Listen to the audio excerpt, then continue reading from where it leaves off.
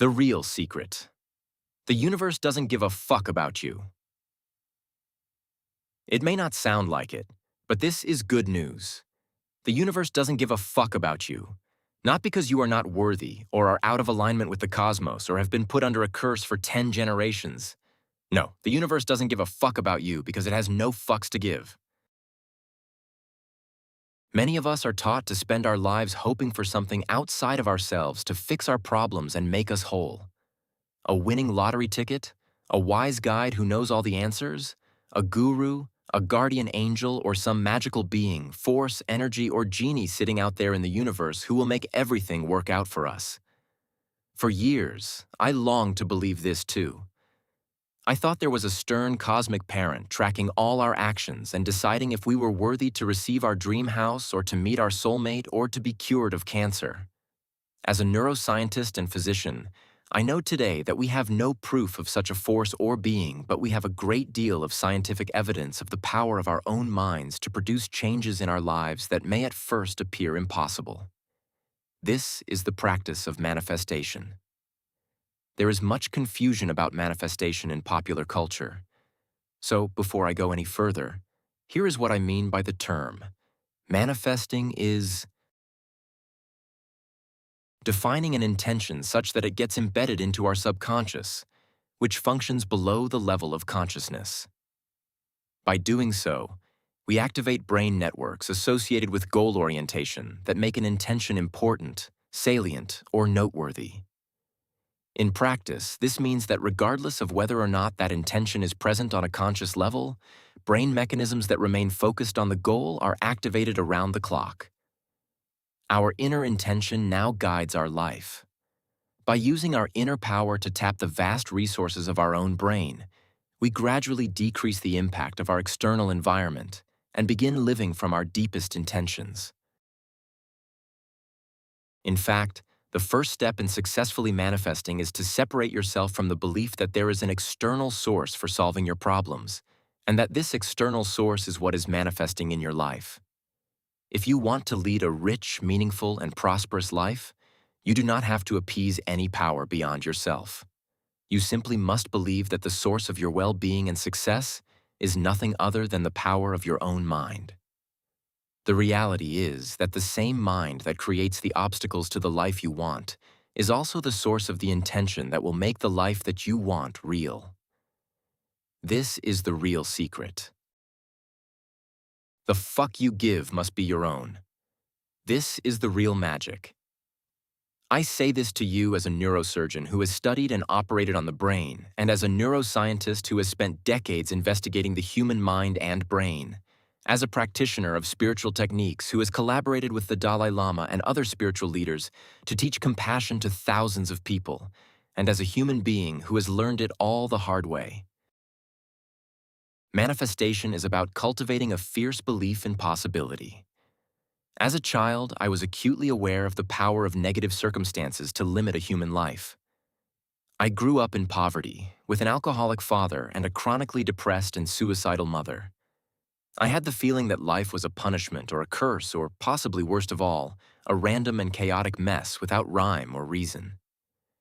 Maybe you too struggle to find meaning in the events of what feels like a haphazard existence, or you wonder why you and your loved ones have to suffer when there is no good reason to and you feel powerless to help. These struggles begin to limit your vision of what is possible and make it more and more narrow. For years, I allowed my environment to dictate the terms of my life, and I didn't believe I could affect any meaningful change. This is so often the case when we experience trauma. The pain and shock of the traumatic experience take on an exaggerated authority in our minds that is difficult to challenge and frightening to confront. This pain is powerful enough to alter not only our own genes, but, as researchers in the field of epigenetics have discovered, the genes of subsequent generations. Our minds and bodies organize around preparations to prevent a similar trauma from happening in the future, and in the process, our consciousness becomes caught in reacting to a frightening and unreliable external world, rather than envisioning the changes we can make. In the process, we give away the energy, attention, and focus we possess to make a real difference in our own lives. we are distracted away from our own power. Without knowing it, we trade our innate self-agency for magical thinking. It's a raw deal. The world can indeed be starkly unfair, and this unfairness can shatter a person's dreams. And as unfair as I once perceived the world to be, I know today that countless other human beings in this world are treated with greater injustice, on both the individual and systemic levels. The societies they live in have created structural roadblocks that limit their ability to manifest, whether due to their race, social class, religion, sexual orientation, gender expression, or other arbitrary criteria. Still, other people are afflicted by serious illnesses of the body and the mind, and can find little relief from their suffering, which also affects their belief in their ability to manifest. Manifesting is not a cure or a fix for all suffering. Like all human activity, it can be limited by countless factors beyond our control, and reality has the final say, regardless of our intention. That being said, if there is a possibility of change, using the techniques of manifesting will more likely than not help bring it about. I was moved by a story I heard once about a POW during the Vietnam War who practiced an attitude of long-term, non-specific optimism. He did not know if or when he would be liberated, and he recognized that his situation was outside of his control. To fight his captors was to possibly be killed, or to lose the will to live from despair. Instead, his conscious practice of optimism allowed him to remain hopeful that his circumstances could change. He used the power of his mind to keep his belief in the possibility of freedom alive. It gave him resilience. And when he was released, his attitude of optimism helped him not to focus on the past, but to look forward to future possibilities. Thus, I see manifesting as, at its heart, a practice of well-being, engagement with the world, and living a good life. By practicing it, we cultivate dispositional optimism, defined as a generalized tendency to expect good outcomes across important life domains. Research has shown a staggering number of health benefits associated with dispositional optimism, from improvements in cardiovascular health to how quickly wounds heal to slower disease progression. Where some may believe that the only measure of a successful manifestation is the material results it delivers, I consider this view to be misguided. The true gift of visualizing our intentions again and again is to go through life with a buoyant sense that things will work out for us, which liberates us to be both responsive and resilient no matter what our external circumstances bring. The practice of manifestation dates back thousands of years. Much of what we associate today with manifesting derives from the Vedic scriptures of the Hindu tradition. The Mundaka Upanishad, for example, states, "Whatever world a man of pure understanding envisages in his mind and whatever desires he cherishes, that world he conquers and those desires he obtains." 3.2.10.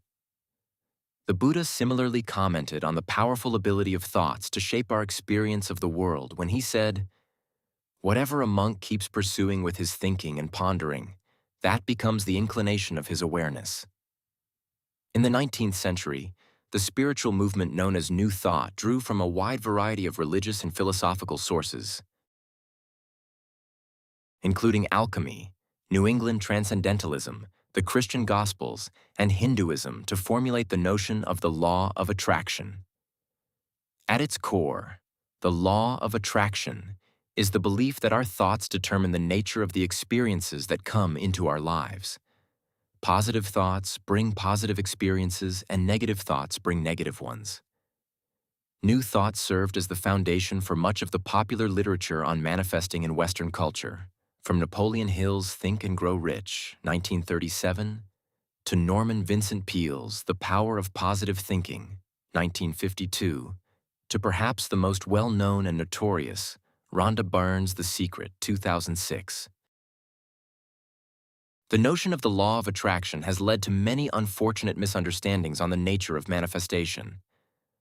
First, it has become associated with a self-serving prosperity gospel promoted by our materialist culture that makes you believe that by becoming rich, living in a mansion, and driving an expensive car, you will create happiness and find the behavioral changes that are required to realize our desires. And perhaps most damaging, it has spread the idea that the painful and unjust circumstances we experience are entirely the result of our own thinking. I hope that what I share with you in this book will reframe your conception of manifestation as a path to a life of meaning and purpose, and, at the end of the day, help you to realize what is truly important. Manifesting has long been confined to the same New Age territory as astrology, tarot cards, and belief in the power of crystals, full of pseudoscience and platitudes. Until recently, it was not possible to scientifically study the concrete processes by which the brain turns intention into reality. But significant developments in imaging have revolutionized our ability to watch the brain transform on a cellular, genetic, and even molecular level. We can now speak about manifestation in terms of cognitive neuroscience and the function of large-scale brain networks. This has allowed us to demonstrate that manifesting is neither a get-rich-quick scheme nor a misguided wish fulfillment system, but is part of the brain's extraordinary ability to change, heal, and remake itself, known as neuroplasticity. Neuroplasticity is the umbrella term for the brain's ability to modify, change, and adapt both structure and function throughout life and in response to experience, as well as through repetition and intention, enabling the brain to form new circuits and to prune away old ones that no longer serve us. By redirecting our attention, we can literally change our brains, creating more gray matter in the very areas that help us learn, help us perform, and allow us to manifest. As the brain adapts, it makes alterations that can produce dramatic and positive effects on everything from Parkinson's disease to chronic pain to attention deficit hyperactivity disorder, ADHD. And the same neuroplasticity is how we change our brains using intention and practice to manifest the reality we envision. Manifesting is essentially the process of intentionally embedding the thoughts and images of the life we desire into our subconscious. We are all manifesting intentions in an untrained and uninformed way already, and the results are often haphazard, vague, and unfocused. To manifest consciously, we must learn how to reclaim and direct the power of our attention and understand the physiological mechanisms that allow us to direct that attention, as well as the obstacles and false beliefs that limit our power to do so. When we consciously direct our attention toward our desired goals, those goals become important to the brain. The way our goals get embedded is through a process called value tagging, the brain's way of deciding what is significant enough to be imprinted at the deepest levels of the subconscious. When we practice visualization, we conjure powerful positive emotions, and these cue the selective attention system to tag the goals we desire as highly valuable and associate them with our reward system. Visualization works because, amazingly, the brain does not distinguish between an actual physical experience and one that is intensely imagined.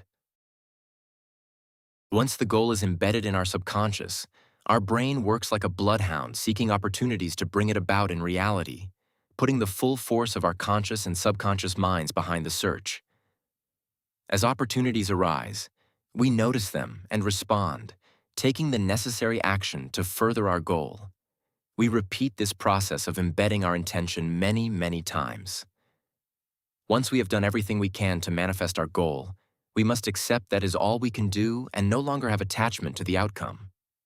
Manifestation has its own timeline that may or may not correspond with ours. Also, the reality is that not all of our goals will manifest, and often there are many reasons why that is the case, which are not apparent at the time. In my first book, Into the Magic Shop, I told the story of the fateful meeting I had as a child that would change my life forever.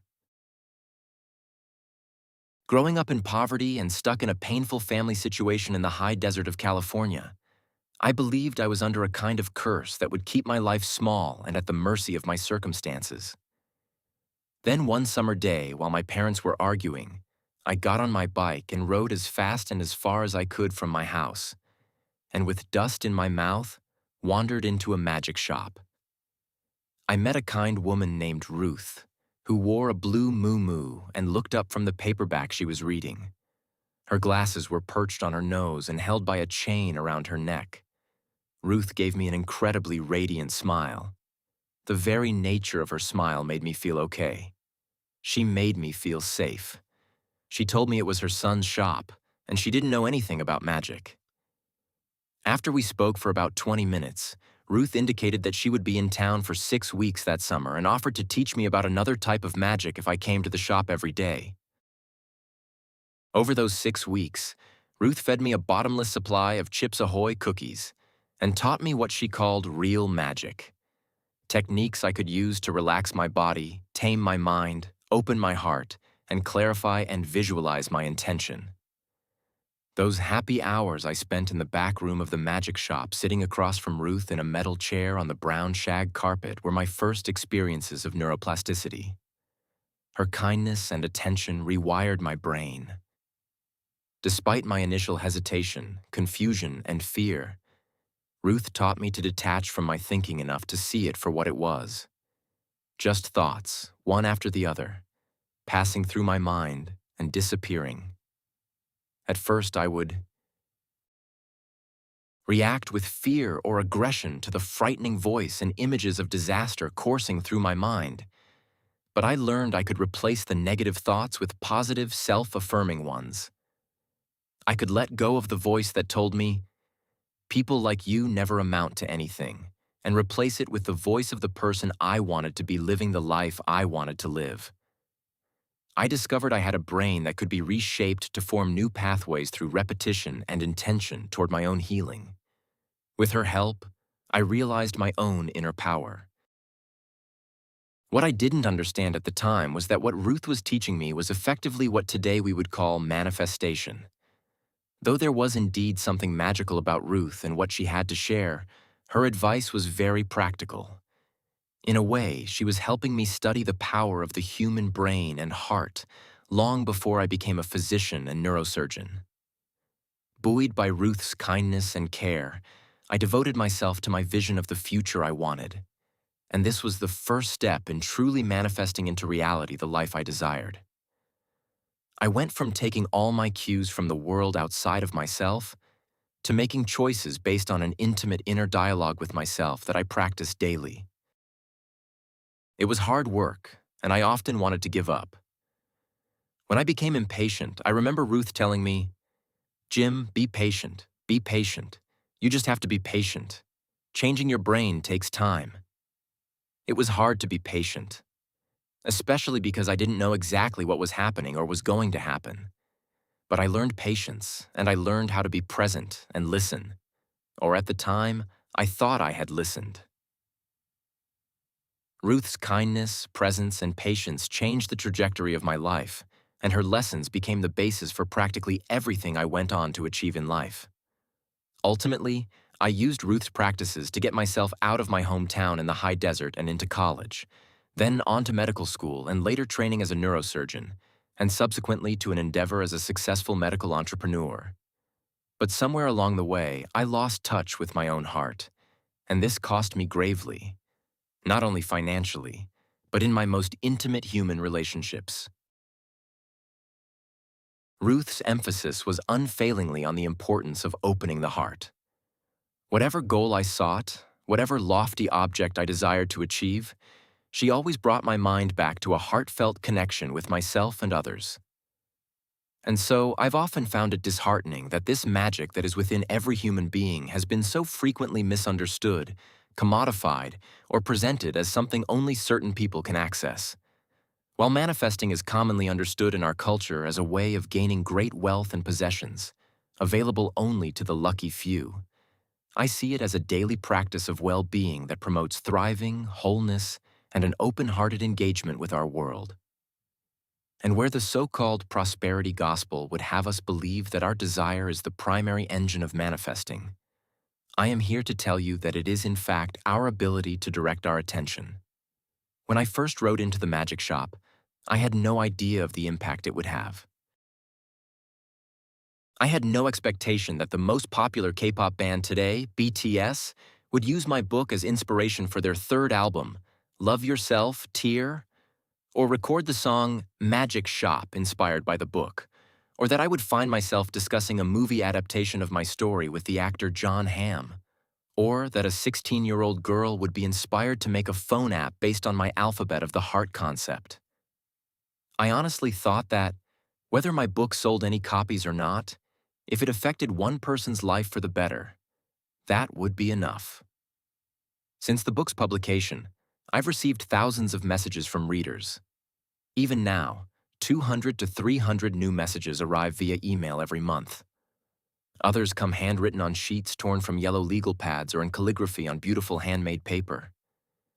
They come from Japan and Romania, sub-Saharan Africa, and next door to me in Northern California.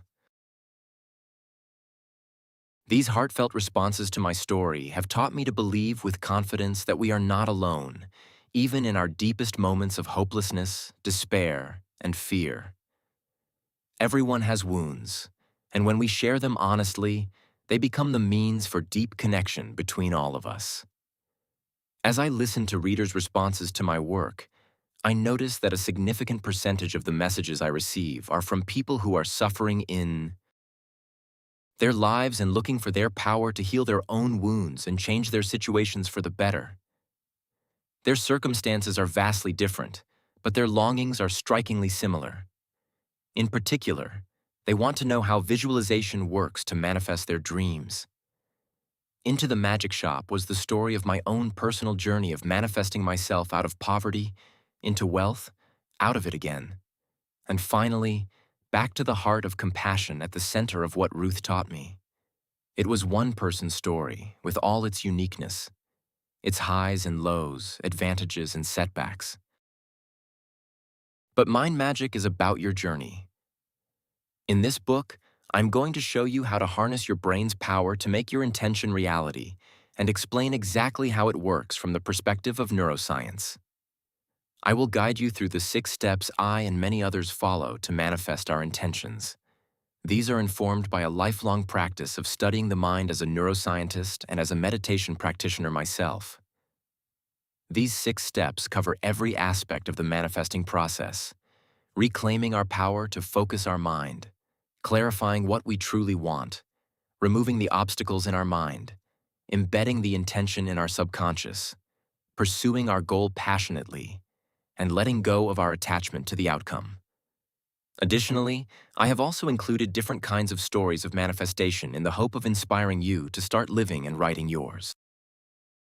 Even a few years ago, it was not possible to fully present a framework for how manifesting works that was grounded in the latest insights of neuroscience.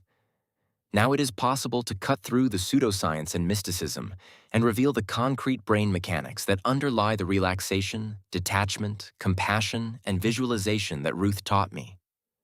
My hope is that a clear presentation of the science behind manifesting will empower readers not only to trust the practices, but to use them to heal themselves, change their lives, and understand their power to change their world. Contrary to what it might seem in The Secret, manifesting is not limited to a few or controlled by a secret society of 1%ers. Manifesting is a radically equitable practice available to all, which has the potential to go beyond one's immediate physical, mental, and emotional circumstances. Accordingly, this book will also be filled with the stories of a great variety of people and how they use principles consistent with what we now know about neuroscience to manifest their intentions, from aspiring medical students to neurodivergent teenagers, to master Polynesian navigators, to Hollywood megastars. Lastly, I hope that by being open about my mistakes, I will help spare my readers from making the same ones, especially when it comes to deciding what is truly worth wanting and what will bring true happiness. A final word before getting started. Throughout the book, I have included practices to help you clarify where you are now and move forward to where you want to go. I have placed them where they made sense in the course of my explanations. In the last section, however, I have combined and arranged them into a 6-week program for readers who would like to make a more formal commitment. It is in the knowledge of the genuine conditions of our life that we must draw our strength to live and our reason for acting. You may not realize it or believe it, but you are already manifesting your life. The question is it the life you want? It was 2000, and the dot-com bubble had just burst. One morning, I woke up worth $78 million, with a villa in Florence and a 7,500 square foot Cape Cod-style mansion on a bluff overlooking Newport Bay, and with a Ferrari, Porsche, Mercedes, BMW, and Range Rover in my multi-car garage. I had just made a down payment on a 6,500-acre island in New Zealand. Yes, my own personal island, with 4 homes and beaches lapped by deep turquoise water and complete privacy. I thought I had left the poverty of my childhood far behind. It seemed that everything I'd wanted and worked for had materialized, but like so many others who had believed in the limitless possibilities that Silicon Valley offered, I found the harsh reality as my entire net worth vanished in 6 weeks. It was like a nightmare, but I was wide awake, and every day brought more bad news. I had borrowed $15 million from a Silicon Valley bank for which I had used my stock in a medical technology company as collateral. I hadn't talked to my banker for several months, but when my cell phone rang one morning for the millionth time, I knew there was no avoiding the inevitable. "Hello? Jim?" he said in a voice feigning banker cheerfulness. "How are you?" He knew the answer. He had followed the dot-com crisis and was well aware that my collateral was worth next to nothing. He informed me of what I already knew. "Jim, unless you have other assets of which I'm not aware, you're broke and in debt." And after a pause, "What are we going to do?" "Sell everything," I answered abruptly. "Sounds like you don't have a choice," he said. "Let's talk in a few weeks and we'll have a better idea where things are going." Shortly afterward, I was forced to sell the villa in Florence, cancel the purchase of my island in New Zealand, sell all my cars except for one, and put my mansion overlooking Newport Bay on the market. No one was living in the house then. I was separated from my wife at the time. My daughter was away at college, and I was living in Silicon Valley as the CEO of a medical technology company a friend had founded. Reluctantly, I returned to the empty house to prepare it for sale, and was met by all the harsh evidence that almost all of my dreams had failed. As I drove up, I saw the garden my wife had planted with such enthusiasm and care. What had once grown was now wilted and dead. Yellow-leaved azaleas and drooping camellias betrayed the lack of attention the garden had been getting from the gardener who had promised to check in. The house looked abandoned. What hurt most was who was absent from the house. Throughout the rooms were nails or picture hooks screwed into the walls, but without pictures. When my wife left, she took all the family photographs, and with them, any reminder that a family had lived in this house. In the central living room, above the mantel, there was a rectangular sun shadow and a hook where a framed picture had hung. This had been our prized botanical print of iris bulbs by the Bavarian master Basilius Bessler, which we had discovered in a tucked-away antiquarian print shop in Florence on one of our print hunting adventures. Those were happier times. At the same store, we found a number of old maps from the 16th and 17th centuries that we loved and that I bought. I remembered feeling happy at the time, and that I was making her happy. I remembered how we had flown first class and stayed in a 5-star hotel. How my wife had turned to me and said, "Thank you." How different those distant memories were to the silence that had formed between us, fraught with resentment as we grew further and further apart. I winced at the recollection of the painful lack of intimacy between us at the end. How I took on extra surgeries and used the long hours as an excuse not to try to repair the lost connection between us, and how she had told me, "I don't know you anymore." I passed my daughter's room still filled with furniture. I went over and sat on the bed and thought of her and how many memories we had from the house. But I also remembered her telling me, "I won't miss this place," when she left. I didn't understand at first, but I later realized her feelings were a result of the reality of my relationship with her mother. I had somehow begun living at a distance from my own life. Even in the midst of my family life, my mind was elsewhere, tugged back to painful or idealized memories of the past, or leaning into the future toward my next surgery, my next financial milestone, the shining moment to come when I could finally have enough to be okay. In the process, I forgot to enjoy what I had and to connect with the people I wanted to build that life with. As I walked through the formal living room and then the informal living room, my mind ran through a slideshow of a life that was now over.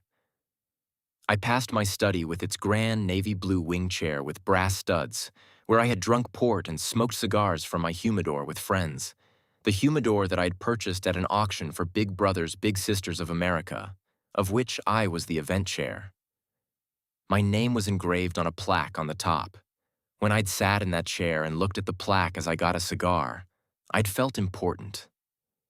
I sat in that chair again and rubbed my fingers across the plaque.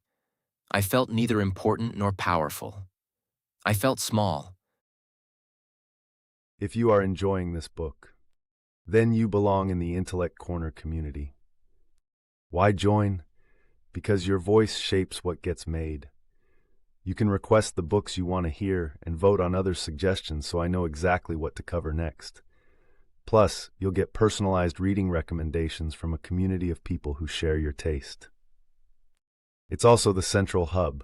I run around 20 different channels, and the community is the easiest way to browse them, find the books you're looking for, and make sure you never lose access to our content if we ever move beyond YouTube. Click the link in the description to join Intellect Corner, and let's decide what to read next. Now that I was the only one there, the house felt ridiculous and ostentatious. The room seemed oversized and inflated, full of hot air, full of nothing. I was like a miniature person roaming through a vast dollhouse of unneeded accessories. The furniture itself seemed strangely insubstantial. From deep inside me, a sense memory floated up of my childhood. Poverty is a paradox. On the one hand, the air is full of a heaviness so great it can feel like an inescapable weight. But on the other, everything is touched with a strange lightness, as if it were all about to blow away. I had worked so hard to build a solid foundation for my family because my own had been uprooted so often. Nothing was more degrading or humiliating for me than being evicted from our home. The deputy sheriff coming to our door with the eviction order, our belongings on the sidewalk, neighbors watching with curiosity or pity, and me thinking, I hope my mom can find us a place to stay. I remember sitting on our couch by the curb with all our belongings and my mom next to me. By this time, my sister had moved out and my brother wasn't home. He always left in these moments, perhaps to protect himself or not be embarrassed or ashamed by sitting in front of the neighborhood spectators. My mom put her arm around me and said, "It's okay, son. It will all be all right. We'll find a place." When I was a kid, I used to sneak into my older brother's room when he wasn't home and flip through old copies of Architectural Digest that I found in the pile of books and magazines he gathered for artistic inspiration. My brother was an amazing artist, and he was always finding treasures to spark his creativity. When I saw a home whose details struck me as particularly cozy or dramatic, with a widow's walk overlooking the sea or a prominent hearth to warm family gatherings, I'd secretly tear out the page to add to my collection, which I kept in a green cardboard folder in my sock drawer. Of course, these magazines were from the 1960s and early 70s, when the image of the perfect American family reigned without mercy over my childhood imagination. But still, over the years, I compiled quite the archive of architectural details, so when Ruth asked me to envision the home I wanted, I had a vast store of images to draw from. The image that formed in my mind was of myself standing on the balcony of a Cape Cod-style mansion overlooking the dark blue waves of a body of water. Night after night, I had pictured myself there, feeling the bite of the sea breeze against my cheeks, tasting the snap of salt on my tongue, gazing into the depths of the swirling tides. In fact, I'd experienced the scene so vividly, with all my senses so fully engaged, that when I found myself standing on the widow's walk of my Cape Cod-style mansion on a bluff overlooking Newport Bay in reality, I almost wasn't surprised. Or more accurately, my brain settled in and received the experience with a comforting sense of familiarity and recognition. Through all those early mornings and sleepless nights of doing my meditation and visualization practice, I'd rewired my brain to get comfortable with my dream. This is one of the paradoxes of manifesting. Long before I bought it, the image of my mansion, the widow's walk, and the sea breeze had gone from an unthinkable fantasy to a tangible reality. By the time I walked out onto the balcony in real life, my brain expected me to be there. Its expectation, and the accompanying 24 hours a day focus on my vision by my subconscious, had made my mansion a self-fulfilling prophecy. Weighed down by my tour, I sat at the top of the stairs, in the heart of the house, with my head in my hands, wondering what to do next. My shoulders rose with resentment at my wife for the emptiness she left behind, and all the painful, difficult tasks she had left me with. My throat contracted with longing for my daughter, who was now at college, and my jaw tightened with rage at myself for somehow engineering this entire mess. My mind raced, jumping from tasks to bitterness to worry about the future, but ultimately, one question rang inside my mind.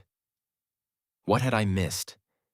It was as if a patient had died under my care, even though I had administered their treatment to the letter. I had done everything right and gotten everything I wanted, but instead of succeeding, I had somehow failed. The success I achieved should have been the peak experience of my life, but it felt just like rock bottom. The answer came while I was trying to complete my to-do list. After slogging my way through my many tasks, I found myself in a closet with a few boxes of old belongings. I shifted a box of books, and my eye fell on something of much greater value. It was the cigar box I'd used to hold my prized objects when I was that 12-year-old boy. I hadn't opened it since college. I sat on the floor of the closet, propped the box on my lap, and removed the lid. The faint musk of the past wafted up. Inside the box, I found my Lancaster High School class ring with its cut glass ruby, the wrinkled fake plastic thumb tip I used in sleight of hand tricks to make a scarf or cigarette disappear, and most precious of all, the tattered black and white composition notebook that contained all my notes from my time with Ruth. I flipped through the pages of the notebook and found my list of wishes. Go to college. Be a doctor. $1 million. Rolex. Porsche. Mansion. Island. Success. I saw other phrases in my childhood handwriting that I recognized as scraps of Ruth's wisdom. Compass of the heart. What you want isn't always what you need. Those who hurt people are often those who hurt the most. I looked down at the cigar box holding my cherished objects. My heart clenched at the realization that despite all the things I had managed to accumulate, in a sense, this thin 12-inch box contained everything I had ever truly possessed. A person can't possess more than they can love, and I had not opened my heart any wider than when I first wrote my list. My mansion, my island, my cars, even my family could not fit in the narrow space inside me, and now they were moving on, possibly to be found by those who could truly hold them. At first, my mind rushed to find someone or something to blame. As it began piecing through my memories, it struggled to find any culprit it could solidly grasp. For much of my life, I was waiting for a father figure who would tell me what to do in any situation, look out for me, love me, and teach me how to become the person I wanted to be. My own father was not able to fill this role. A barely functioning binge drinker, he, and therefore my family, lived paycheck to paycheck when he did work. He'd be in a job for a few months, and we would start to feel almost safe, and then he would go on a binge, spend every penny, and come home drunk or just disappear for days. Invariably, the binge was almost always related to him losing his job for some reason unknown to any of us, and him feeling afraid and ashamed to come home and face us, so he would start drinking. We moved often, from one nondescript apartment in a place where I didn't want to live to another, always hoping he would find a stable job.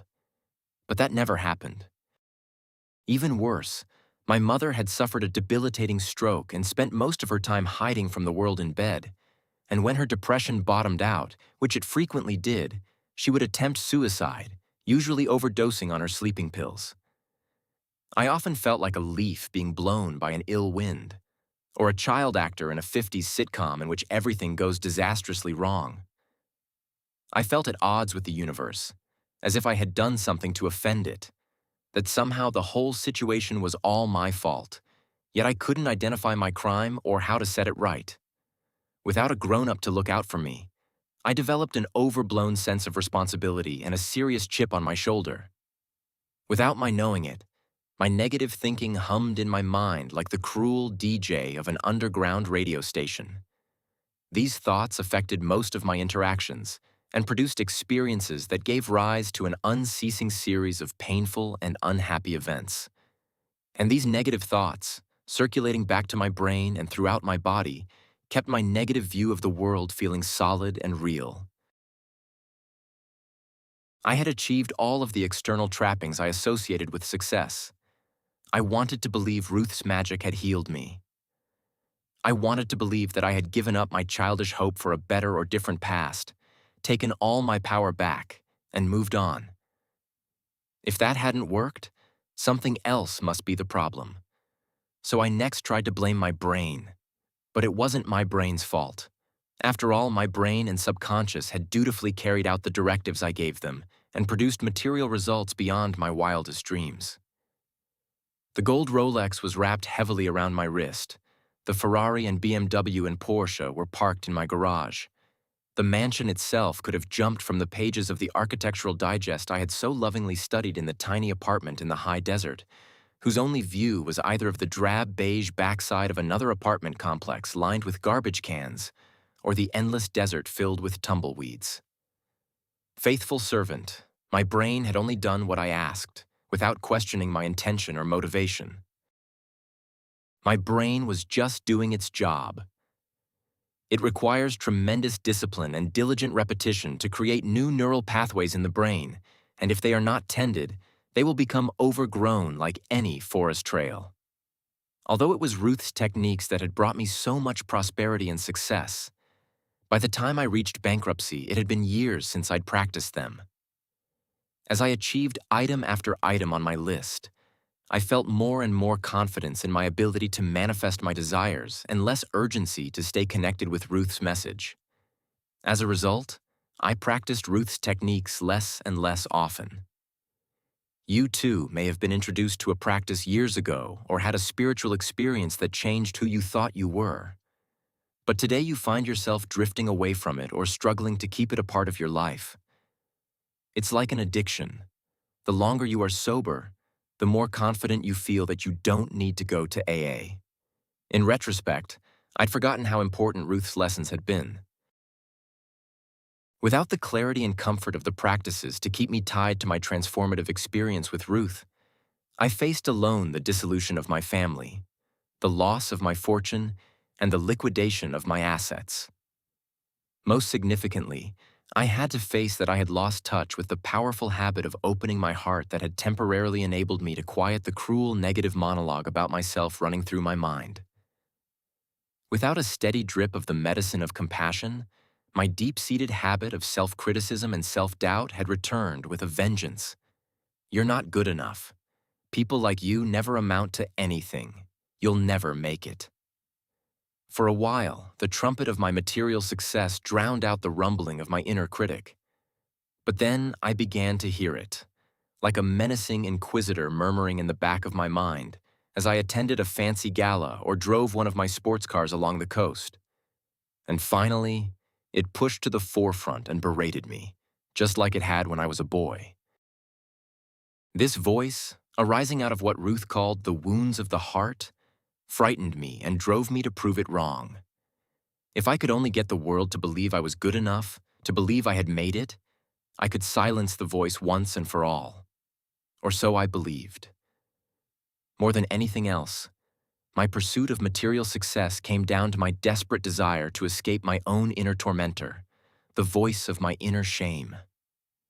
Ironically, as I rushed toward each new acquisition, I forgot to be present for my own pain, which was driving the desire for each new shiny thing. I remembered the one time I lied to Ruth, when I promised her that I had opened my heart before setting my intention.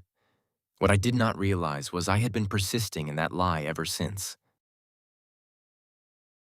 Today, as a physician, I can look back and see myself as a patient undergoing the journey of a serious illness. The illness was shame, and the primary symptom was lack of self-worth. As a 12-year-old, I was not qualified to make an accurate diagnosis, and so I assumed my illness was poverty itself. Based on this, I then assumed the proper course of treatment was the accumulation of all the markers of success by the standards of society. I prescribed to myself a single-minded, unrelenting path of material achievement, driven by the prodding of my inner critic. However, because I had diagnosed only the surface problem and not the root, the problem persisted, and over years of going untreated, grew worse until it came to a head as I wandered through the wreckage of my life. If you had significant narrowing of an artery in your heart, the common treatment would be angioplasty. This involves the insertion of a tiny balloon into the artery to expand it, followed by the placement of a wire mesh stent. An angioplasty and stent placement will only take away the chest pain and provide temporary relief.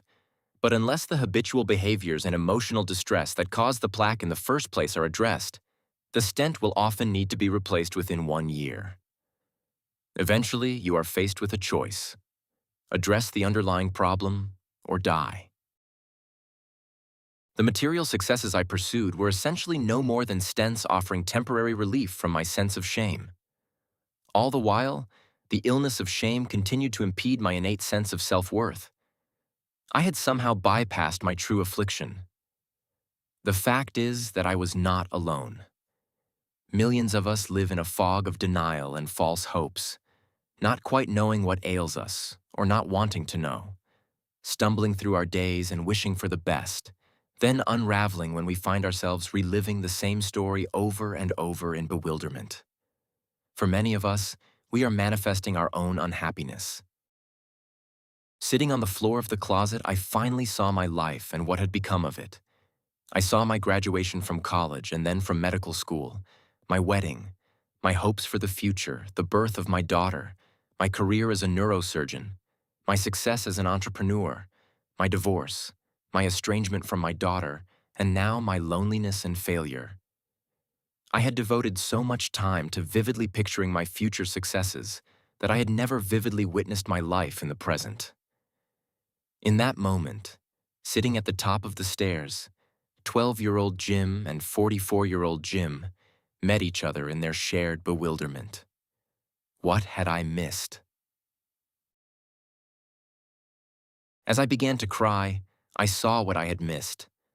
I had wanted a big enough house to put all my family's suffering to right, and in this sense, I had gotten what I wanted.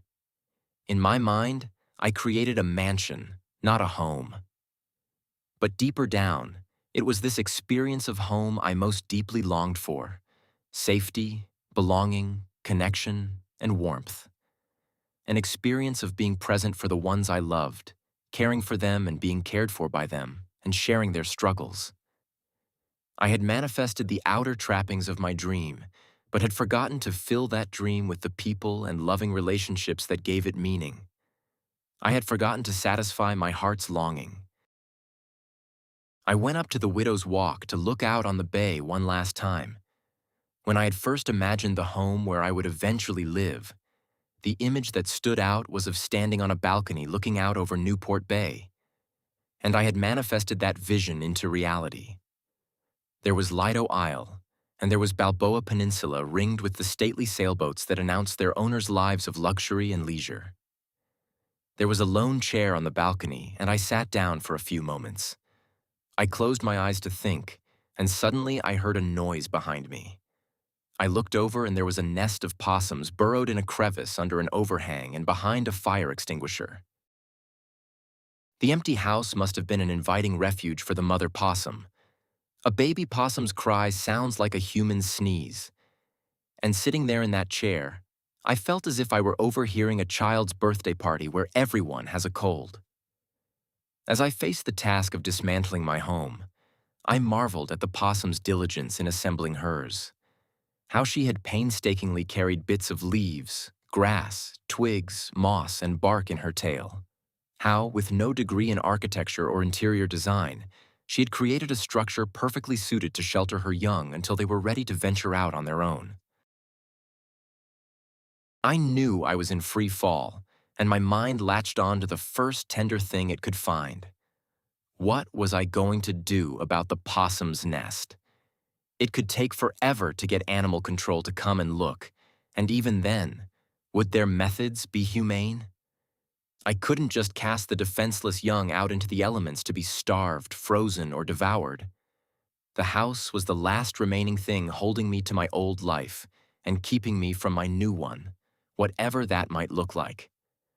As long as the nest was there, I wasn't leaving the house, and I did not have the heart to move it.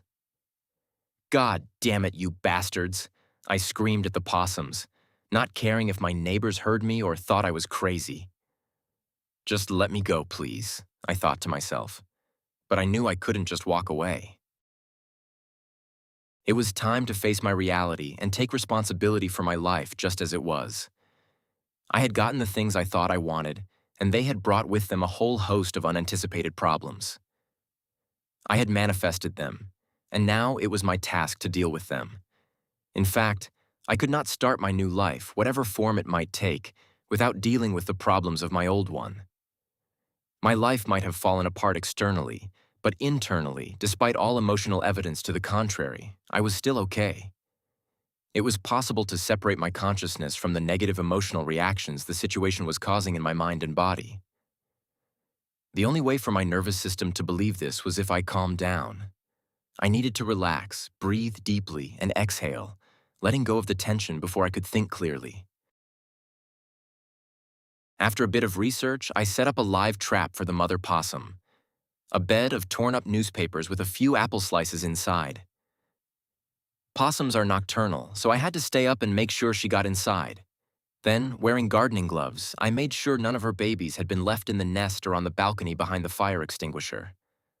When I was confident everyone was accounted for, I loaded the trap into my car and drove it to a wooded area down the coast. I set the cage on the ground and opened the trap. Cautiously, the mother crawled out, sniffing along the ground, her bald tail curled above her babies tucked inside her pouch. In a few short weeks, the babies, who start life the size of a honeybee and can neither hear nor see, would be independent, venturing out on their own. Their instincts were powerful and reliable, and they did not question them. Whereas we humans, with our abnormally large brains and years of responding and adapting to our environment, need to fight for our natural wisdom, for our ability to hear and listen to our inner compass. I wished the possums the best for their new life and returned to my empty house to start mine. Humans are imperfect creatures, and our desires are often imperfect too. When we picture owning a Ferrari, we envision ourselves cruising down the highway at top speed, relishing the devil-may-care freedom that we believe wealth gives us. We do not imagine the pain of having no one to share our adventure with. And when we picture a mansion to live in, we see a warm and vibrant scene of family life. We do not imagine our family fractured by a lack of intimacy, and ourselves alone facing the sale of our home. We imagine the things we want, but not the complexities they bring. We imagine the widow's walk, but not the possums. Before I could think about what I wanted to manifest in the next stage of my life, I had to understand what I'd already manifested and assess its value with a clear head and an open heart. What had worked and what hadn't? What was my role in manifesting the empty mansion, the broken family, the dead end? How had my thinking, my unexamined beliefs, and my unfinished business with my heart contributed to this quagmire? In this practice, I invite you to assess your current situation with clarity and compassion. The intention here is to be as objective as possible about your circumstances without any judgment. As you uncover the aspects of your life you are already manifesting, you will discover the places from which you may be withholding your inner power. Don't worry about changing anything right now. All you need to do is offer a kind and clear awareness. Find a time and a place to do this practice so that you will not be interrupted. Do not start this practice if you are stressed, have other matters that are distracting you, have drunk alcohol or used recreational drugs in the last 24 hours, or are tired. Have a pad of paper and a pen near you. Sit in a relaxed position with your eyes closed for a few minutes, allowing your thoughts to settle. Now sit up straight with your eyes still closed, and take 3 breaths slowly in through your nostrils and slowly out through your mouth. Repeat until this type of breathing feels comfortable for you and is not distracting. Beginning with your toes, start to relax the muscles of your body all the way to the top of your head, feeling more and more at ease as you focus on relaxing your body. You will find that as you do so, there is a sense of calmness that envelops you, and you feel safe. You are no longer worrying about people judging you or criticizing your dreams and aspirations as you slowly continue to breathe in and out. You are comfortable and relaxed as you continue to slowly breathe in and out. Gently call to mind your life in its broad strokes. What are your primary relationships? What is your work? What are the locations where your life takes place? Notice the emotions that arise as you consider these questions. Don't specifically fixate on one image or thought, but let your thoughts loosely touch on the major elements that make up your life today for a few minutes. Allow any emotions that come up to run their course naturally. You may notice a range of feelings: joy, contentment, sadness, frustration, boredom, anger. Just be with them in the details of your life for a few more moments. Visualize a bit more fully. Continue to move through the images of your life. You might reflect on these questions. Who are the people who are important to you? Who matter? Do you feel truly connected with them? What is your work? Does it provide you with what you need to live? If you have others who depend on you, does your work provide for them? Does how you spend your day feel meaningful and fulfilling to you? What about the locations in which your life takes place? How does it feel for you to be in those places? Visualize yourself within your life and note whatever these images evoke. Watch your life in your mind's eye. Try to imagine every detail as you slowly breathe in and breathe out. Slowly breathe in and breathe out. Now that you can see every detail, slowly open your eyes and continue to slowly breathe in and out. In and out. You are relaxed and you are calm. Take the pen and paper and write for at least 5 minutes in your own words about what you saw and felt when you visualized your life. Write as many details as possible. Whether it is a few sentences or a paragraph, it only matters that you are writing your life as it is for you and how you feel about it. Now simply sit with your eyes closed, slowly breathing for 3 to 5 breaths in through the nose and out through the mouth, and then open your eyes. First, silently read what you wrote. Then read what you wrote aloud to yourself. Sit with those images of your life for a few moments with your eyes closed. Take a few moments to reflect on how your own choices have brought about the life you are living. Where have you made conscious decisions? Where have you allowed others to choose for you, or just taken the path of least resistance? If your life is not how you once expected and imagined it would be, what was your role in how it actually turned out? There is no need to be afraid or condemn yourself for any part of your life today. This is simply a fact-finding practice. It may not feel like it, but you are taking the first step to reclaim your own inner power to shape your life. Feel the empowerment and agency that come with examining your life truthfully. Your life is already starting to transform. What did you notice? Are there areas of your life that elicited a strong emotion when you reflected on them? If an area is painful to contemplate, you may want to make it the focus of your manifesting. If an area was warm and joyful to reflect on, I invite you to consciously bring these images to mind from time to time and feel gratitude, as these feelings can become a powerful support for you. Keep the notes that you wrote from this practice with you as you proceed through this program. For better or worse, your life today will become the fundamental ground of the new life you aspire to manifest. You may want to read what you wrote to a trusted friend or mentor and share how your discoveries made you feel. This will give you a sense of accountability and enlist the external support you may need when you are facing resistance, fear, and doubt. By the end of the program, you will likely be surprised by how much has already changed, and your work with this practice will be a good benchmark for your progress.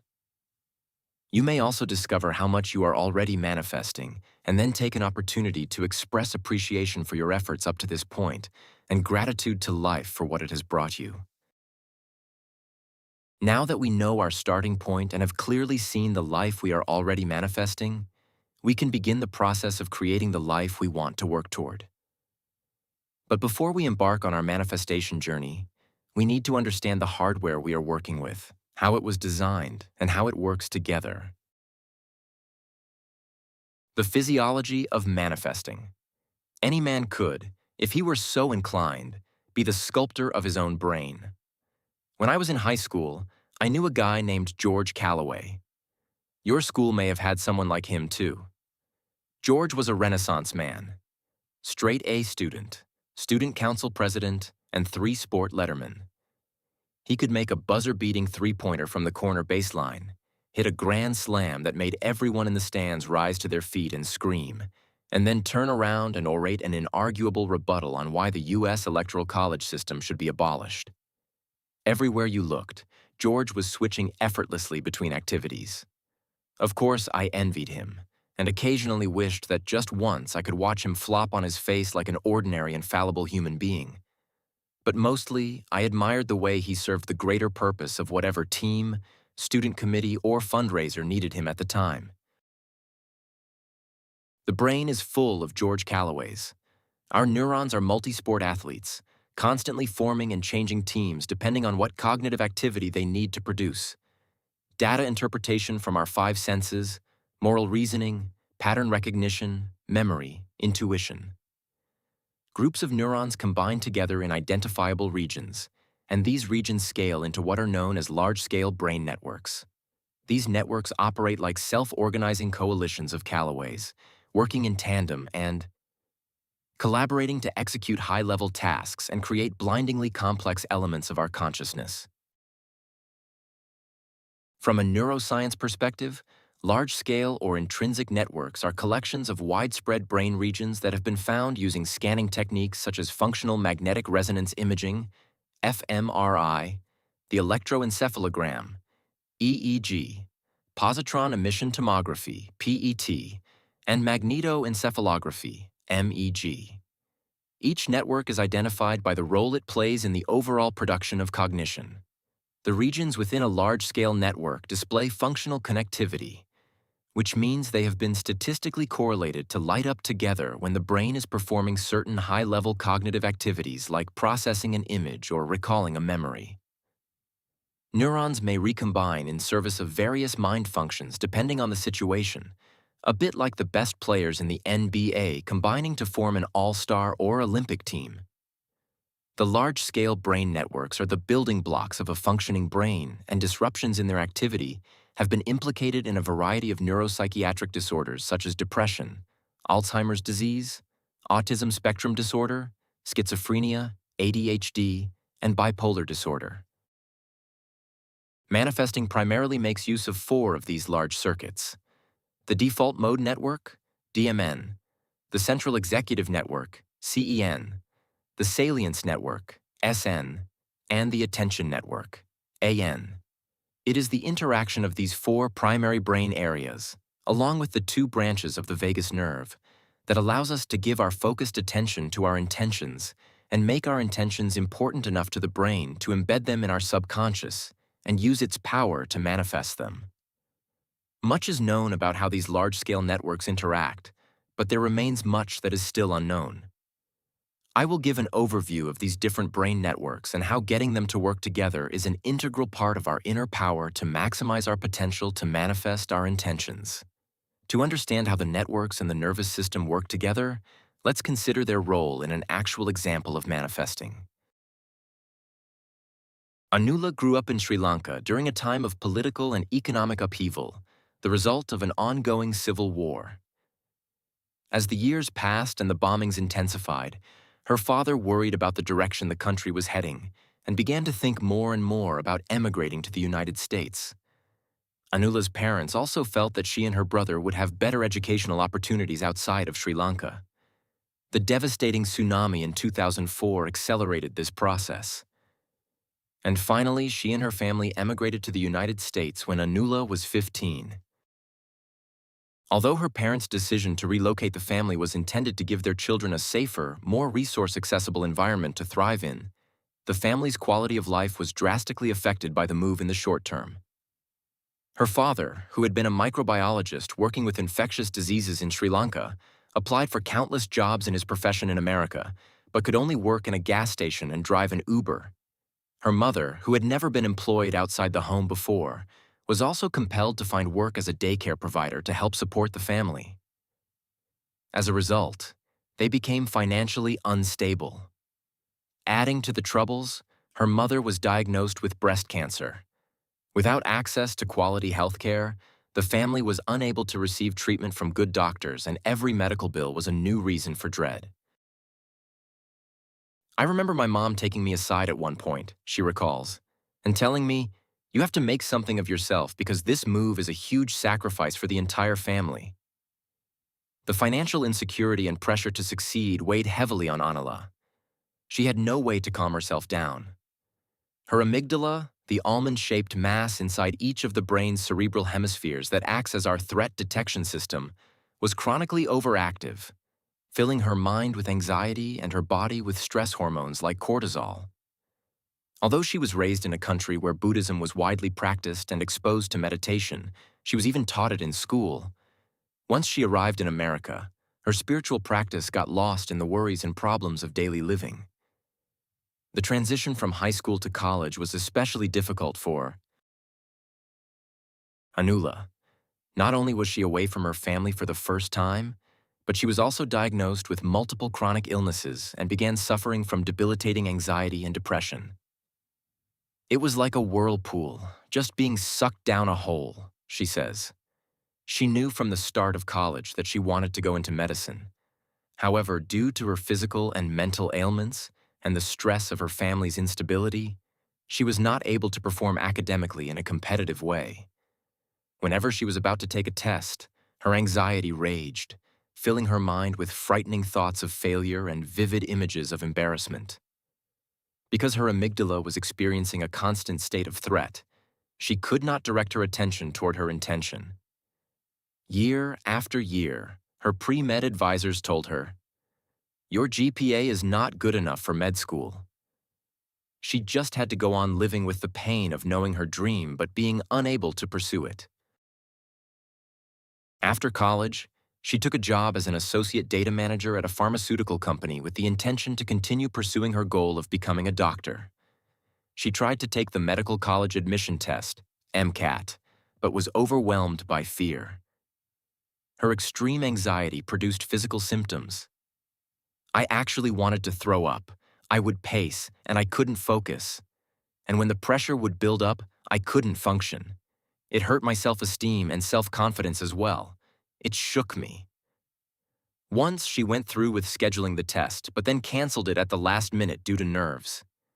At one point, she remembers, "I was like, oh no, I'm not going to get into medical school and everything is going to come crashing down. I'm going to disappoint my parents. I'm going to disappoint my community. Everything for me is wasted when everyone in the family has suffered so much." The physical expressions of Anula's predicament kept her mind locked in the story that she did not feel she had the power to change. Grasping for something to get her out of her situation, she began exploring spirituality, everything from astrology to life after death to ghosts, and this led her to manifestation. While on a break at her job, without thinking of what she was typing, she Googled "using magic to get into med school." This led her to my first book, Into the Magic Shop, in which I was also repeatedly told by pre-med advisors that I was not good enough to be accepted. In fact, she emailed me and described her desire to attend medical school and her struggles with anxiety. Her story struck me, and I responded, which led us to have several telephone conversations about manifestation. Up to that point, she had thought of manifestation as concerned only with lofty and distant spiritual goals, or fantastic displays of wealth. The theme of using manifestation to meet one's immediate needs and achieve one's goals, such as paying rent or getting into medical school, struck a chord with her.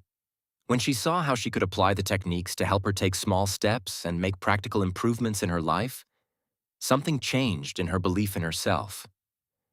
I mean, it was day and night for me, she told me.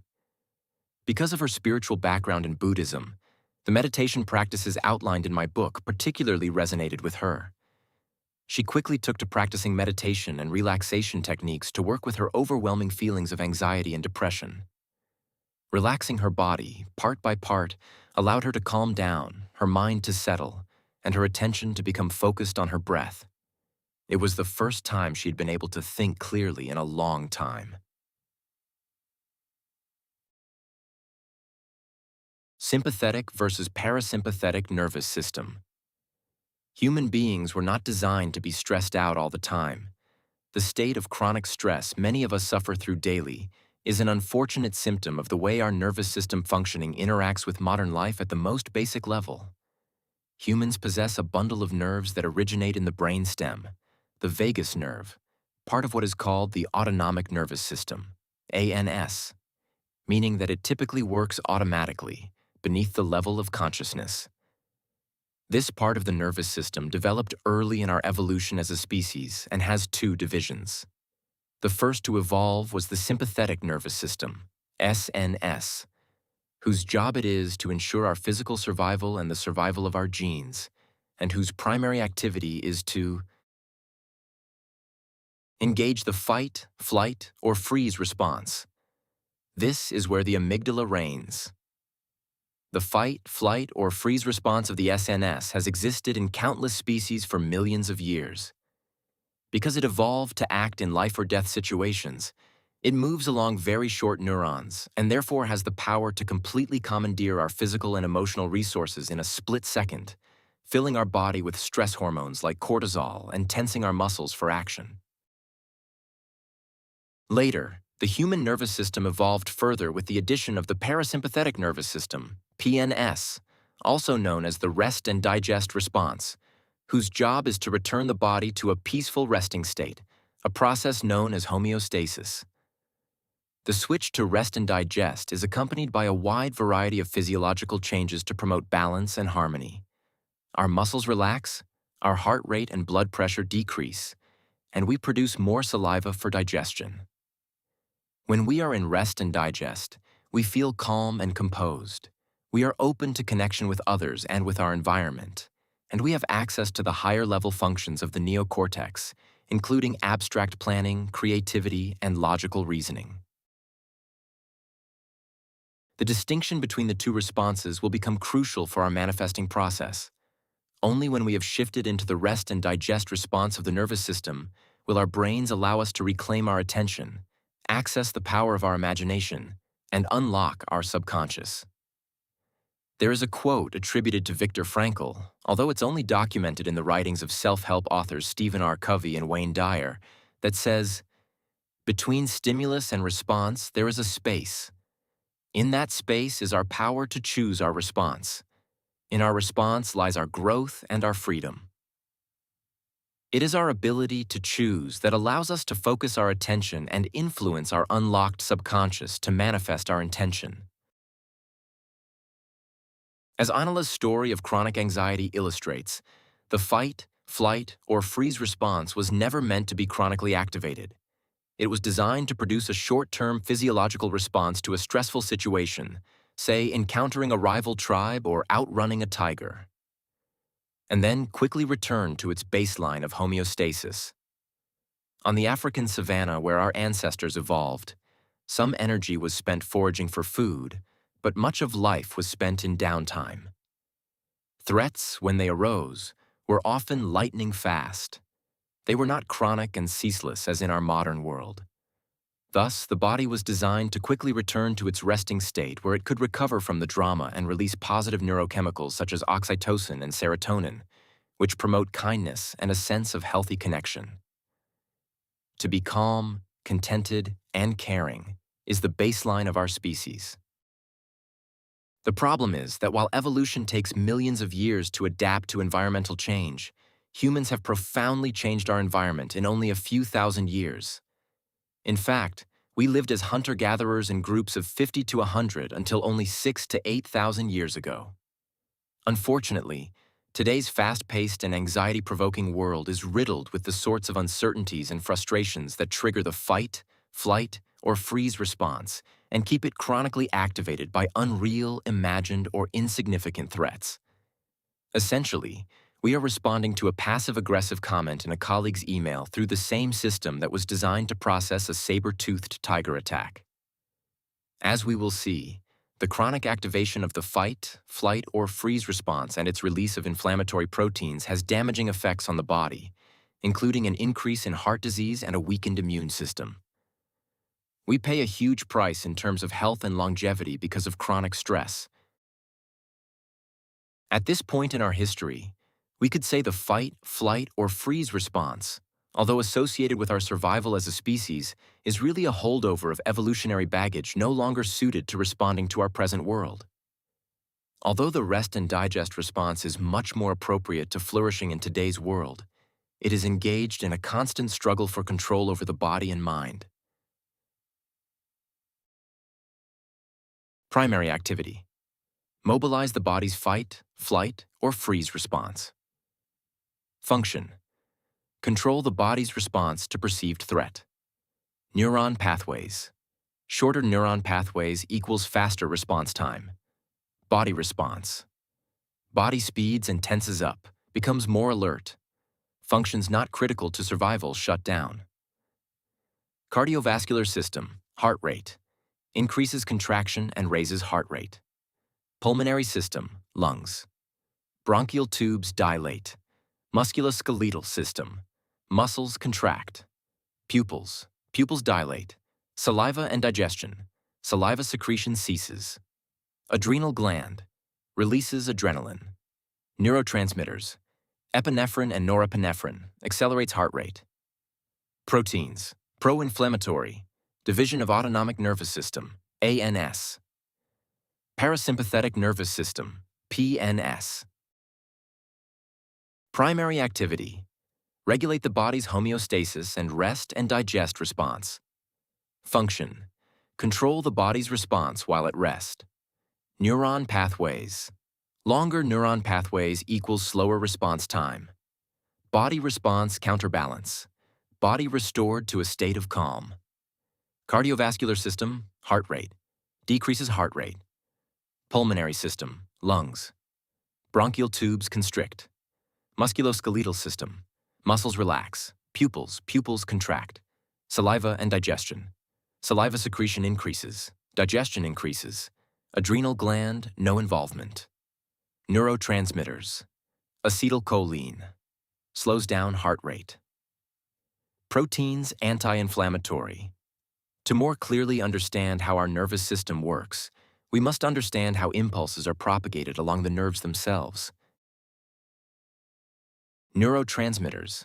The term neurotransmitter is often used interchangeably with hormones, but the difference is that neurotransmitters are released from nerve endings in the junction between nerves, called the synaptic cleft, while hormones are released into the blood directly. There are over 100 neurotransmitters in the brain that have evolved to regulate a variety of functions, most of which operate at an unconscious level, including heart rate and blood pressure, digestion, and the sense of hunger and thirst, and our response to stress. 4 of these neurotransmitters are primarily responsible for our sense of happiness, well-being, and positive feelings, and are, in fact, critical to our survival. These are dopamine, serotonin, oxytocin, and endorphins, which are colloquially called the happy hormones. Dopamine is often called the reward chemical, as it is associated with pleasure, satisfaction, and motivation, as well as learning and memory. And it is also associated with the flow state, which is the experience of being so absorbed by an engaging, enjoyable task that your attention is completely held by it. Serotonin is often called the mood stabilizer and is associated with feelings of happiness, sleep regulation, sexual behavior, and appetite. It is also associated with improving one's ability to learn and to improve one's memory. A low level of serotonin is often associated with depression, anxiety, mania, and other mental disorders. Oxytocin is called the love hormone because it is associated with romantic attachment, bonding behavior, the sense of intimacy, recognition, connection, trust, and sexual arousal. Endorphins are the body's natural painkillers and are released in response to pain or stress, creating a general feeling of well-being. Most people know endorphins from the so-called runner's high of vigorous exercise, but they are also released by sex, meditation, chocolate, and laughter. As we will see in later chapters, these chemicals play an essential role in the experiences of positive emotion, required to teach our brains to classify our intentions as important and worth pursuing. As Anula began to experience some ease and peace in her mind, she found she could reflect more deeply on what she wanted and how to get it. She started writing letters to herself, congratulating herself on the accomplishments she desired, which enabled her to mentally rehearse having already achieved her goals.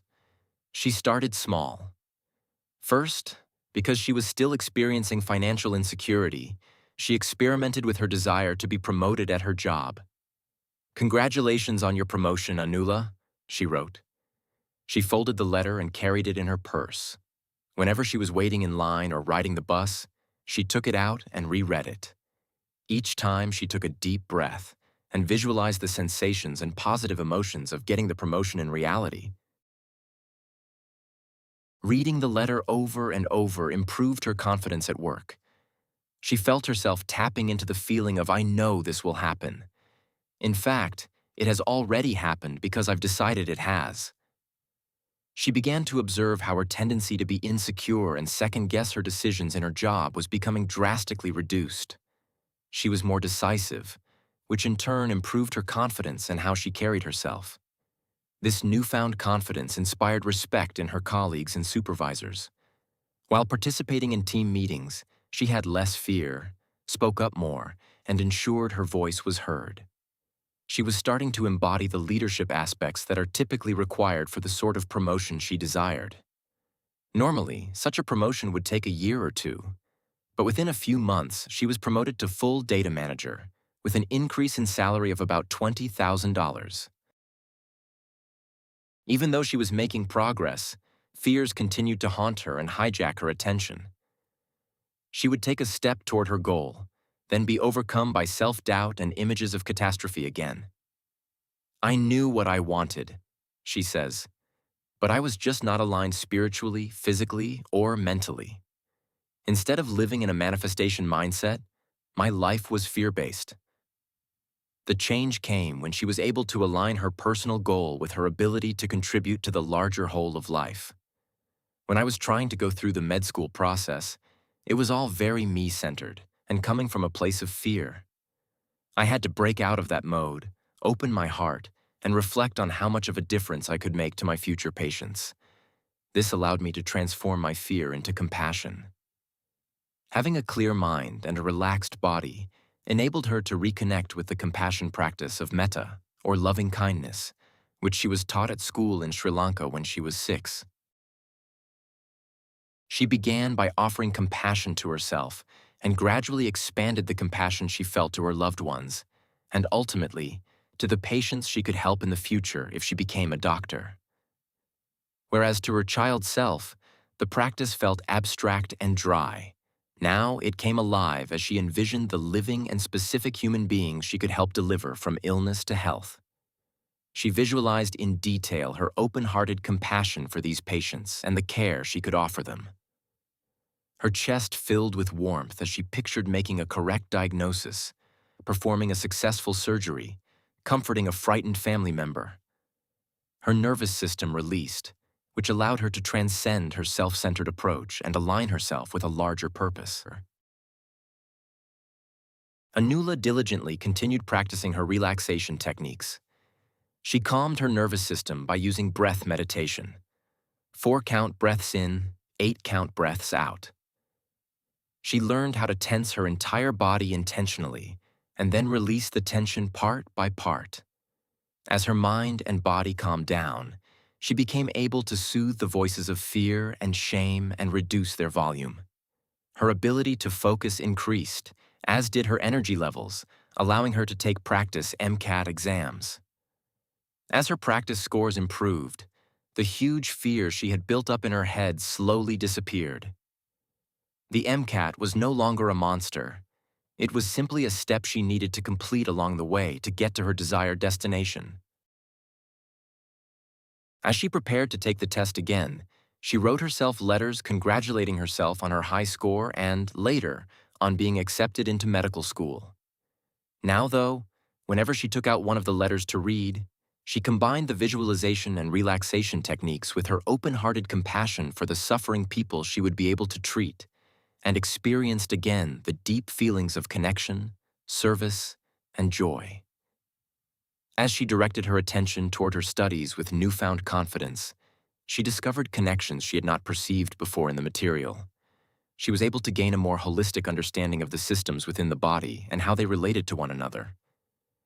She was also more sensitive to opportunities for support in her environment from teachers, peers, and family members. I was no longer drowning in the ocean, she says. I had learned to surf on the waves that always keep coming. But now I was supported by a cascade of positive energy that kept coming. The next time she took the MCAT, she scored well. She completed her application to medical school and miraculously was invited for an interview at her top choice school. It went well, and after months of waiting and continuing to practice her techniques, she finally received the letter she had imagined so many times. She held her acceptance letter in her hand with a strange sensation. It had once seemed like such a long shot, something only on the other side of despair, but now her mind responded as if it had simply expected it all along. The letter was familiar. Anula has now graduated from medical school and continues to practice calming her mind and opening her heart in service of her vocation and the care she will offer to her patients. The default mode network is the most thoroughly researched network in the brain. Anatomically, the DMN is also called the medial frontoparietal network, MFPN, and is composed of the medial prefrontal cortex, the adjacent anterior cingulate cortex, the posterior cingulate cortex precuneus, and the angular gyrus. Essentially, the DMN is responsible for brain activity when a person is focused inward, including during wakeful rest, daydreaming, mind-wandering, and reminiscing. It allows us to carry out self-referential processing, or the ability to reflect on ourselves. In a sense, it is what lets us narrate the story of oneself, retrieving and integrating our autobiography stored in our long-term memory and enabling us to take the first-person perspective on that information. It is involved in mental time travel, from recalling past events to envisioning possible events in the future. And it plays a role in how we think about others, considering their thoughts, understanding and empathizing with their emotions, judging whether a behavior is right or wrong, and even perceiving a sense of isolation when we lack social interaction. In our ordinary lives, we experience the workings of the DMN mostly as the incessant chitter-chatter of the mind when it is not occupied with a specific task. Early researchers noticed that the DMN was deactivated when a person was focused on certain goal-oriented tasks, giving rise to the nickname task-negative network. This label has since been discarded as misleading because the network is in fact active when we are pursuing internally goal-oriented tasks as well as cognitive tasks involving mental concepts. An example would be an introspective meditation session when we focus our attention inward, exploring our thoughts, emotions, and sensations without external distractions. When we are engaged in an external task, DMN can become the commentator that provides detailed thoughts on our performance. One of the most treacherous mental phenomena is the habitual negative self-talk we call the inner critic. From a neuroscientific perspective, the inner critic can be seen as an unfortunate collaboration between the default mode network and the SNS. When the DMN gets hooked by the stress response of the SNS, we experience the sort of incapacitating self-consciousness that kept Anula paralyzed. Crucially for our purposes, the DMN is negatively correlated with the attention network, AN, meaning that the more it is activated, the less access we have to the power of our attention. The practices in this book are designed in part to diminish the overpowering sense of self-consciousness that the DMN contributes to our inner critic. The DMN has two powerful lessons for us in manifesting. First, experiences such as mind-wandering illustrate that cognition is not always tethered to events in the here and now. As we practice, we will learn to intentionally detach our awareness from whatever is happening in our five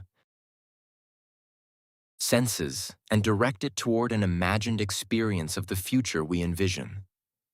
Second, when our mind wanders, it inevitably starts to elaborate on internal representations, and this is the foundation of our internal sense of self. While this sense of self is invaluable for all kinds of interactions and daily activities in life, it can gravely interfere with the flow state required to inhabit our vision fully, and so we must learn to turn down its volume.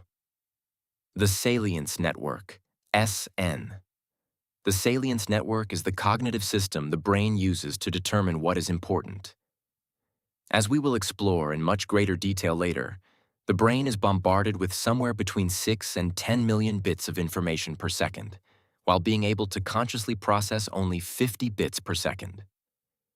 This means that about 99.9995% of the stimuli reaching our brain are processed below the level of consciousness. Among the overwhelming barrage of internal and external stimuli we are encountering at any given moment, the SN identifies what is most relevant or subjectively salient and guides behavior accordingly. The SN is involved in detecting, filtering, and determining the relative priority of everything that comes at us from outside and inside, including perceived conflict and discrepancies in information.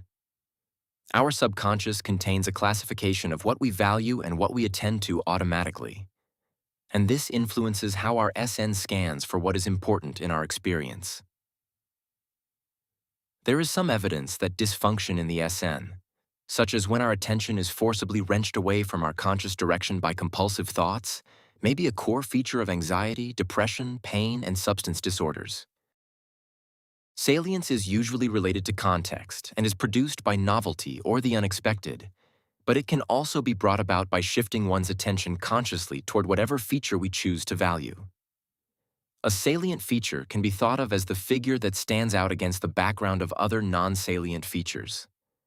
Humans have a limited ability to process information. They cannot attend to every aspect of a situation. As we will see in greater detail later, the salience of a thought, idea, or intention determines which bits of information will most likely grab one's attention and have the greatest influence on one's perception of the world. When Anula was reading the letters she wrote congratulating herself, or visualizing herself helping her future patients and rehearsing the associated positive emotions, she was enlisting her SN to teach her brain that these experiences were important.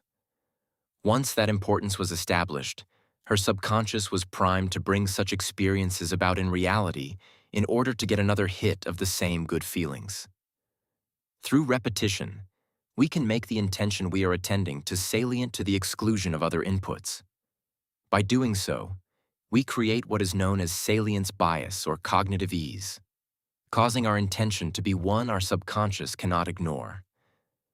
Structurally, the SN includes the anterior, that is front insula and adjacent inferior frontal gyrus, IFG, the dorsal, that is top, anterior cingulate gyrus, ACC, and the amygdala. The anterior insula scans from the bottom up for discrepancies in what we are perceiving, and then coordinates various brain regions together to marshal the resources necessary to respond when a discrepancy is detected. The dorsal ACC is involved in the appraisal of emotional states and conflicts, as well as the use of top-down processing to respond to perceived emotional discrepancies. Part of the ventrolateral posterior frontal cortex, PFC, The left eye, FG, examines new information coming in and helps assimilate it into existing internal models by reappraising its meaning in relation to our pre-existing network of associations. The amygdala is part of the SNS and is associated with identifying threats. When the amygdala is activated in a threat response, it negatively impacts the CEN and DMN. When everything is functioning properly, these structures work together to identify something as salient.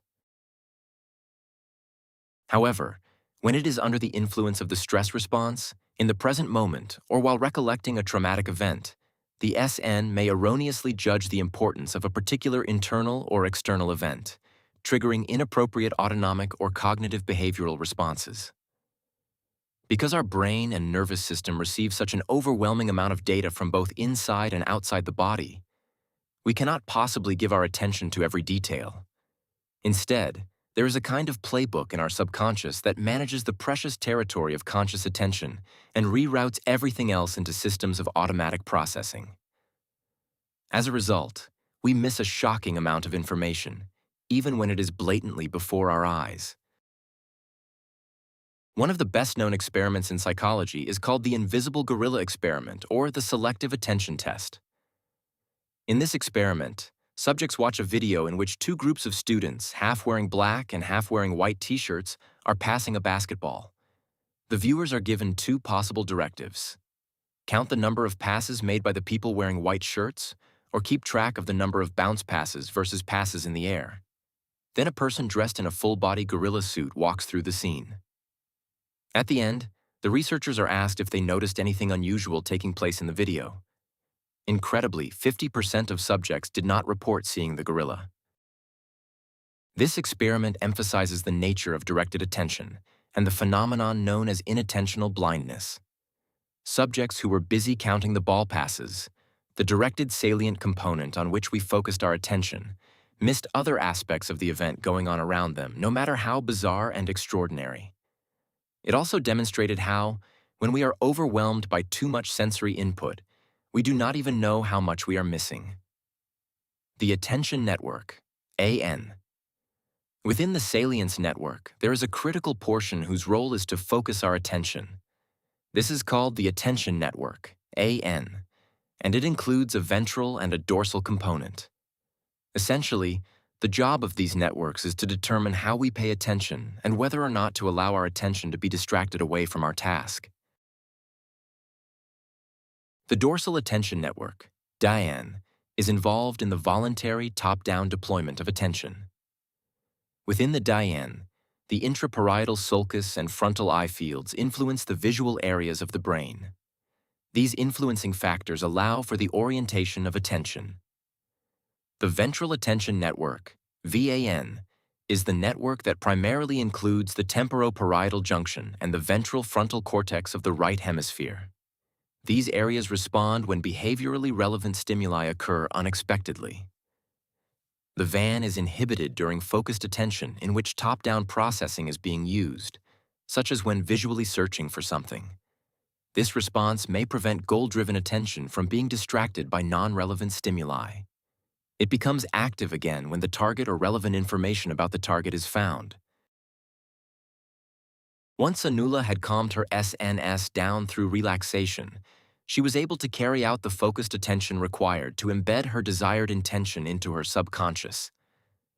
And with the intention installed more and more securely, her mind was able to focus more effectively on the tasks required to achieve it. This led in turn to a deeper understanding of the content of her studies with a subtler sense of the connections within it. The Central Executive Network, CEN. The Central Executive Network, CEN, maintains and manipulates information in working memory and is also responsible for decision-making and problem-solving in pursuit of goal-directed behavior. You can think of it as the CEO who gives orders and makes the calls regarding where the rest of the organization is heading. Whereas the DMN shows activation during resting awake states, the CEN shows activation during cognitively and emotionally challenging activities. Its major components include the dorsolateral PFC and the lateral posterior parietal cortex. The dorsolateral PFC manipulates material in working memory, and weighs possible behavioral responses. The lateral posterior parietal cortex integrates information from the five senses, as well as our internal perception to facilitate sustained attention. CN hypoactivity is associated with depression and a variety of cognitive disorders. We need the CEN to help us make wise and appropriate practical decisions, but we also need it for the top-down processing that is necessary to regulate our emotions. When Anula was overwhelmed by stress and doubt, she lost her ability to keep her feelings in perspective, reframe them, redirect her attention to her goals, and talk herself down from the state of chronic SNS activation. When it is operating correctly, the CEN resembles the grounded and stable adult who can soothe the childlike nervous system and diffuse its tantrum. This psychological and emotional stability will be essential when we seek to embed our intention in our subconscious, which requires a mental state of calm, ease, and steadiness. To manifest with maximum power, the four networks must collaborate effectively in an elegant interplay.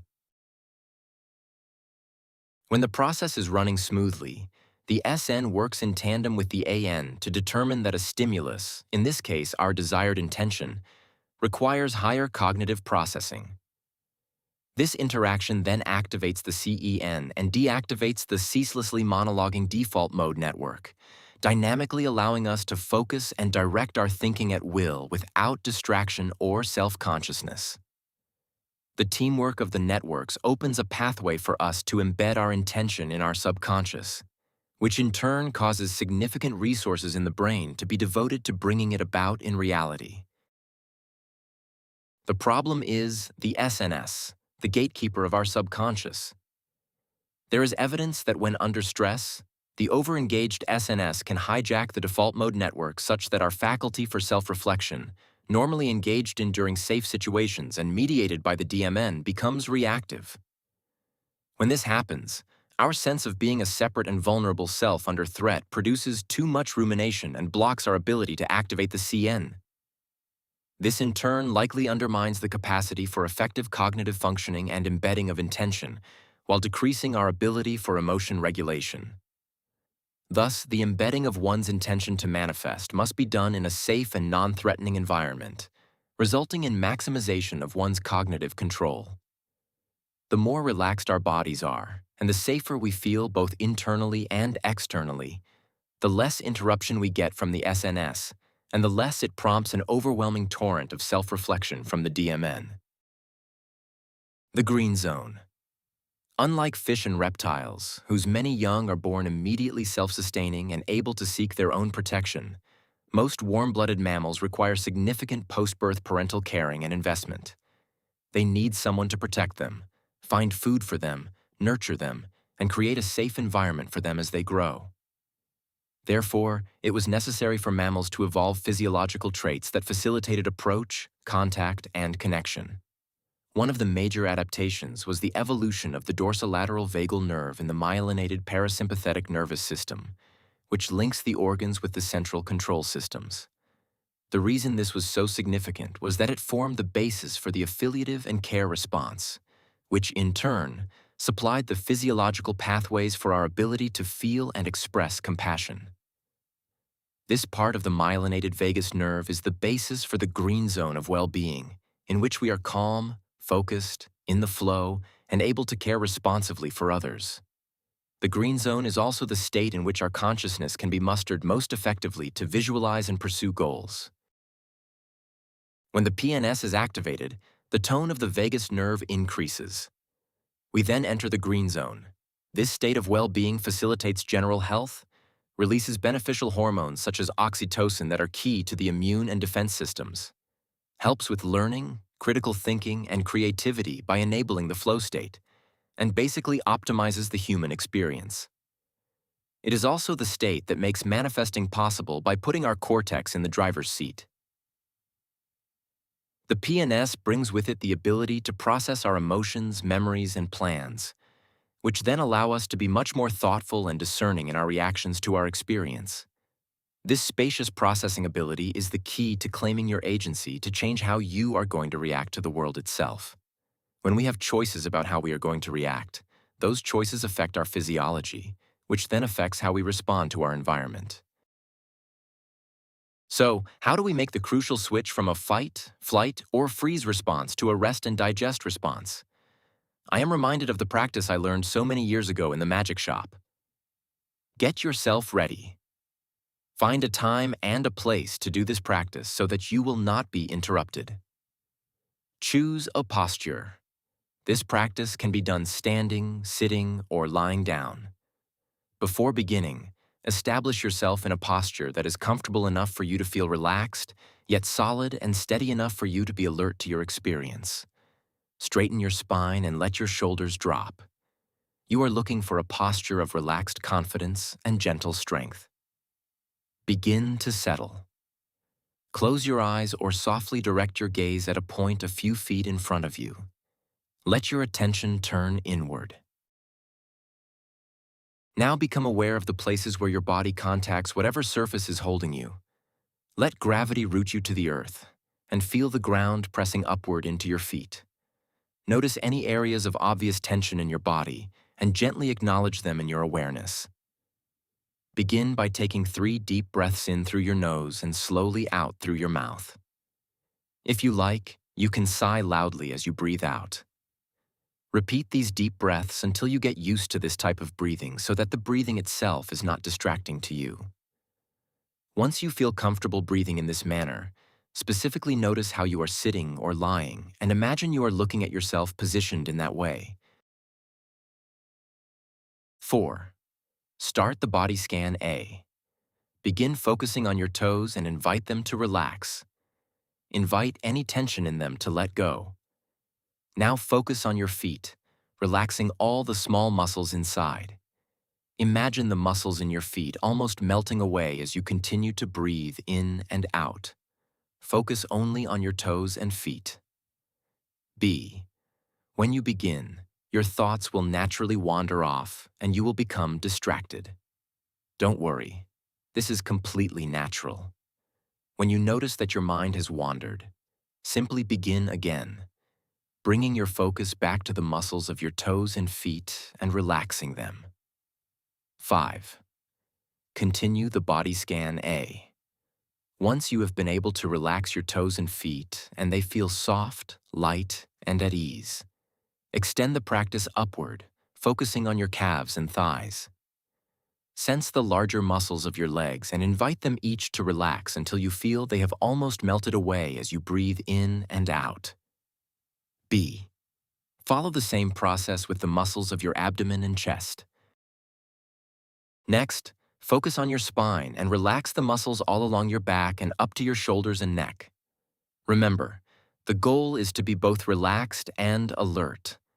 If there are any places of obvious or heightened tension, you might experiment with sending your breath directly into those places, inviting them to loosen and let go. Finally, focus on the muscles of your face and scalp and invite them to relax and lighten, releasing any tension they have been holding. As you extend the relaxation of your muscles all over your body, notice that there is a calmness coming over your entire body. Notice how this calmness in your body calms your mind. Notice the pleasure and good feelings of being calm in body and mind. At this point, you may feel sleepy or even fall asleep. That's okay. You may continue to feel tense and struggle to connect with any feelings of calm. That's okay too. It may take multiple attempts to relax the body fully while remaining awake and alert. Be patient. Be kind to yourself, remembering that with every attempt, you are rewiring your nervous system, teaching it to experience a state of peace and regulation. When you have relaxed your whole body to the best of your ability, focus on your heart. Think of your heart as a muscle that you are relaxing as you slowly breathe in and out.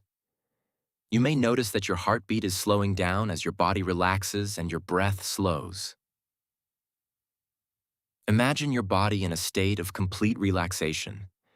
See if you can bring your awareness to a sense of simply being as you slowly breathe in and out. Nothing to do. Nowhere to go. No one to be. Do you feel a sense of warmth or stillness or contentment? You might feel as if you are floating and be overcome with a sense of calmness. Use your intention to take in the feelings of pleasure and peace and install them in your nervous system so you can recall these feelings in the future. Let your nervous system know that this state of relaxation is possible, desirable, and accessible when you need it. On your next exhale, slowly open your eyes. Allow yourself to sit for a few minutes in this state of relaxation with your eyes open, just resting in your experience of being completely at peace. Begin this practice initially by yourself. Try it for at least a week, even for 5 minutes at a time. As you find yourself getting rooted in the practice, increase the time to 10, then 20 or 30 minutes. You may discover you actually desire a longer practice. Listen to that inner longing. If you found this practice particularly challenging, or you struggled to feel a sense of safety and relaxation, you may find it helpful to seek out a group to practice with.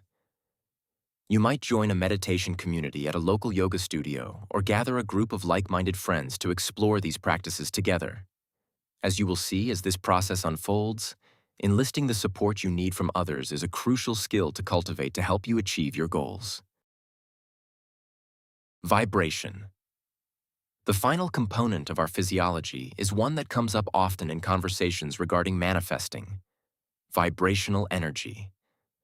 Although widely misunderstood, there is an entire body of scientific literature that supports the concept that there is a vast circulation of energy that connects everything in the universe, on both the micro and macrocosmic levels. But what do we mean by vibration? All things in the universe are constantly in motion, even those that appear inanimate and stationary. One of the more surprising findings that has emerged from physics is quantum coherence, which has given rise to the prediction of non-locality, or actions at a distance, and instantaneous communication between subatomic particles separated by vast distances. These particles, which compose the fundamental building materials of the physical world, are constantly resonating with each other. Resonance is a type of motion between two states, whether it be called vibration or oscillation, and it occurs at a wide range of frequencies.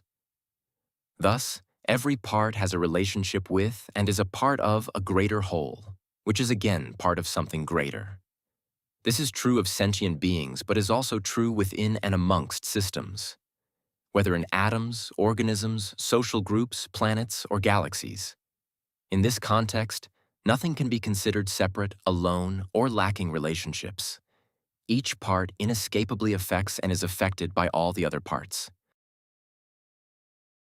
Like all complex living systems, human beings are composed of numerous dynamic and interconnected networks of biological structures and processes working coherently. Most people know what it feels like to be in this harmonious state, the place where our hearts, minds, and bodies are united in a feeling of wholeness or completeness. We referred to this earlier as flow, or the flow state.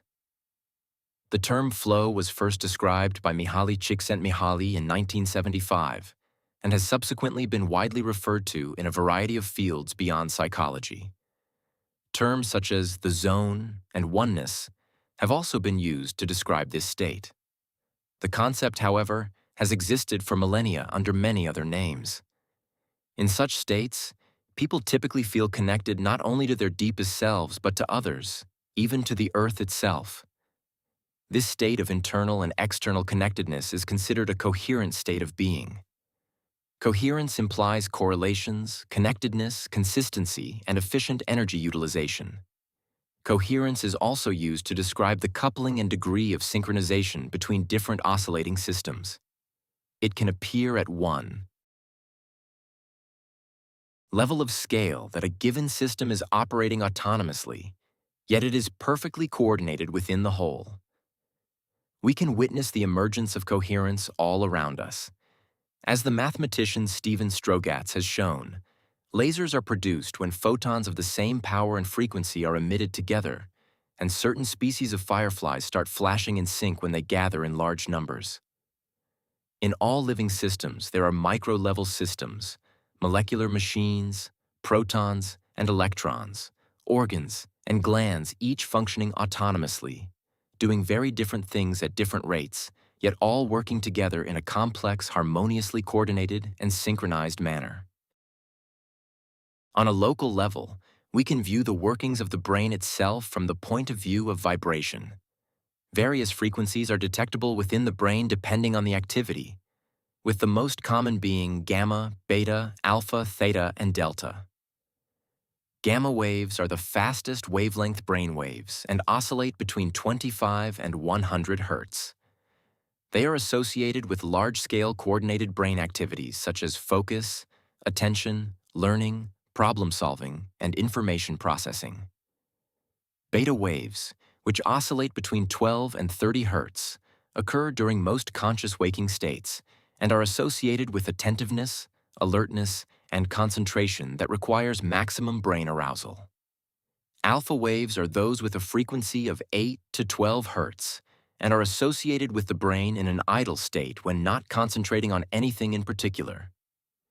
Theta waves, with a frequency between 4 and 8 Hz, occur during light sleep, deep relaxation, and meditation, while delta waves, which are between 0.5 and 4 Hz, occur during deep states of dreamless sleep.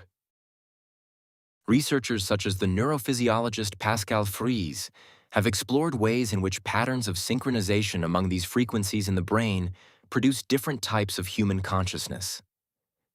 There are other theories that propose a resonance theory of consciousness that puts the concept of synchronized vibration at the heart of consciousness and even physical reality itself.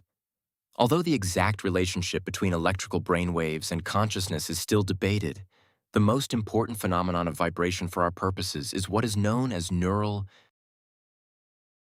synchronization. This occurs when the different frequencies harmonize with each other in terms of shared electrical oscillation rates, allowing for smooth communication between neurons, groups of neurons, and large-scale brain networks. Without this kind of synchronized coherence, inputs arrive at random phases of the neuron excitability cycle and are ineffective, or at least much less effective, in communication. When communication is fragmented or at cross purposes, the brain cannot produce the synchronized coherence that allows for embedding of salient information into one's subconscious. Neuroscientists like Antonio Damasio have postulated that it is the underlying state of our physiological processes that determines the quality and stability of the feelings and emotions we experience. The feelings we label as positive reflect body states in which the regulation of life processes become efficient, or even optimal, free-flowing, and easy. For the brain and nervous system to function, the neural activity, which encodes information, must be stable and coordinated, and the various centers within the brain must be able to dynamically synchronize for information to be smoothly processed and perceived. Ultimately, we are aspiring to make our brain and nervous system vibrate in harmony with the world around us.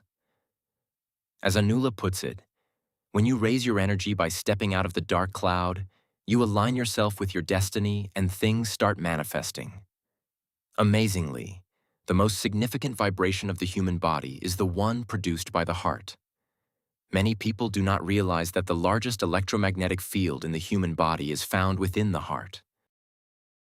The electrical field as measured in an electrocardiogram, ECG, is about 60 times greater in amplitude than the brain waves recorded in an electroencephalogram, EEG. The magnetic component of the heart's field, which is around 5,000 times stronger than that produced by the brain, is not impeded by tissues and can be measured from several feet away from the body. Not only that, but the electrical field also changes along with our emotions, so depending on how we are feeling, we are literally emitting a different quality of vibration from within our chest. Most people likely assume that the heart rate varies due to exercise or change in one's emotional state. But don't consider that the variability between each beat of the heart is an even more important marker of well-being. As an example, two people could have the same heart rate of 60 beats per minute, but their vibrational energy is completely different, with a vastly different effect on themselves and on others as well. The reason is that one person may have a heart rate of 60 with each beat being 1 second apart, while another may vary between 0.8 and 1.2 seconds. This phenomenon is called heart rate variability, or HRV, and has been studied extensively by a number of scientists, including Evgeny Vaskilo, Paul Lehrer, and Roland McCratty. It may seem paradoxical, but when a person is stressed and anxious, their HRV decreases, meaning the heart beats more steadily and consistently. This is because the stress response stimulates their sympathetic nervous system, which in turn decreases vagal tone.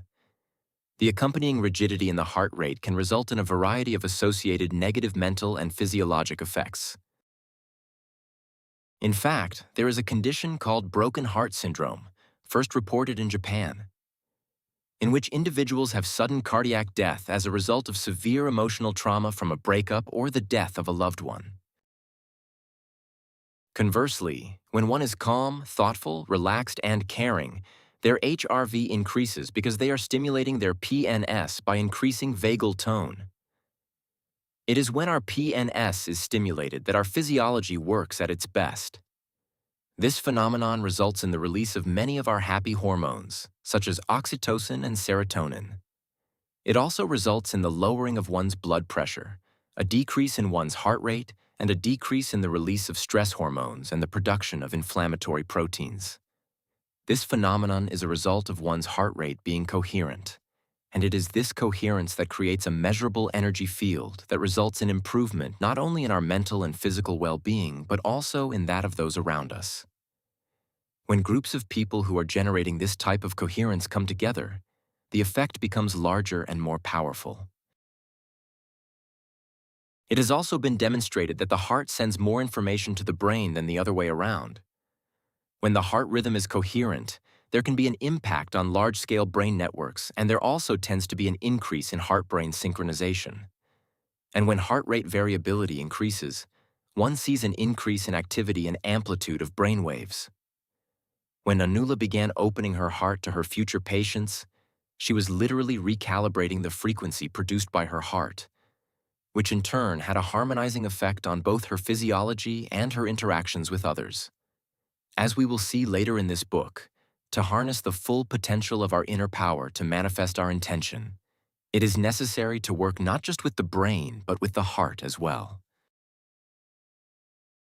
Now that we have learned the primary components in the body that we will use to deploy our manifestation, we can begin taking the steps to enlist these systems and networks. The first step is understanding how to access our innate power to choose our response to a given situation. In particular, we must reclaim our power to place and hold our attention on whatever object we choose, rather than allow it to be hijacked by our evolutionary baggage, distraction, habit, and the tendency to focus on what frightens us. Learning how this power works and what gets in the way is the key to the entire process of manifesting the life we dream of, and making sure that dream does not become a nightmare. This is the first step I took toward rebuilding my life after it fell apart, and ultimately to creating the family I most deeply longed for. All experience is preceded by mind, led by mind, made by mind. The two-wheeler hoverboard could go off-road, get up to 8 miles an hour, and weighed 25 pounds. Now Amari held it over his head, ready to swing it smack into Sean's face. It was a hot, sunny August day in San Jose, California, at the local pump track in Calabasas Park, a looped sequence of acres and acres of rollers and berms, swoopy, banked turns, designed to maximize momentum, where adventurous cyclists can ride with focus and practice tricks. At 13, Amari was the smaller challenger, craning his neck to meet the gaze of the 15-year-old, over 6-foot Sean. As the two young men stood there frozen in conflict, eyes locked on each other, wheels hummed while riders swished by, up and down the small hills, hooting exuberantly as they popped wheelies, bunny hopped, and launched over ramps into 360-degree spins. Amari and Sean were there that day to participate in a summer program for neurodivergent students called F+, which stands for Fun Positive. This program combines outdoor activities like dirt biking and dodgeball with improvisational games and meditation training. Leading this spirited gathering were Dr. Lois Prislavsky, a trained psychologist and expert in ADHD, and Colin Maslin, a former bike mechanic, EMT, teacher, and social worker. Dr. Lois and Colin had met during compassion cultivation training at the Center for Compassion and Altruism Research and Education, CCARE, the center I founded at Stanford, and they shared with me how they bonded over their redneck proclivities for BMX biking and snowboarding, as well as a passionate desire to work with youth who were underserved by the conventional educational system. Normally, children diagnosed with multiple behavioral and learning disability issues would be doomed to a summer of dreary analytical worksheets and lifeless PowerPoint presentations, all of it in the indoor imprisonment of sterile classrooms. Many of these students are on the autism spectrum and have experienced the slew of challenges faced by neurodiverse young people. Some had been bullied, others had been the bullies. Some were nonverbal, others suffered from trichotillomania, pulling out the hair on their heads or their eyebrows or eyelashes. For most of them, social interaction was painful, and few of them had any real-life friends. In Lois's view, the system had overpathologized them without listening for what it could do to truly serve their growth and well-being. The last thing they need is another freakin' label, says Lois in her lilting Tennessee accent. So Lois and Colin founded F Plus Productions to teach these students self-regulation, compassion for self and others, and a particular brand of short-burst meditation, and dirt biking. People with ADHD, whether they're teenagers, soldiers, athletes, adventurers, or X Games participants, have diffused attention because their brains do not produce dopamine in the same quantities as other people. As a result, their brains crave novelty. Protracted seated meditation in silence was not going to happen with this group. Instead, Lois recorded personalized meditations for each of the students, usually about 2 or 3 minutes long, combining compassion meditation with hypnotherapy. After getting their yayas out on the pump track and exploding water balloons over one another's heads, the students practiced these meditations in short bursts in hammocks, up in trees, and on swings. They practiced relaxing their entire bodies, gathering and concentrating their minds, and directing their intention to the kind of person they wanted to be. The exercise on the pump track let them blow off steam and gave them the dopamine hit they needed to be still and practice their inner work. These practices created an opportunity for transformation to take place. That's the juice, says Lois. Lois explained to the students that the human nervous system has 2 primary modes, the sympathetic and the parasympathetic. She told them how when they get a hit from their amygdala, their bodies go into fight, flight, or freeze mode and they become dysregulated.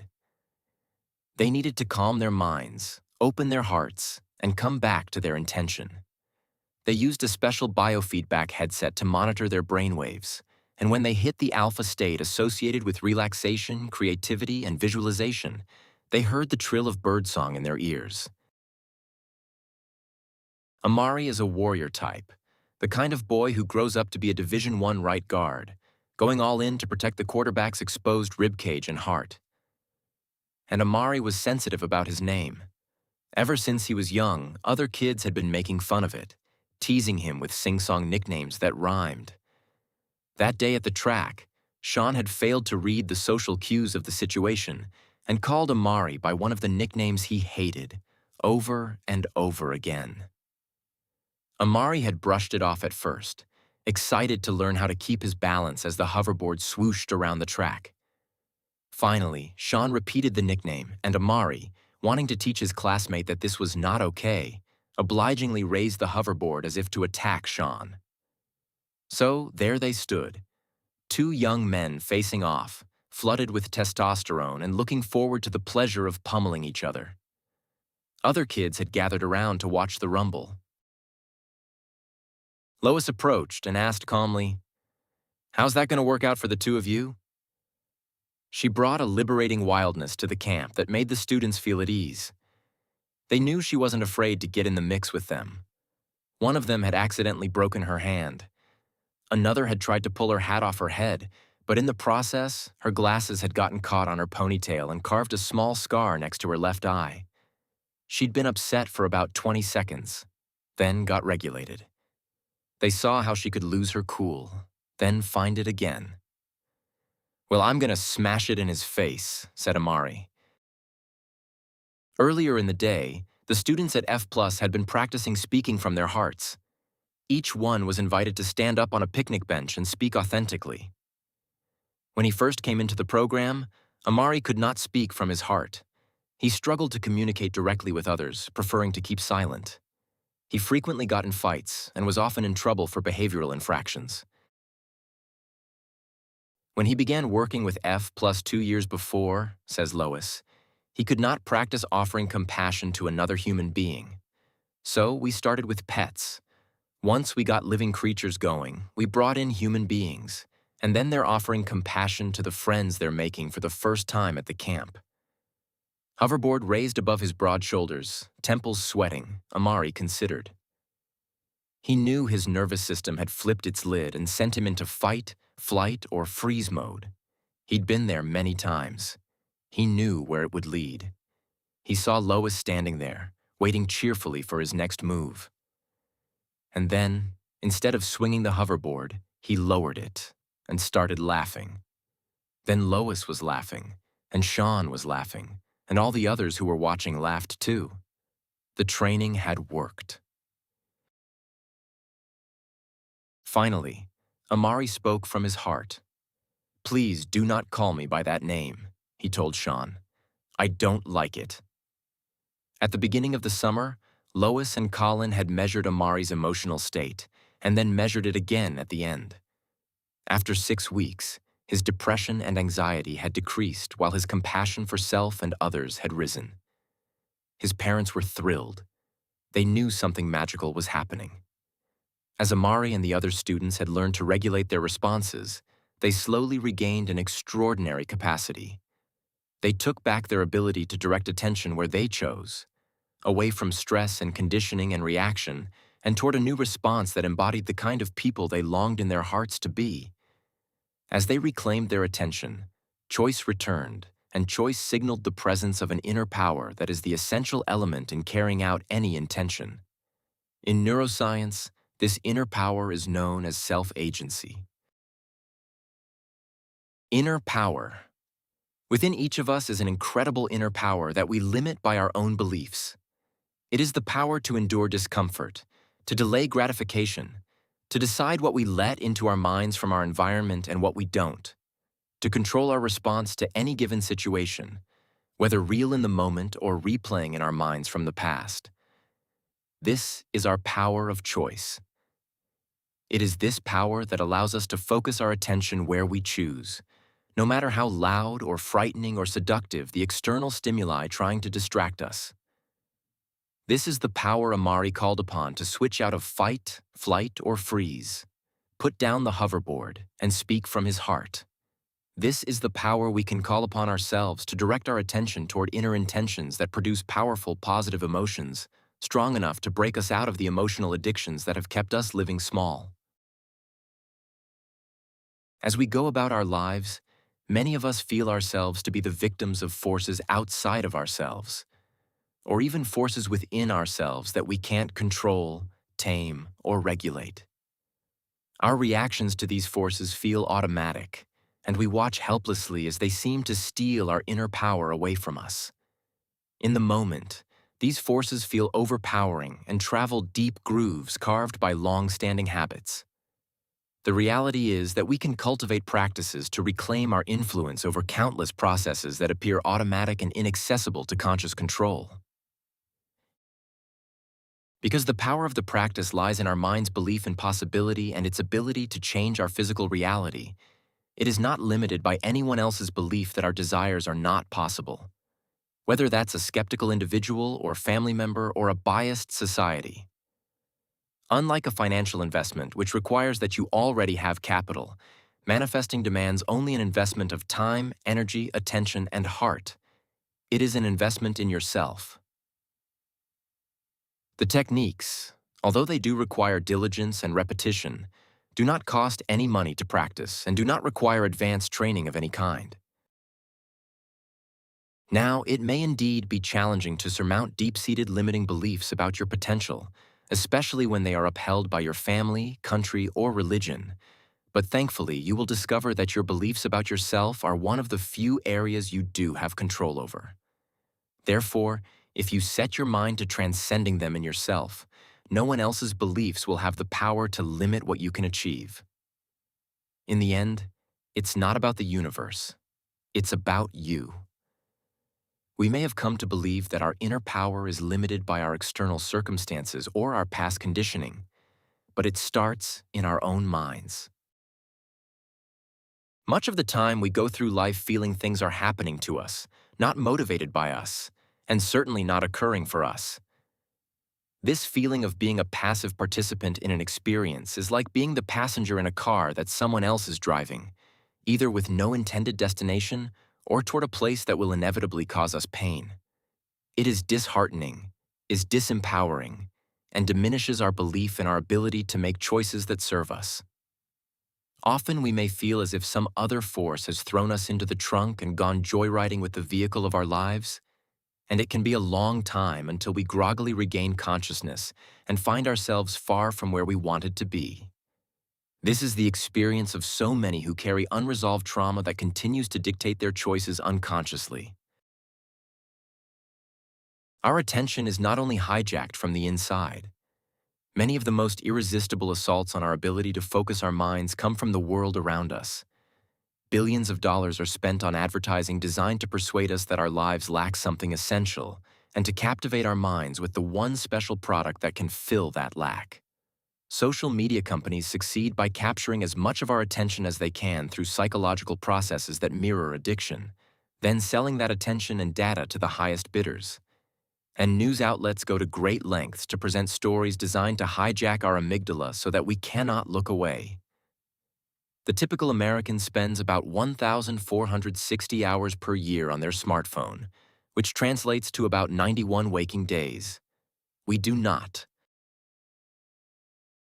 give our attention to these devices only because we lack self-control.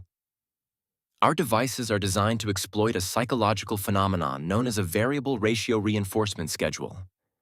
Imagine a rat in a cage who is taught that if it presses a particular lever 3 times, it will be rewarded with a food pellet. Now imagine a lever that produces a food pellet at random. Sometimes it takes only 1 press, other times it takes 5, other times 15. The rat quickly catches on that the faster it pushes the lever, the sooner it will get the next pellet. This is also the principle by which slot machines work. A human brain, operating at a greater degree of complexity, tries to figure out the pattern that governs the variable rewards. The brain of a compulsive gambler releases dopamine, a reward chemical, to motivate the gambler to pay attention to the seemingly causal connection between pulling the lever and winning the jackpot. Near misses, such as 2 cherries but not 3, deepen the compulsion to keep playing. The apparent causal connection forms between the motivation to seek reward and the deployment of our attention. This is called incentive salience, and it creates a pattern of activation in the brain that resembles drug addiction, binge eating, and other compulsive habits. Similarly, research has shown that as we scroll through our phone, we are essentially manifesting the Vegas effect. Notifications produce a sense of anticipation that activates the reward system, which then captures our attention in an endless loop. As we incessantly check our messages or doom scroll through content for the one piece of information that will make us feel okay or will flood us with horror and empathy fatigue at the suffering of the world, we helplessly watch our attention slipping away from us. When we lose the power to direct our attention, we can sink into despair and feel we do not have influence over the course or quality of our lives. Deep down, we know that selective attention is the key investment in building the lives we desire. That is why we say we pay attention. Our inner power rests in our ability to make conscious decisions about our investment. If we cannot direct our attention as we choose, it is as if we are giving away the capital we possess to change our circumstances. We are giving away our self-agency. The reality, though, is that our feelings of disempowerment are often an illusion. If we examine each moment in which we appear to involuntarily give away our power, what is happening is the reactivation of an old habit. Our conditioning to react in a particular negative way to a particular external stimulus is just a pattern of physical, mental, and emotional signals that have become wired together through frequent, unexamined use. Over time, our minds adapt to this ceaseless automatic activity and no longer offer us opportunities for conscious choice. In a sense, it is a subconscious type of negative flow state. When our brain stops believing it is important for us to see chances to change our behavior or environment for the better, we feel stuck, frustrated, and hopeless. We lose sight of our own inner power. And yet, the feeling of having lost or been deprived of our power does not mean that it is gone. The sense of agency is part of how the brain narrates its experiences, often deriving more from subjective interpretation than actual fact. We may feel we have no agency. It may have been suppressed or obscured, but it has never left us. It is a fundamental fact of being human. As long as we have functioning brains capable of growth, we have agency. Therefore, you could say that in our society we are suffering not from a crisis of agency, but from a crisis of the sense of agency. Self-agency is the superpower we have forgotten we possess. The sense of self-agency is essentially the feeling of being in the driver's seat when it comes to intending, initiating, and carrying out our actions. This gives us the reassuring sense that we can control the outcome of a given situation through our own actions or our will. Studies have demonstrated that the sense of agency is much more flexible and adaptable than we might commonly believe, and is composed of a variety of elements ranging from high-level cognition, thinking, learning, remembering, reasoning, and paying attention, to low-level sensory and motor systems. The sense of agency is just that, a sense that is constructed by our brains from a combination of cues in our experience. The brain examines whether our actions appear to be causing the results we intend them to, and influencing our environment as we choose, and then uses that data to assess whether we have agency in the situation.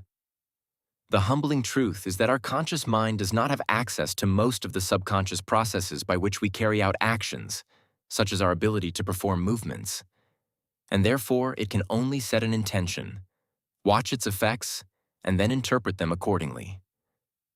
In other words, our sense of agency is a story our brain tells us about our experience.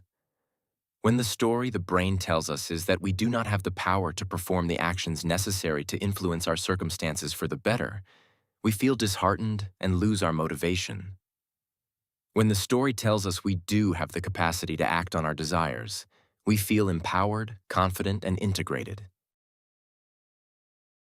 To illustrate the interpretive nature of agency, we can examine the surprising science of how the sense of agency may be present even when physical agency is not.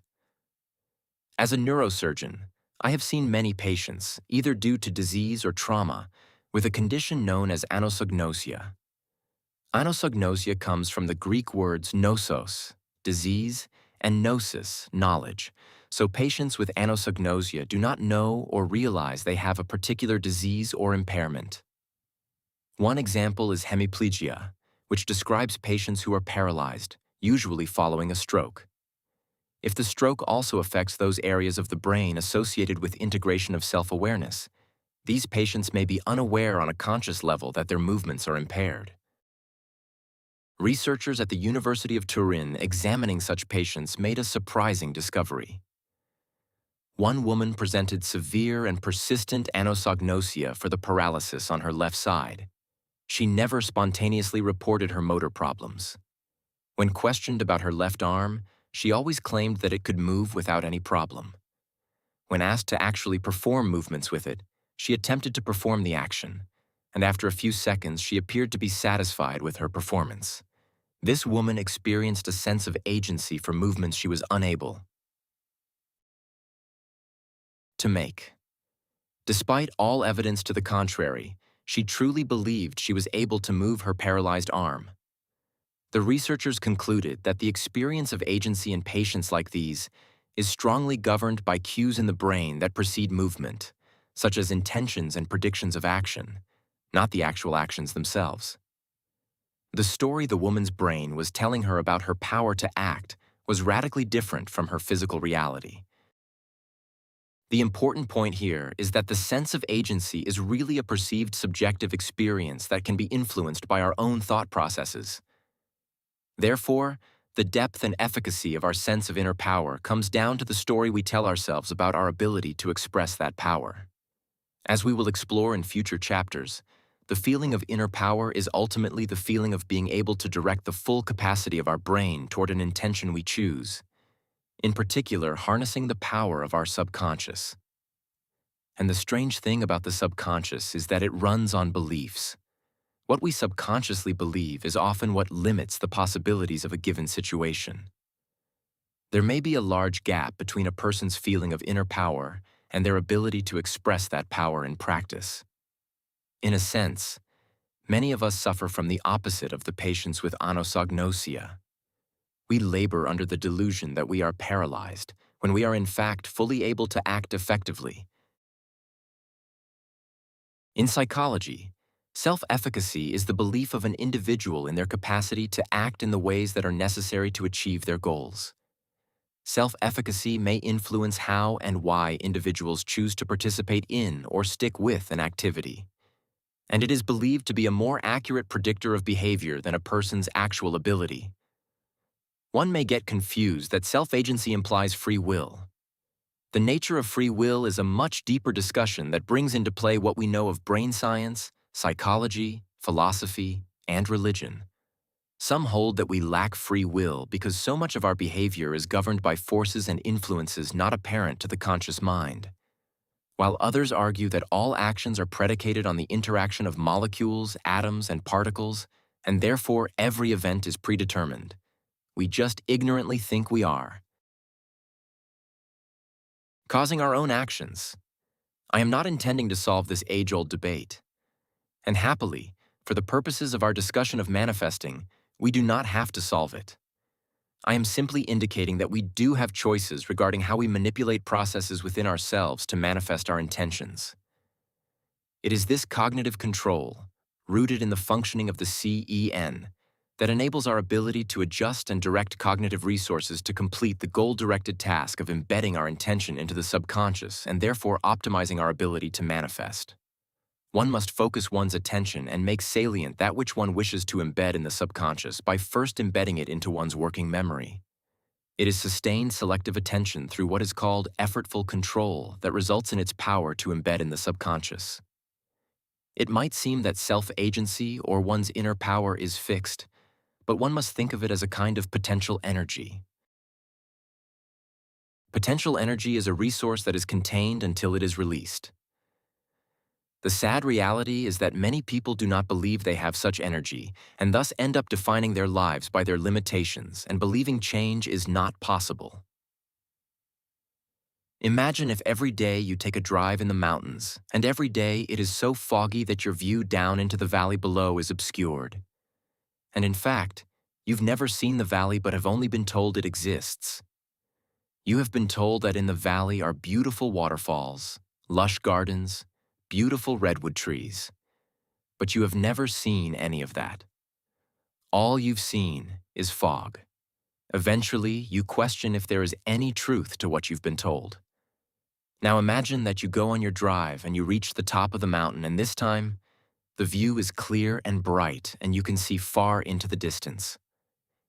You see that not only does everything you've been told about exists, but it is even more beautiful than you had ever imagined. And you realize that the valley has always been there. You could not see it because of the fog that caused you to doubt, not because its existence was ever in question. Most people live their lives driving in fog. They may have been told of possibilities or seen a bit of the valley, but imagine if they had a crystal clear view. It is at this point they understand their full potential and realize how much potential energy is within them. They are liberated to use their inner power to change their life. What does this have to do with manifesting? Our power to manifest the things and experiences we desire comes down to our ability to throw off the narrow mental habits that keep our perception shrouded in fog and tell us we are unable to influence a situation or resist a habitual reaction, and instead to embrace our sense of inner power. In order to produce the results we want, we must first believe in our innate ability to affect the outcome of situations through our actions and will. This process starts with our attention. In order to understand why we are so susceptible to fear and negativity hijacking our minds and holding our attention hostage, we need to examine the physiological foundations of our thought processes. And we will discover that the peace we seek is often only a few deep breaths away. Jumping off the train. Metacognition. One of the most significant obstacles to manifesting lies in giving too much power to unpleasant sensory input and not understanding that our power lies in how we respond to such input. As a result, many of us avoid unpleasant sensory input, but the reality is that to access our inner power, we must learn how to sit with unpleasantness and not turn away from it reflexively. By being able to do so, we understand that it is by reclaiming the power to choose our response to discomfort that we access our power to manifest. Consider the example of a Tibetan monk practicing Tumo meditation, a combination of forceful breathing and meditative visualization of flames in certain parts of the body that is often used in cold environments.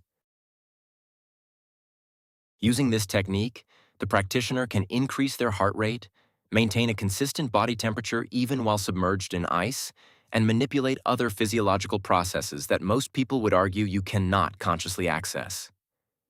You, too, can access a whole host of processes that appear to be impossible to access consciously or seem impenetrably automatic. All you need is the right training.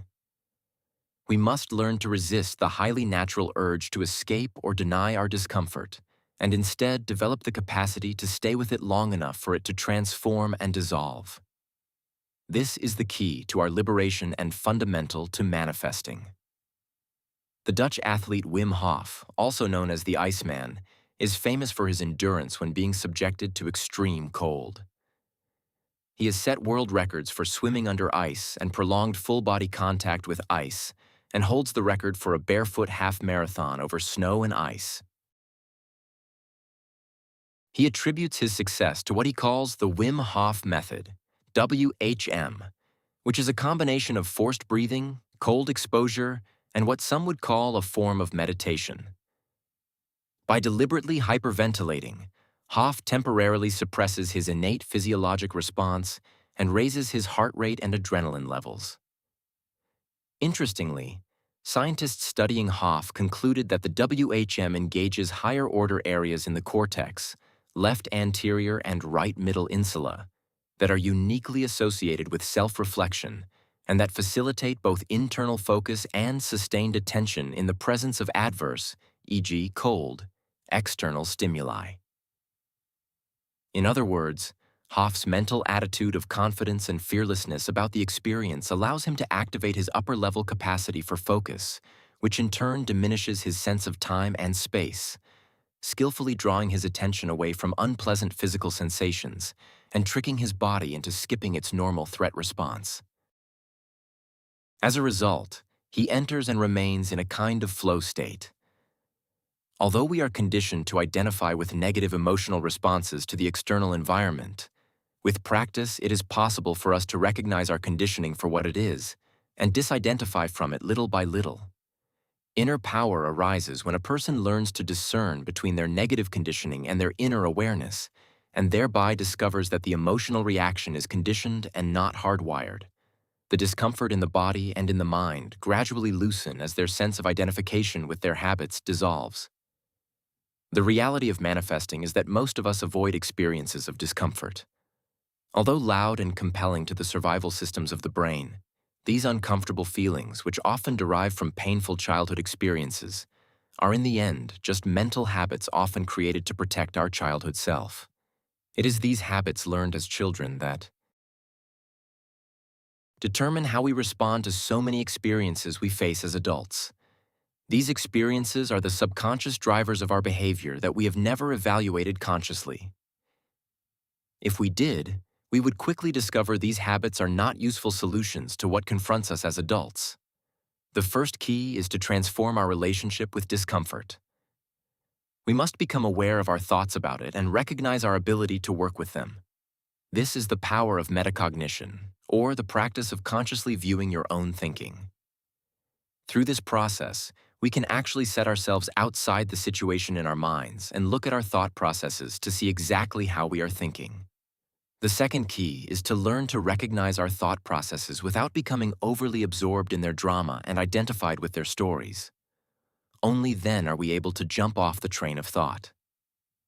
When our attention is no longer hijacked by our thinking being stimulated by our physical and emotional discomfort, we start to have the freedom to turn it toward the goals and objects we wish to manifest. On the conscious level, manifesting is a process of clear and focused thinking. And the reality is, when you are in survival mode or anxious or stressed, you are literally not thinking clearly and revert to habitual learned ways of behavior. Your body is flooded with cortisol, you are hypervigilant, your upper-level cognitive functions are diminished. Like a nula, we are overcome by physiological reactions that rob us of our natural brilliance, abilities, and intention. We lose our connection with the neocortex and its higher-level abilities of planning, reflection, insight, and even being compassionate. The presence of stress hormones gives cues to our cells to act out of self-preservation, essentially becoming more self-seeking, and thereby endorse our ego to become more self-seeking as well, diverting our attention to our immediate sensory experiences instead of a broader, more holistic view of reality. The more you are in fear mode, the more your internal thoughts are clouded, and instead of seeing the world through a clear window, that window is opaque. When a person loses sight of their inner resources, they will find it difficult to consider a choice before they make it, because their high-level cognitive functioning has been hijacked by the survival response of the lizard brain. They become so used to this state of affairs that, on a day-to-day level, they come to identify completely with it. There is no distinction between their habitual negative emotional state and themselves. The feeling can be like being stuck on a train that is about to go over a cliff. Although we know we are headed for disaster, we do not believe we have the power to jump off before it goes over the edge. The first essential step in reclaiming our power is to step back and watch the train. Although it may sound counterintuitive or even foolish, the moment the train is about to go over the cliff is the moment when we most benefit from turning our awareness to our thoughts. With practice, we discover it is possible to view our own thinking objectively and without emotional attachment. When we set ourselves on the train platform rather than on the rushing train itself, we can watch the thoughts as they fly by. Seeing our thoughts for what they are is the first crack in the illusion of our helplessness. When we calm down enough to see them clearly, we make a startling discovery. There are gaps between the stimulus and our response. As we practice for longer, the gaps widen and we gain more and more agency in how we choose to act on our thoughts.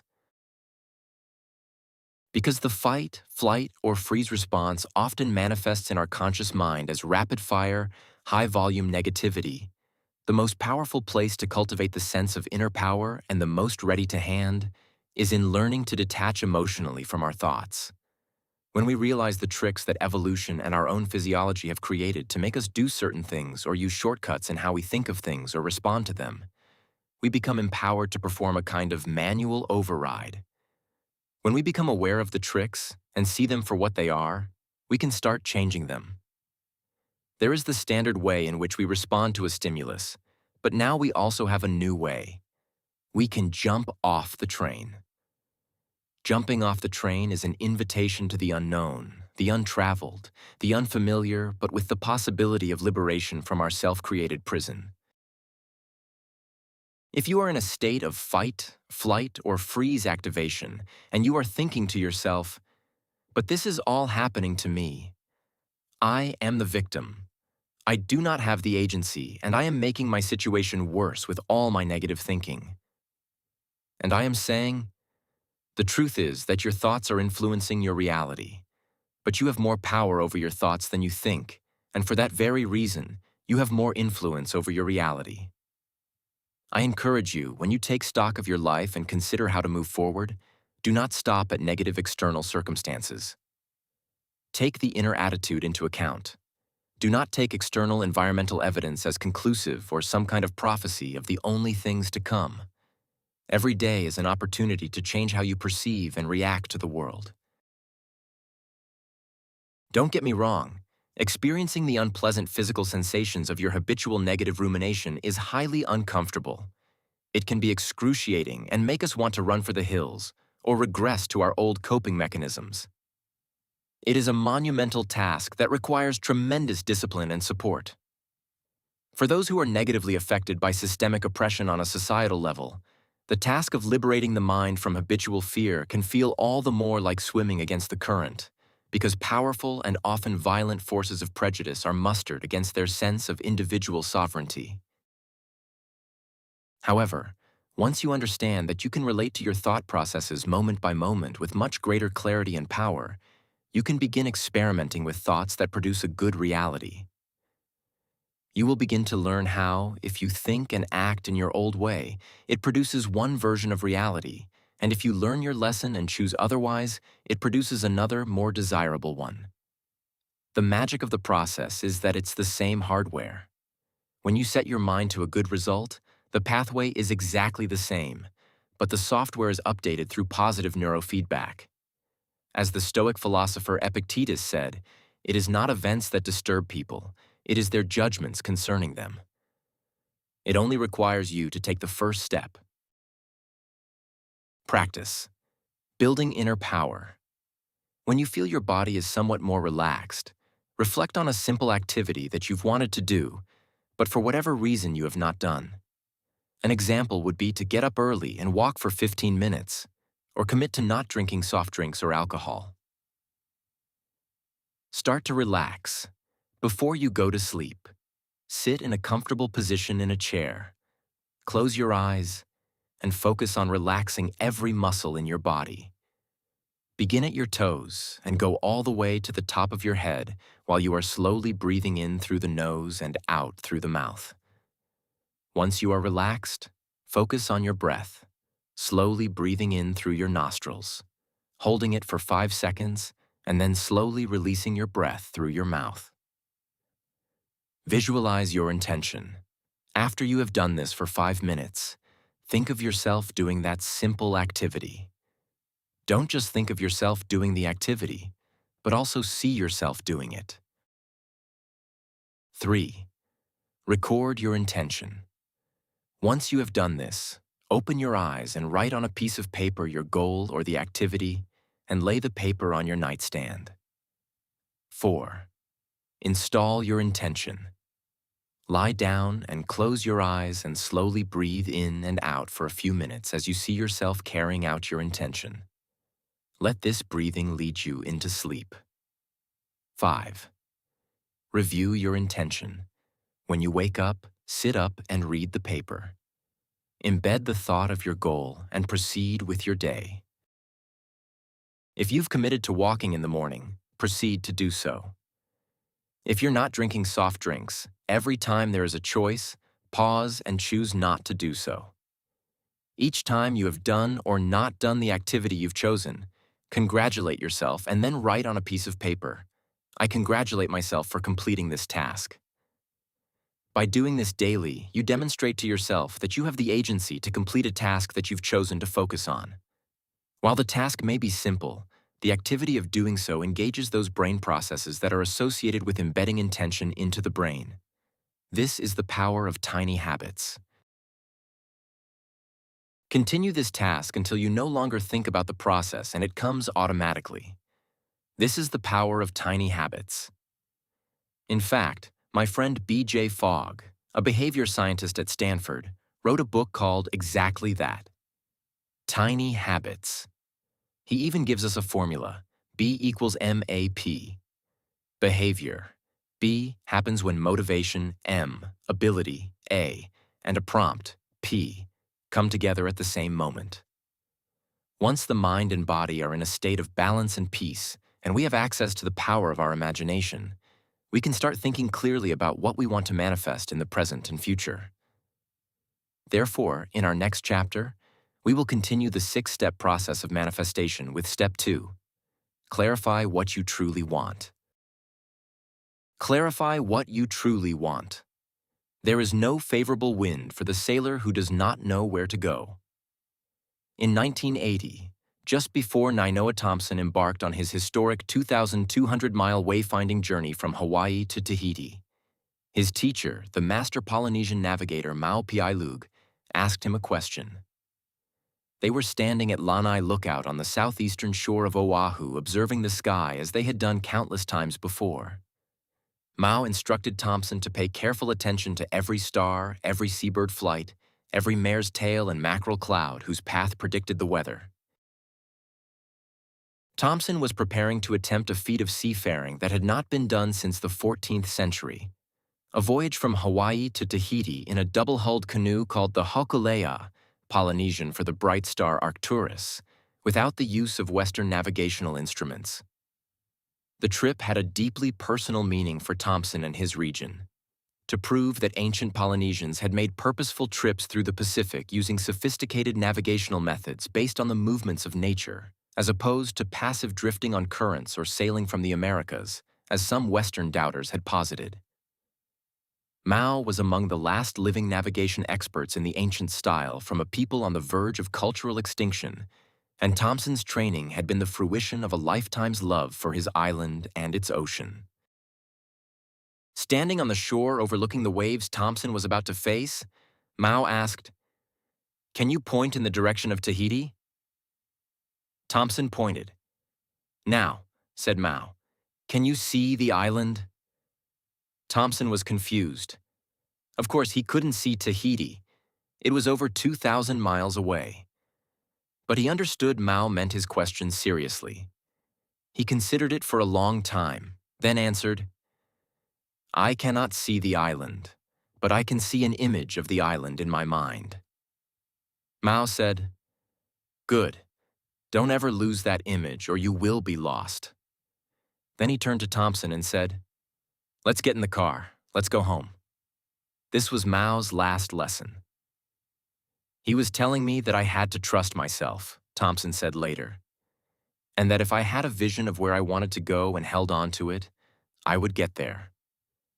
I first heard this story from a meditation teacher who pointed out that Mau was instructing Thompson to trust his inner compass, the innate and instinctive sense of where he wanted to go that would point him in the right direction and guide him on his journey. The notion of an inner compass has stayed with me and has helped me throughout my life. As we begin our practice of manifesting, we too start by connecting with our inner compass, our inner image of where we want to go, the island arising in the distance of our own vision. This image fills us with inspiration, energizes us, and guides us through the inevitable ups and downs, opportunities and setbacks we will encounter on our own journey. If we choose a worthy destination, entrust our path to our inner vision, and hold to it even in the face of obstacles that appear insurmountable, through the doldrums where clouds obscure every familiar reference point in the sky, we will be led safely where we need to go by the compass of our hearts. We must then set our minds on a destination that is worthy of our pursuit. But what is truly worthy of wanting? What to want? In today's culture, the conversation about manifesting is focused mainly on the pursuit of fabulous wealth and outward success, measured by society's materialistic standards. This is a distortion of the manifesting process and its deeper potential. Sadly, the power of manifesting has been somewhat distorted by the false narrative of our culture, which promises that achieving material success will fill a sense of emotional emptiness. Sitting in my mansion with my head in my hands, I learned firsthand this was untrue. In fact, there is nothing about manifesting that is inherently about acquiring material possessions. In a sense, to envision and seek only material gain is to dream too small.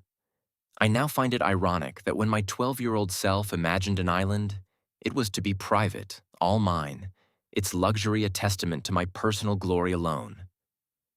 When Nainoa Thompson imagined Tahiti, It held a deep symbolic meaning not only for himself, but for his entire community and his lineage. Both of us imagined islands, but they were very different destinations. Knowing clearly what we truly want will allow us to set our inner compass in the right direction. It will be the basis for the intention we will consciously embed in our subconscious. Needs and desires have a way of evolving the more we experience. In the hierarchy of needs as posited by the psychologist Abraham Maslow, we must first meet our basic physical requirements for breath, clean water, food, clothing, and shelter. Only when these basic needs are met can we focus our effort and attention on others, on our need to connect, on those things beyond our basic survival, such as the fact that others are suffering. That is our reality. The good news is that manifesting can serve you wherever you find yourself on the hierarchy of needs. Whatever it is you need, manifesting can work to help you find it. When I was a kid living in poverty, my focus was on manifesting the material needs of my family. I used the same techniques to get into college and later medical school. And later to advance in my professional life, long before I ever thought about self-actualization as a goal. Like all of us, I needed to achieve some degree of stability, prosperity, and worth before I could turn my attention to realizing my higher purpose in the world. When we first discover the depth and potency of our own inner power to influence our lives for the better through our choices, it can be a dizzying prospect. As we reconnect with our power of agency, we may at first become overwhelmed by the sense that we are responsible for everything and blame ourselves for things over which we have little to no control. It can take practice to calibrate our perceptions to a right-sized view of our inner power. In the next chapter, we will address specifically how to overcome these obstacles, release patterns that no longer serve us, and learn others that benefit us. Alternatively, reclaiming our inner power may fill us with the sensation of being liberated and drinking in a newfound sense of freedom. We may feel joyful and expansive. The potential seems limitless, and our excitement can carry us away. We rush to pursue all the various dreams and buried hopes and visions that we have carried in our minds. Vivid cinematic images stream across our field of vision. All of the things we want, or have been taught to want, flood in. It turns out our wants are not as clear as we may have thought. As we attempt to sort through the endless images offered up by our desires, we realize they come from many sources. What our culture values, what our family considers worthwhile, what our friends or social circles prize, and sadly, what our hurt and pain believe we need in order to be okay, to be secure. More quietly, though, through the static, we can start to receive the deepest longing of our hearts. In trying to make sense of this jostling crowd of wants, we can see the challenge of understanding what we truly want and what is truly worth pursuing. We are gaining clarity about our inner compass. As a way of starting to make sense of the sometimes tangled mass of wants and hopes, dreams and aspirations, you might find it useful to reflect on your vision of success. What does success really mean to you? How would it look and feel? This practice gives you the opportunity to examine and explore for yourself the sense of success you are seeking. What does success look like for you? 1. Get yourself ready. A. Find a time and a place to do this practice so that you will not be interrupted. B. Do not start this practice if you are stressed, have other matters that are distracting you, have drunk alcohol or used recreational drugs in the last 24 hours, or are tired. C. Have a pad of paper and a pen near you. 2. Begin to settle. A. Sit in a relaxed position with your eyes closed and take 3 deep breaths. Visualize success. A. Allow your mind to call up an image of what success looks like for you. Don't specifically fixate on one image or thought, but let your mind wander and think of you being successful and what that means or implies to you for a few minutes. Body scan A. Sit up straight with your eyes still closed and take 3 breaths slowly in through your nostrils and slowly out through your mouth.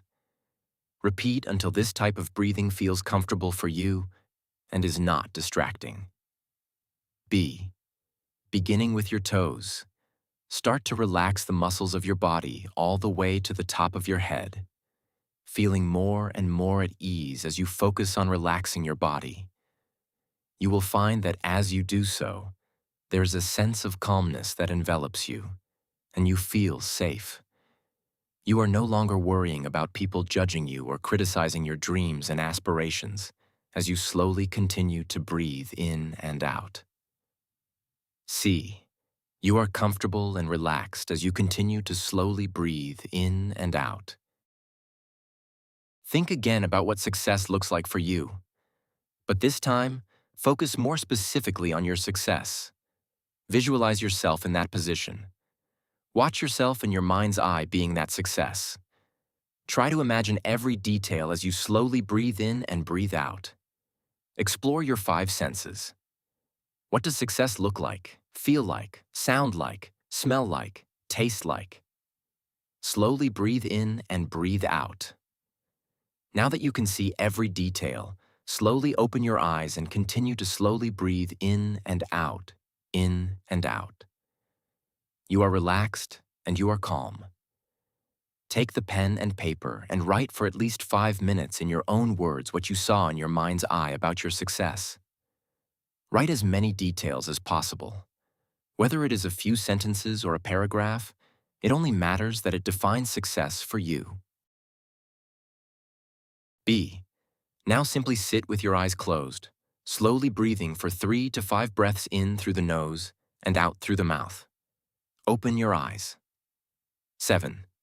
Review your writing. A. First, silently read what you wrote. B. Then read what you wrote aloud to yourself. C. Sit with those thoughts of your success for a few moments with your eyes closed. 8. Appreciate success. A. Feel how relaxed and calm you are with the satisfaction that you are manifesting your success. I encourage you to keep what you wrote about success somewhere you will see it often. Some people keep theirs taped on the refrigerator or above their desk. Others fold it and carry it in their wallet or their purse and take it out and read it over when they are waiting in line. You can make a recording of yourself reading it and play it when you wake up or before you go to sleep. You may even be inspired to create a visual representation of it, either a collage of images from a magazine or a drawing or painting.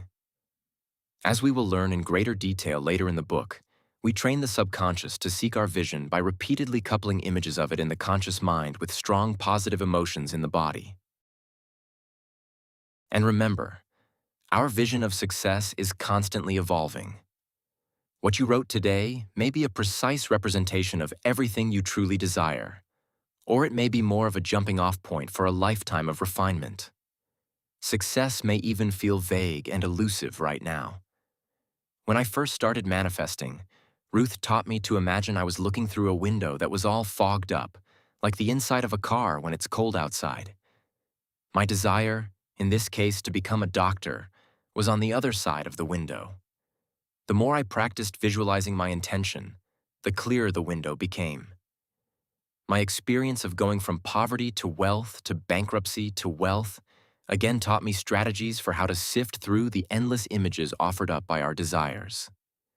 When we begin to practice discernment among our various desires, we may start to hear the deepest longings of our hearts and to appreciate the difference between what we think we want and what we truly need.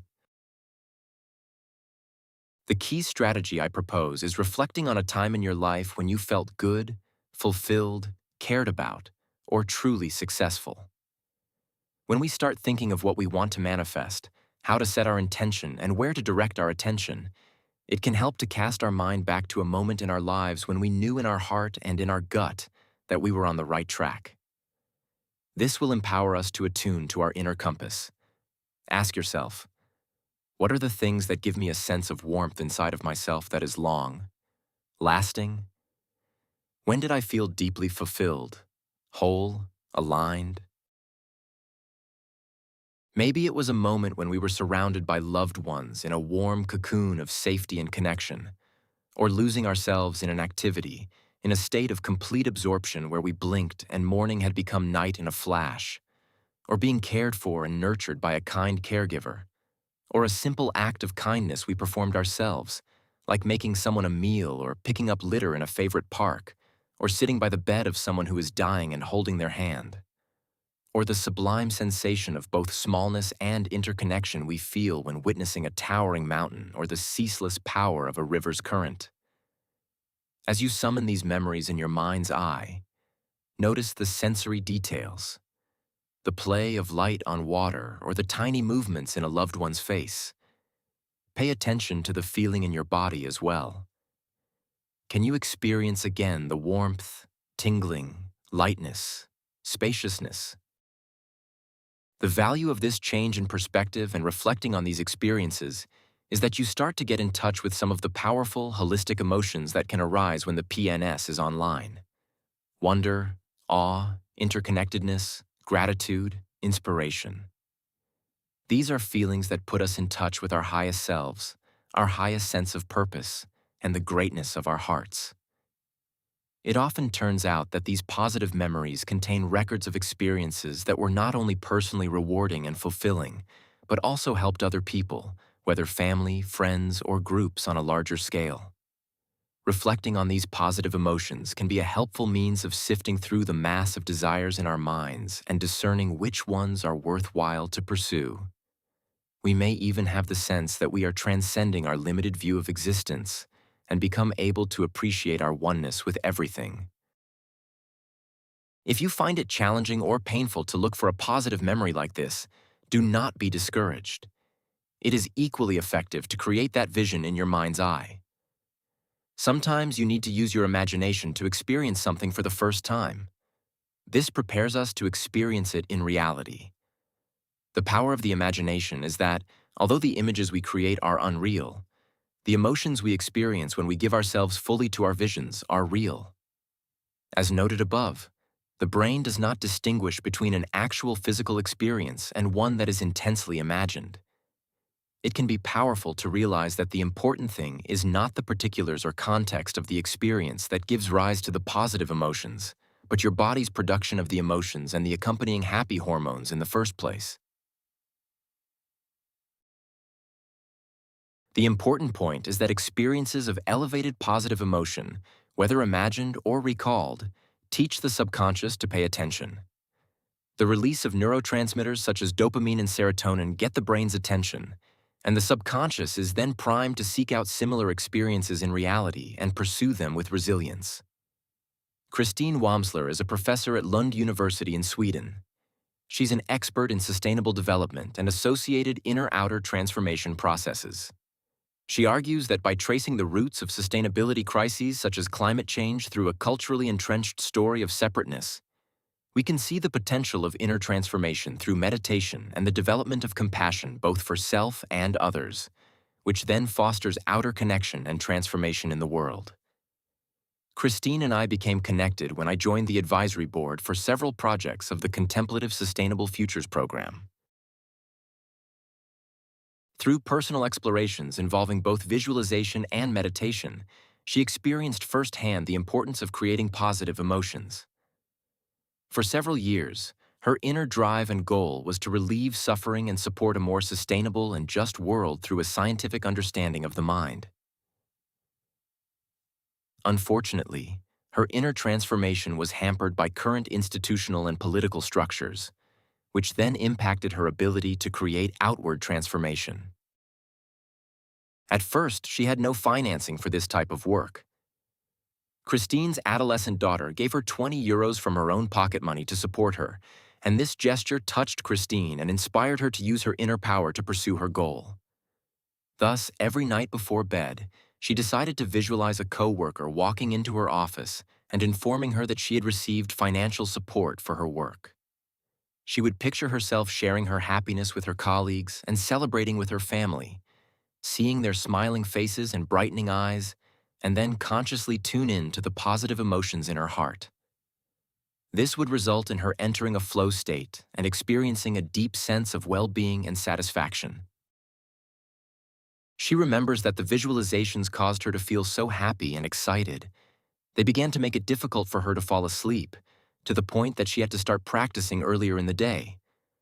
The positive emotions sent a powerful signal to her subconscious that successfully getting a grant was deeply meaningful, as it would fund her research that would have a significant impact on society. Within a few weeks, she received multiple grants to support her work, followed by another grant to support her Contemplative Sustainable Futures program. The more we are able to direct our attention to our desired intention through a strong, positive emotional association, the more deeply we convey the salience of our intention to our subconscious, which is our most potent ally in realizing our goal. The more closely your inner compass aligns with the longing of your heart, the easier it will be to evoke elevated positive emotions while reflecting on it. The power of positive emotion. Positive emotions activate the reward systems of our brains and therefore keep our inner compass set toward our intention. They also help us to free ourselves from the prison of old patterns created in our environment and prior actions. One of the most powerful ways to indicate the value of an intention to our subconscious is through associating it with a strong positive emotion experienced in the present. The more vividly we visualize our intention, the more emotionally heightened our inner experience will be. The more emotionally heightened the inner experience is, the more it has a chance to capture and hold our attention and alert the brain to give attention to it in the future.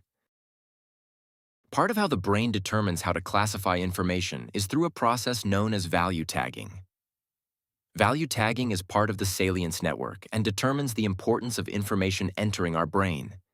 Emotional content concerning our sense of belonging, the strength of our bonds and connections with others, and life meaning, as well as our physiologic functioning and our immediate survival. A strong positive emotion signals to our subconscious that the intention is highly meaningful and deserves to be cultivated through our behavior. For this reason, when we practice visualization, it is essential that in addition to imagining the physical circumstances of achieving our goal or intention in detail, we tune into our heart and experience the joy, celebration, contentment, and connection in our bodies in the here and now. This change in the emotional pH of your consciousness, so to speak, is what sends messages to the brain to transform your hardware to prioritize future experiences that give rise to similar positive feelings. Where the emotions come from doesn't really matter as long as you can produce them, recognize their importance, and take the time to savor them. You are teaching your brain to feel and become familiar with feelings of deep, authentic well-being. And having these feelings is what indicates to the brain to form a new neural circuit. Positive emotions increase the salience around an experience and teach the brain that experiences like these are important and worth pursuing. They then become the compass, or North Star, for where to direct your intention. Accessing the power of the imagination is one of the crucial benefits of increasing the tone of the PNS. When the PNS is engaged, the executive control areas of the brain are empowered to make choices that are not automatic, but an integration of all of our prior experiences into a holistic picture within our consciousness. And this is how you become creative. By having access to the rich raw material of your remembered past, present experience, and imagined possibilities, your mind is free to recombine the material to synthesize a new image or sequence or pattern for you to follow. With its fixation on past and potential dangers, the sympathetic nervous system effectively shuts down our positive imagination, and we lose sight of what could be or what is possible, especially in terms of improving our lives and experiencing greater connection, fulfillment, and well-being. Without the power of our imagination, and without a curious, flexible, and open mind to consider its visions, we are deprived of the very engine that can get us out of the vicious cycle of negative experience and negative identity. In order to free ourselves from being locked in old patterns by our environment or conditioned habits, we must be able to provide ourselves with an inner experience that is vivid, emotionally heightened, and timeless enough to overthrow the emotional addiction that has kept us there. We must no longer be limited by what others tell us we can and cannot do. It is the power and even enchantment of positive emotions, evoked by intensely imagined positive experiences rooted in the compass of our hearts, that will lead us out. Then we can begin to take actions to create those experiences in reality. As we practice visualizing our desired result over and over again, our intention to experience the fulfillment of our desires is giving our attention, and therefore our subconscious, some velocity to influence the outcome. This is a tried and true practice used for years by countless elite athletes who rehearse successfully executing a skill in their mind's eye before the big game or competition. Research has even shown that just thinking about an action such as building muscles can result in a measurable increase in muscle mass. And thinking about rehearsing the piano can measurably improve a musician's performance, whether they have touched a keyboard or not. The paradox is that, through mental rehearsal and visualization, we are reminding ourselves of how the positive outcome will feel when we experience it in a moment to come. Our minds are literally going back to the future. Practice. Eliciting a positive emotion. 1. Get yourself ready. A. Find a time and a place to do this practice so that you will not be interrupted. B. Do not start this meditation if you are stressed, have other matters that are distracting you, have drunk alcohol or used recreational drugs in the last 24 hours, or are tired. C. Have a pad of paper and a pen near you. 2. Reflect on good feelings. A. Before we begin, sit in a relaxed position with your eyes closed and think of a time or times when you felt content, happy, and fulfilled. B. Don't specifically fixate on one image or thought, but let your mind wander, thinking of experiences in your life in which you felt safe and protected, and that resulted in you being relaxed, calm, happy, and fulfilled. C. Sit with these feelings for a few minutes. If you don't believe you have had such an experience, simply imagine what that would feel like. Body scan. Sit up straight with your eyes still closed and take 3 breaths slowly in through your nose and out through your mouth.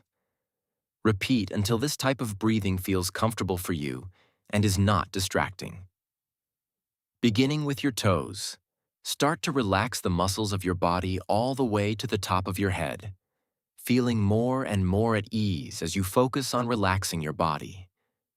You will find that as you do so, there is a sense of calmness that envelops you, and you feel safe. You feel a sense of warmth and a sense of acceptance, and are no longer worrying about people judging you or criticizing your dreams and aspirations, as you slowly continue to breathe in and out. You are comfortable and relaxed as you continue to slowly breathe in and out. Thoughts may arise that seem negative. Simply gently acknowledge them without attaching to them, and come back to the object of your focus.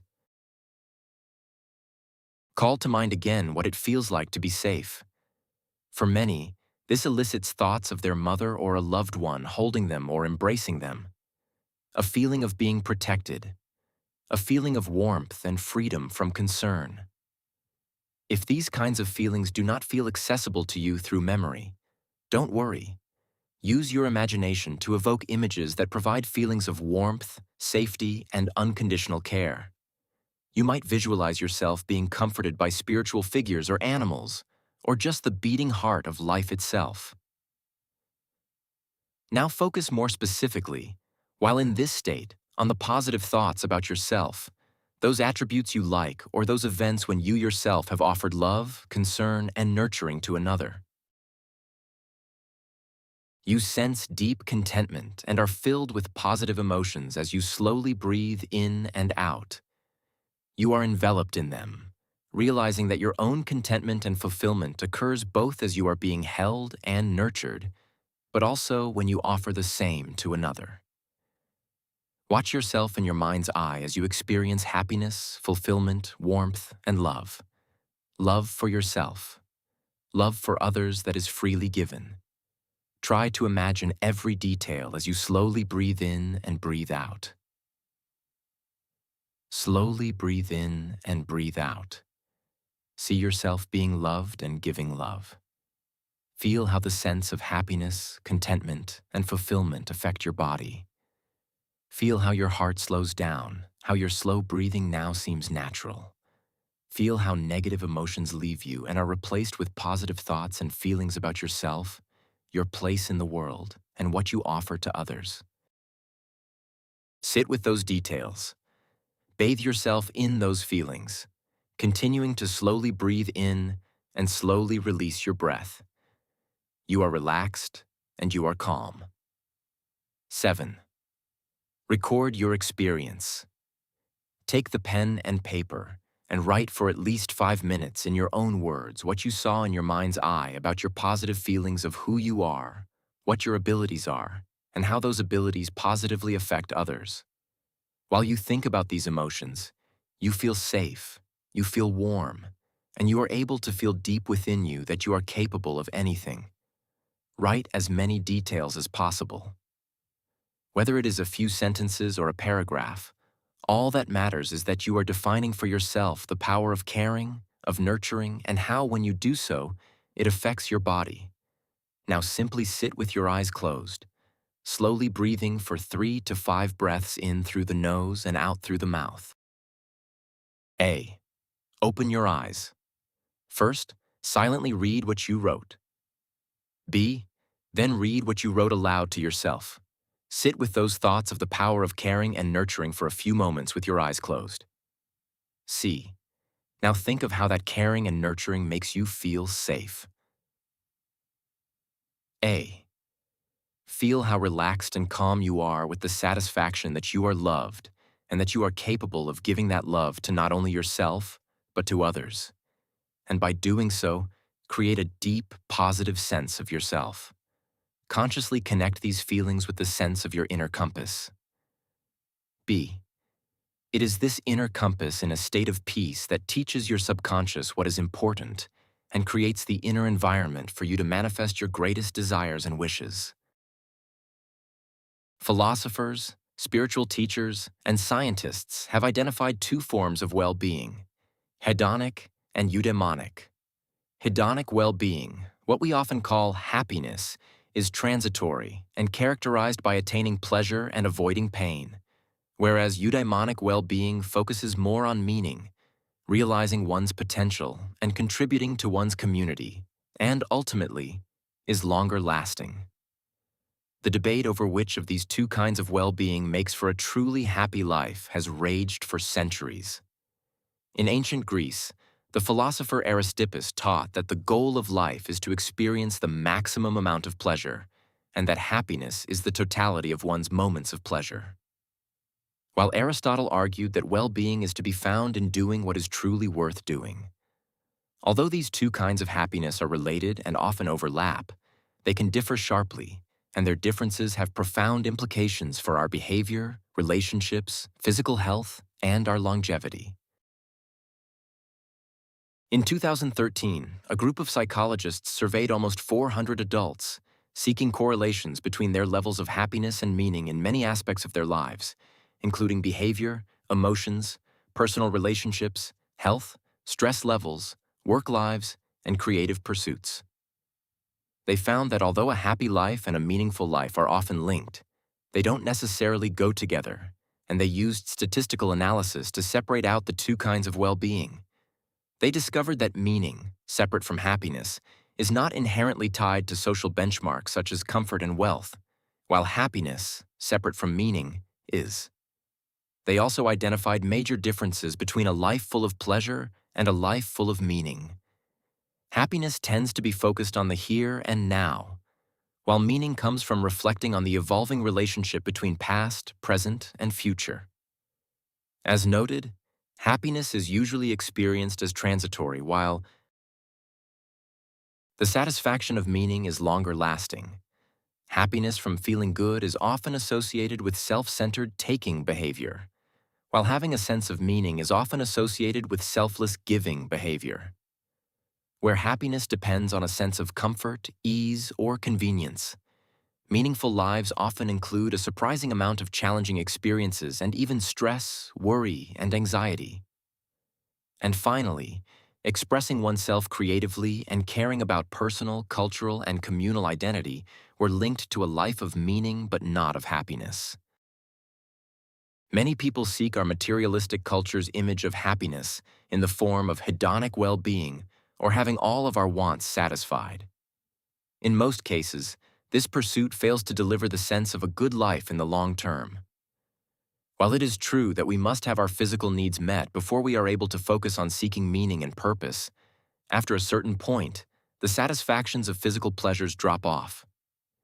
Therefore, health, financial prosperity, and ease in life all ultimately increase hedonic well-being but not meaning.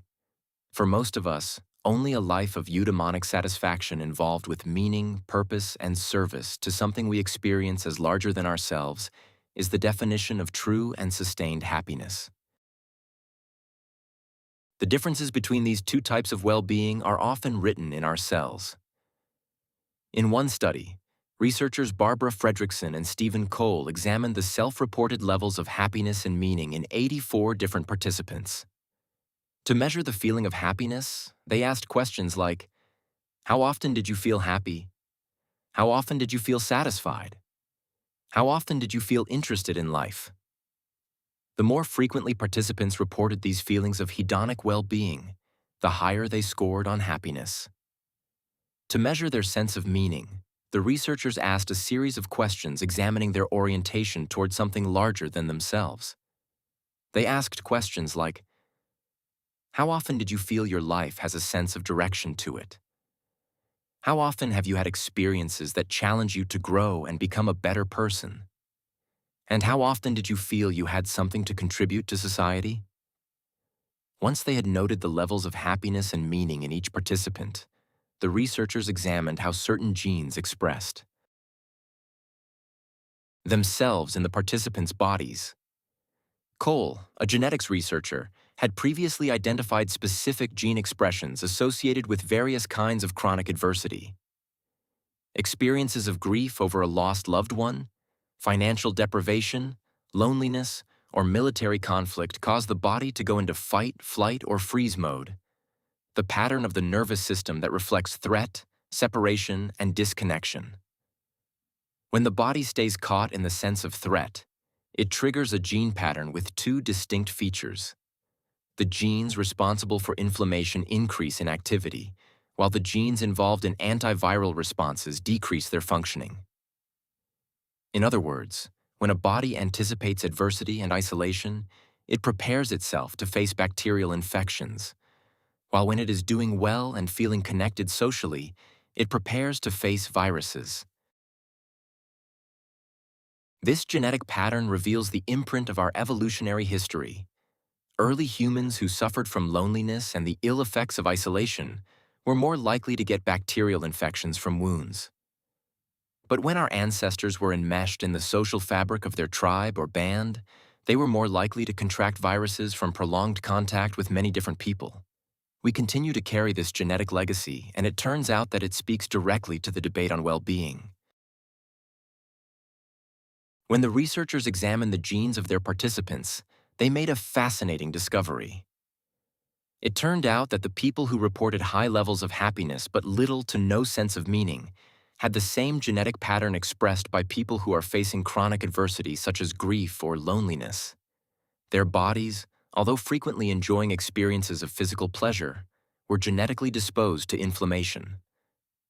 From an evolutionary point of view, pleasurable experiences without meaning, whether from alcohol, drugs, casual sex, or pressing buy on an online shopping site, make the body feel like it's been facing chronic adversity. Today, inflammation has been linked to serious health conditions such as heart disease and many cancers.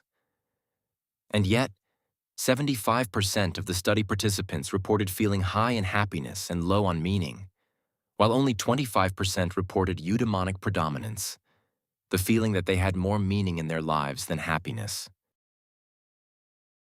Although many prosperous cultures today value material well-being above all, the health benefits of a life of meaning are undeniable.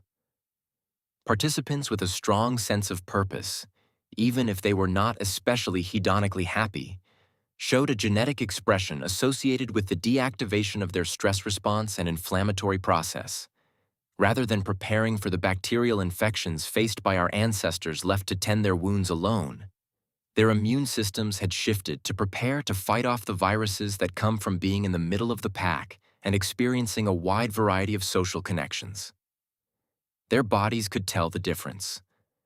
We can see in this phenomenon a genetic echo of heart rate variability. The heart that beats dynamically in response to a sense of connection with others produces a coherence that measurably improves physical and mental well-being, while the heart that feels disconnected beats rigidly to its own isolated rhythm, leading to poor cardiovascular and respiratory health and other illnesses. We might consider these discoveries when we reflect on our own visions of success. When we notice a desire, we might ask, what is the longing underneath this? Is this desire in alignment with my own deepest well-being? Does this desire serve the life around me and bring me into connection with others? How does this desire live in my cells? What might be the long-term effects on my physical, mental, and emotional well-being? As we begin to manifest our intention, it is likely that we will be faced with self-doubt and fear, or feel we are an imposter. This is the mind's natural response to any encounter with the unknown. When we do not believe we have the power to change our situation, we are bound by subconscious habits of a mind rooted in fear. These negative beliefs about ourselves and our world limit the possibilities we see for our future. By limiting our visions of ourselves, they actually determine which desires we have access to and compel us to settle for crumbs or choices that do not feel authentic to us. If we do not believe we are capable of or worthy of having something, it is very painful to go on wanting it. For this reason, we will move on to step 3. Remove the obstacles in your mind, where we will look closely at the common obstacles and false beliefs that arise in manifesting, and how to work with them with compassion. Step 3. Remove the obstacles in your mind. The mind must be emancipated from old habits, prejudices, restrictive thought processes, and even ordinary thought itself. When I was 12, I traveled to the upper realms of the atmosphere, from my bed. Every week, my brother and I left our apartment and followed the railroad tracks for a mile or two until they met the street the public library was on. The gravel crunched under our sneakers as the Southern California heat haze shimmered above the steel tracks. Grateful for the air conditioning in the library, we lingered among the shelves. Then finally we would check out the maximum of 10 books each and carry them in our arms all the way back along the tracks to read in the bedroom we shared. Although each of us was on our own mostly private journey, my brother was discovering his talent as a visual artist and exploring his identity as a gay teen. I was still grateful for the way the ritual gave us time to be together, and I remember the pleasure I felt walking slightly behind him on the tracks, our arms weighed down by our latest treasures. One summer, when I had read every book featuring the Hardy Boys and Sherlock Holmes, I stumbled onto the spirituality shelf at the library and delved into accounts of mystical experiences by the clairvoyant Edgar Cayce, the great yogis Yogananda and Swami Vivekananda, and Paul Twitchell, the founder of the religious movement known as Ekankar, which taught that the soul may be experienced separately from the physical body. Finally, I discovered the Peruvian-American mystical teacher Carlos Castaneda and read his first book, The Teachings of Don Juan, a Yaqui way of knowledge. Desperate to escape the anguish of my family life, I was intrigued by the promise of transcendence from the limited and painful environment I was living in. Without a wise guide to rein me in, I began experimenting with the practices of soul travel and out-of-body experiences. One night, I lay on my bed, did a breathing practice, and attempted to travel with my soul to other planes of reality. At first, nothing happened. Then, with a mixture of delight and uneasiness, I sensed my awareness as it rose up out of my body. My consciousness floated to the windowsill above the battalion of green plastic GI Joes and pass through the window and up into the branches of the tree outside, where I could sit and look back down on my own body resting in the bedroom. The sensation of being in two places at once, of experiencing two selves at once, was scary, but also exhilarating, and seemed to offer a pathway to the freedom and independence I craved. It would have thrilled me to know that 16 years later, the CIA would produce an official report on the application of such experiences that predicted teams of agents going out of body together and sending their detached consciousnesses across the world to spy on top-secret Soviet military projects in the name of national security. But at the time, I thought I was the only one. The period of life from early childhood until early adulthood is when the ego develops. And I see now that I was exploring the inner strength and resources that would allow me to maneuver in the wider world. Through these travels with my consciousness and imagination, I was getting the first hint of the power of manifestation. Motivated by my successes with out-of-body experiences, I was inspired to challenge myself to go further, and I began experimenting with visiting what I believed were different levels of existence through what some people call astral projection. I kept my journey secret from everyone, including my brother, so I had no teacher or mentor to guide me or advise me to slow down. Now, instead of stopping at the tree outside my window or a physical landmark on Earth, I exited my body and rose through the atmosphere until I was so high I could no longer see my body back in my bedroom. The first stage was total blackness, and no longer aware of the world below, I realized I could move within the blackness and travel to other further places. I visited levels completely shrouded in fog and began to notice that in some places I felt an incredible sense of love and connection, and in others, it was quite the opposite. I had a sense of the presence of various threatening and malevolent spirits floating out there. It was as if I were moving through a room filled with dense smoke, where I couldn't see any forms but could feel their evil presence as they drew closer to me. Because I had no guide to explain what was going on, these journeys were often terrifying. I would wake up and feel as if I were paralyzed, with a tightness in my chest that made it hard to breathe and full of a great fear that my soul was going to be taken over by one of these spirits. Sometimes I would cry out in terror and wake my brother, but he assumed I was just having a nightmare. Today, you could argue that I was having what is known as a hypnagogic hallucination, a fleeting perceptual experience that occurs during the transition from wakefulness to sleep, when awareness of the environment drops away but brainstem activity continues. What I didn't know at the time was that these experiences were giving me my first lesson in consciously working with my amygdala, the part of the limbic system in the brain that is responsible for regulating emotions such as fear and anxiety, and that the amygdala is the first gatekeeper in the brain when it comes to manifesting. My travels became so terrifying that I stopped doing any out-of-body mental practices for several years.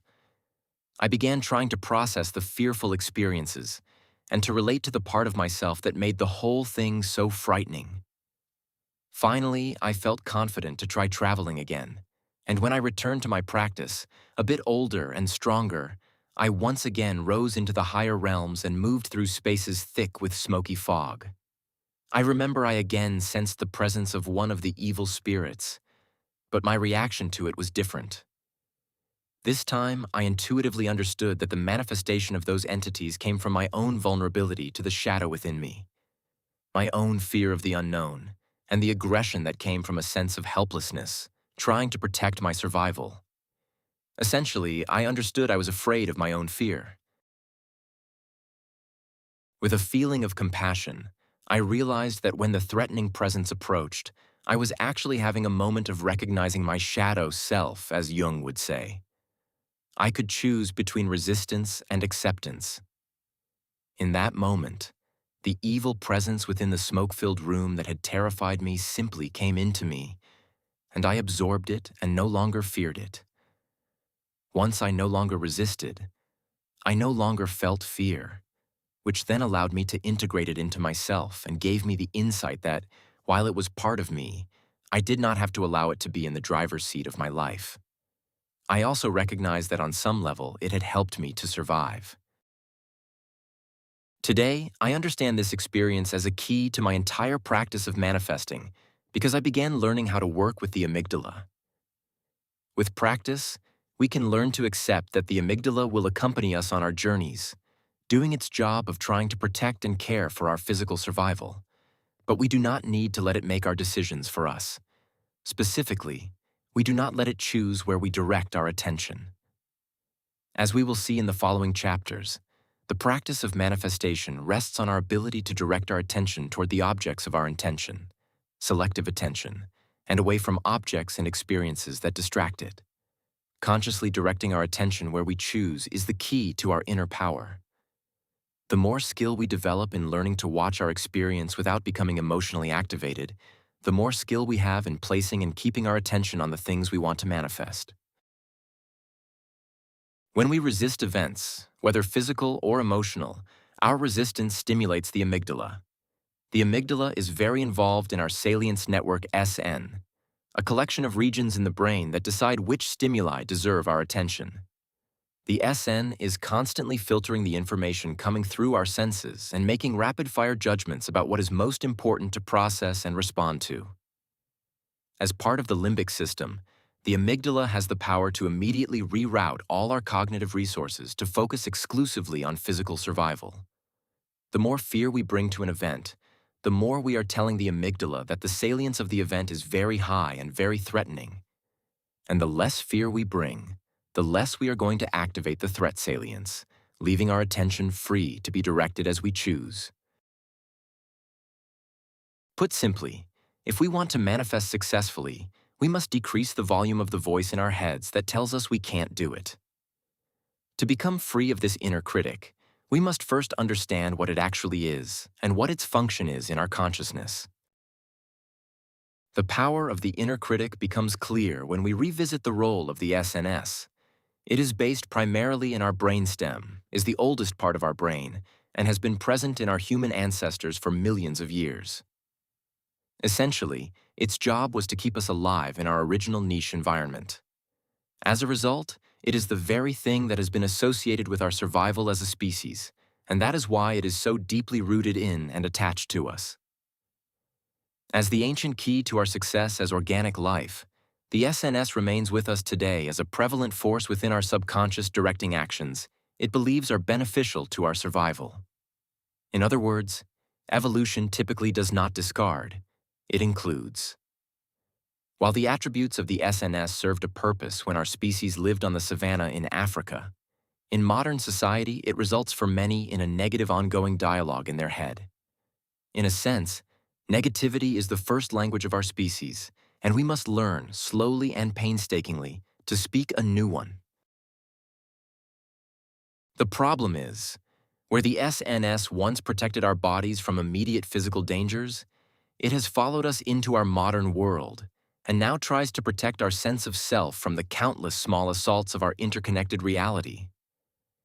Where the fight response may once have helped us defend ourselves against a marauding tiger, it now causes us to fight against the parts of ourselves that we believe do not measure up, triggering overpowering emotions of shame and the feeling that we are not good enough. The volume of the inner critic and its sense of relational threat. What will people think? Who do you think you are? Is now deployed in a chronic maladaptation. It has undergone the unfortunate metamorphosis into the inner critic we know all too well today. Particularly tricky for us as manifestors is the negativity bias, a system of value tagging that makes warnings of danger stand out in our minds as most salient in order to get us to pay attention. From the point of view of the SNS, positivity has no purpose for survival, so it does not merit our attention in the same way as a threat. This is why most news is focused on the negative and not the positive. One of the side effects of our evolutionary path is that in the process of coming into ourselves as a species, negative self-commentary became classified by the mind in the same way as actual dangers. Therefore, due to what is essentially a glitch in our filing system, our negative commentary sticks to us and stands out disproportionately in the mind. As our intelligence as a species increased, The negativity bias hijacked our thinking mind, and then we started making comparisons and connections that are not really valid. If we tell ourselves, I cannot do this, or I am afraid of that, or gosh, if I do this, there will be this and this and this consequence. These are protective attitudes in some ways.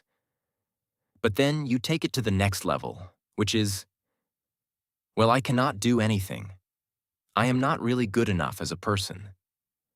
What began as a basic survival mechanism has now mutated into a personal identity, as if what we perceive as our personal failings are innate and beyond our control. In fact, it is just that our body and mind have become addicted to the powerful negative emotions of fear, anxiety, and despair, which at one time were associated with self-protection. Therefore, our addiction to fear and our addiction to a limited sense of self have become fused as one, to the point where we experience them as seemingly inseparable. As a result, it is as if we have created a prison for ourselves that limits our self-agency. Each time we believe the inner critic's negative statements, we are adding a brick to the walls of our self-created prison. And the more of these statements we make, the higher the walls get and the darker it becomes. In fact, the walls start coming in on us as we believe every negative thing we are told about ourselves. And by doing so, we give up our agency to manifest change. We have given it all away to this voice that we thought meant something when it did not mean anything at all. We have given away our power to that inner critic. As an example, I was giving a lecture on imposter syndrome to a group of healthcare executives, and a woman in her 50s stood up. She was crying. In a trembling voice, she said, "My father told me I would never be anything, and I had to prove him wrong." She is now an RN with a PhD in nursing and in an executive position. Yet her father's words had hung over her throughout her entire life. Such a negative childhood experience can indeed be a strong driver of our behavior, but it is often a painful, unhealthy one. This is the power of these negative narratives that get embedded in our heads. Think of how many people are destroyed by such statements and never live up to their potential. Some of us carry these negative stories our entire lives, achieving a successful career yet feeling empty and unfulfilled because we cannot escape that negative inner dialogue. Compare the words of this woman's father to another parent telling his child, "Listen, I love you. You are one of the smartest people I know. You can accomplish anything with your grit and your perseverance and your intelligence. I am so proud of you, and I have no doubt that you are going to be able to do whatever you wish. Know that I will always be there for you, no matter what." When that child faces adversity in pursuit of their goals, the child no longer has that negative voice talking in their head. Instead, they will confront the challenge thinking, "Well, my parents believed in me. My friends believe in me. They are there for me. I can do this." When we think of the inner critic, we often focus on how badly it makes us feel, how discouraging and deflating, but in fact, the truly unhelpful aspect of the inner critic is that it is very distracting. It drains the energy out of your attention and impedes your ability to focus on your intention. The reason we become discouraged is that the inner critic's cruel tirade steals our inner resources and diverts them away from our positive and healthy life goals.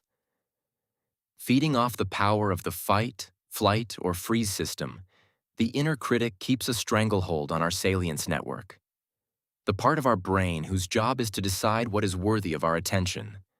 Then, once we are distracted away from our goal and fail to achieve it, the inner critic has a field day torturing us for that, and so on in a vicious cycle. When we come into the world, we are in an open, flexible, and unconditioned state not characterized by habits.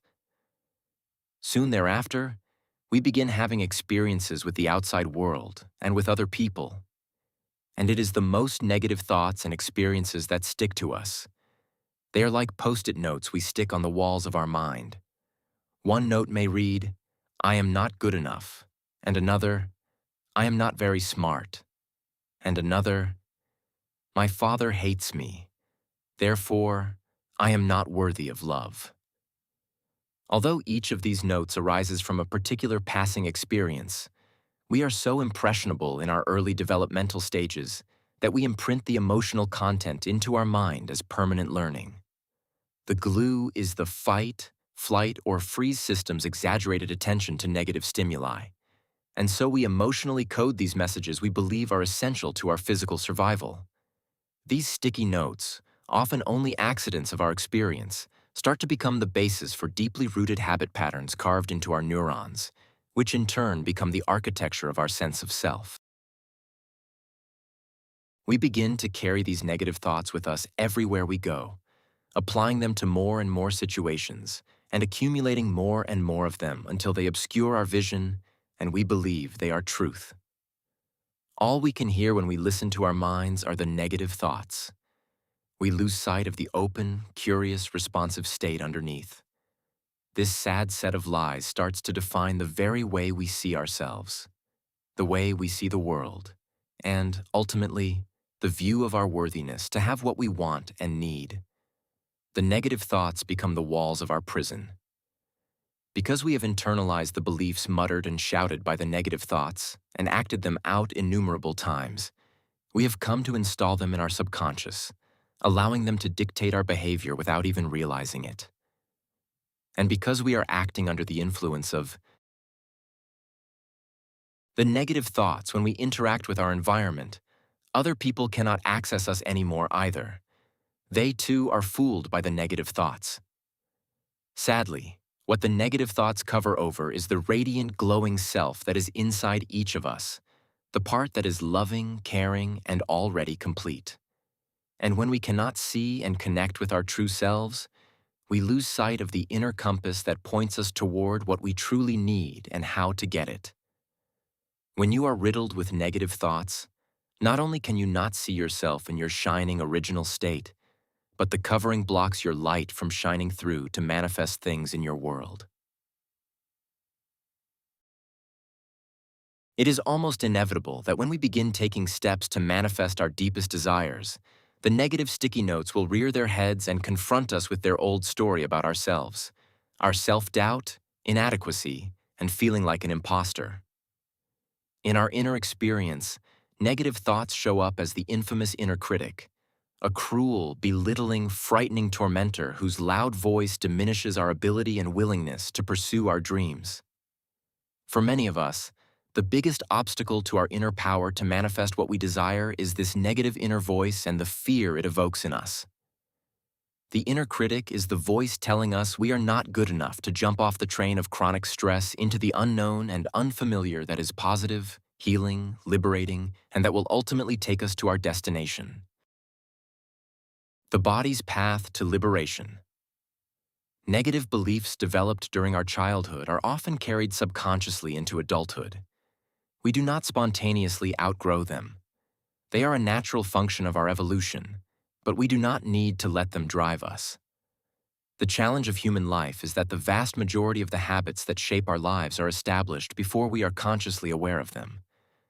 By the time we wake up to this fact, usually as the result of our lives not turning out as we would have liked, we discover we have been playing out conditioned patterns subconsciously, and these were the true drivers of our behavior.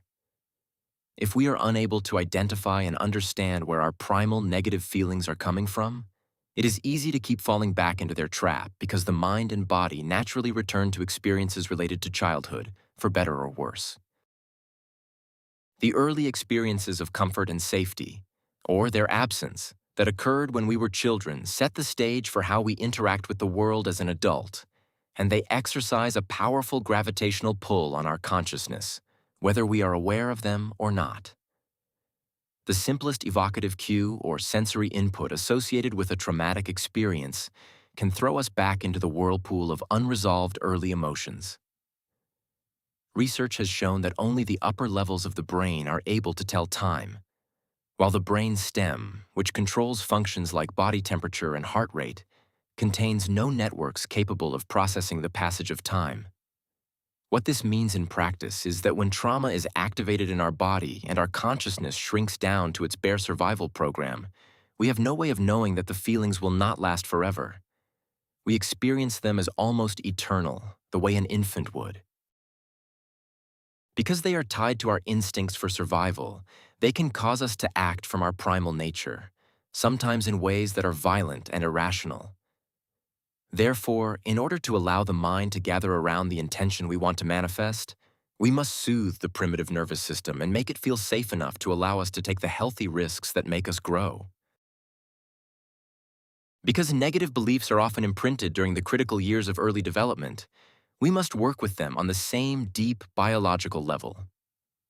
Luckily, we find the pathway out of our habitual negativity through a more recent evolutionary innovation: the mammalian caregiving system. As we discovered above in our discussion of the physiology of manifesting, an extraordinary biological transformation was necessary in the evolutionary transition from reptiles to mammals. One of the major adaptations was the evolution of the dorsolateral vagal nerve, a large part of the vagus nerve that links the internal organs with the central control systems in the brain and is the basis for the rest and digest response.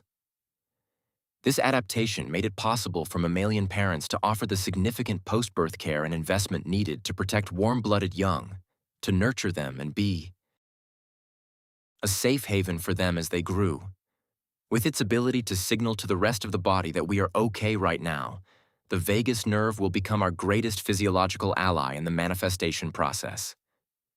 Once we get the hang of being okay in the present moment, we can cultivate self-compassion, the inner critic's kryptonite. Due to the miracle of neuroplasticity, or the brain's ability to change itself, it is possible through a self-compassion practice to activate the pathways of the caregiving system consciously and intentionally to give ourselves the love, care, and connection we may have been deprived of in our most vulnerable years. We may then work directly with our negative sticky notes, bringing them gently into our awareness, and offer ourselves the safe haven we need to feel unconditionally valued, loved, and cared for. It is then that the notes or negative commentary will begin to recede. In the following exercise, we engage the same sensitivity to distress that a parent feels for their infant, and, using the same life-giving pathways in our physiology, turn it toward ourselves. Self-compassion has the power to heal the parts of us that make us feel chronically unsafe and unloved, and transform them into vital sources of wisdom and compassion to share with others. Learning to connect with other human beings and share in their struggles will also serve us down the line in our manifestation process, when we recognize the need to enlist support from others to pursue our goals and meet them with resilience. The power of beliefs. Often our habitual negativity keeps our lives small through the power of limiting beliefs. These are often beliefs we formed about the world in our early lives.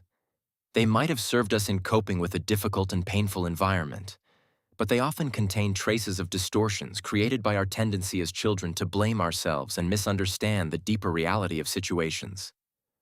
Our negative beliefs can be about the world around us. The world is a cruel and unloving place. Life is unfair, so why try? Or, most painfully, about ourselves.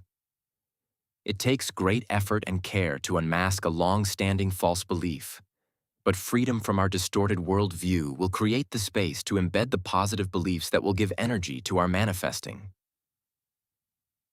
Shankar Hemedy and I met through the compassion training program I started at Stanford, and he shared his story with me. He grew up in the suburbs of Mumbai, where his father was a mail carrier and his mother worked in the home. Having been abused by her own family, she suffered from PTSD and chronic depression. Shankar describes his early environment as not only financially but also socially impoverished. Relatives would often remark that if he only went to the right school or found the right mentor in the right neighborhood, he would do well. But such connections were not easy to find. Early on, he began to develop the core belief, "There is not enough," which painfully evolved into, "You are not enough." It was very hard to imagine a glorious or positive future, Shankar says. Nonetheless, he experienced acts of kindness and generosity in his community. When he was in first grade, Shankar's mother was not always able to make him breakfast due to her debilitating condition, and so she would give him a small amount of money to buy a snack at school, about 10 paisa, the equivalent of 1 cent in American currency. During the snack break, he would give his money to one of the security guards at the school, who would go out and buy something for him at the market. Somehow, Shankar's teacher learned about this from the security guard, who told her that Shankar's small amount of money was enough only to buy some candies or cookies, but not enough for something truly nourishing. From her own resources, Shankar's teacher began supplementing his snack with her own money so that he could have raisins and nuts or a piece of fruit to eat on the snack break. Once, when Shankar's mother was visiting the school, she noticed her son's healthy snack and discovered his teacher was paying for his nourishment from her own pocket. This was Shankar's first realization of the kindness and goodwill of others. Its significance, though, only became clear to him in adulthood. Several members of Shankar's community saw promise in him and introduced him to concentration practices, such as focusing on the breath, and encouraged him to succeed because he had gifts to share with his community. His ability to concentrate on his intention instead of his negative inner dialogue served him well. He was admitted into the Indian Institute of Technology and began a track toward a financially successful career in engineering. This, in turn, led him to move to the Bay Area, where he became an entrepreneur, first in the electronics arena and later in biopharmaceuticals, working to make cancer medicines safer for patients. As he became more financially secure, Shankar was aware of the inner voice that told him he could not afford to give to others because he would never have enough for himself and for his family.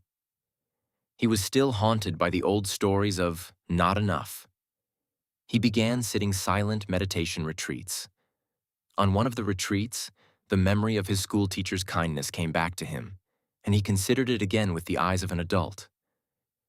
With an aching heart, he saw that his teacher's salary had been about 80 rupees or $10 a month at that time, and the money she was giving to make sure Shankar had a proper healthy breakfast was a significant percentage of her monthly income.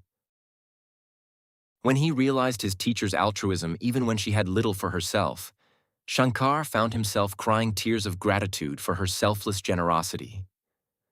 This was a profound lesson that allowed him to break the grip of his core belief of inadequacy and scarcity, and to begin offering workshops on technological and emotional learning to underserved and remote communities around the world. When he became free from the limiting beliefs conditioned in his mind by his early environment, Shankar was able to focus fully on his earliest intention to offer his gifts in service of young people who feel overlooked and forgotten, allowing them to realize their potential. Practice. Beliefs and their opposites. Negative beliefs about ourselves are like mushrooms. They grow in the dark. And so, it is often very useful to get them out from the darkness of our heads and into the light where we can see them clearly for what they are. The following practice enables you to identify the beliefs and stories that are holding you back, and to consciously work with transforming them so they serve you better. 1. Get yourself ready. A. Set aside some time to be alone with yourself. B. Have a pad of paper and a pen near you. C. Divide the paper into 2 columns: beliefs and opposites. 2. Begin to relax. A. Find a comfortable posture, either sitting up straight or lying on your back. B. With your eyes closed, take 3 breaths slowly in through your nose and out through your mouth. Repeat until this type of breathing feels comfortable for you and is not distracting. C. Beginning with your toes, start to relax the muscles of your body all the way to the top of your head, feeling more and more at ease as you focus on letting go of tension. You will find that as you do, there is a sense of peace that envelops you, and you feel safe. 3. Reflect on a good feeling. A. Start to evoke a memory or image of feeling cared for and valued unconditionally. Let the positive feelings suffuse your experience, flowing out from your heart to your organs and all your limbs. 4. Reflect on negative beliefs. A. Gently invite some of the beliefs about yourself and your life that have caused you difficulty into your mind. B. You can imagine you are safely perched at the top of a tree or on a high cliff or balcony, and these beliefs are gathering below. C. See if you can recognize some of the usual suspects. I'm not good enough. I got a raw deal. I'm too damaged. And others. Without judging, try to simply see these beliefs clearly. Witness them in your mind. You may sense the pain they have caused you. Let it happen. When you are ready, gently open your eyes and begin writing down the beliefs in the beliefs column. Write freely and do not censor yourself. Don't worry about spelling, punctuation, or whether they are the right ones or not. Read the list of beliefs out loud. Notice your emotions and physical sensations as you read. Do you feel a contraction in your heart, a knot in your throat, a sense of disappointment, a wave of anger? If you need to revisit the good feeling you reflected on for support, feel free to do so. 8. Record the opposites. A. When you are ready, turn to the opposites column. For each belief you wrote, write the opposite. I am good enough. I have the inner power to change my circumstances. I have all the time, love, and support to pursue my goals. B. Explore what language feels accurate and alive for you, and remember you do not need to get it perfectly correct right away. 9. Reflect on your practice. A. Take a few moments to consider the page. Notice how the two columns resonate with each other. B. Acknowledge that you have begun to transform the beliefs into their opposites simply by becoming aware of them. When we meet someone who is at peace with themselves and relates to us without judgment and with a depth of compassion, we are empowered to relate to ourselves in the same way. When I met Ruth, I experienced what is now called a sense of psychological safety. I thought to myself, wow, I walked in, and this woman looked up with this radiant smile that embraced me, and suddenly I felt calm.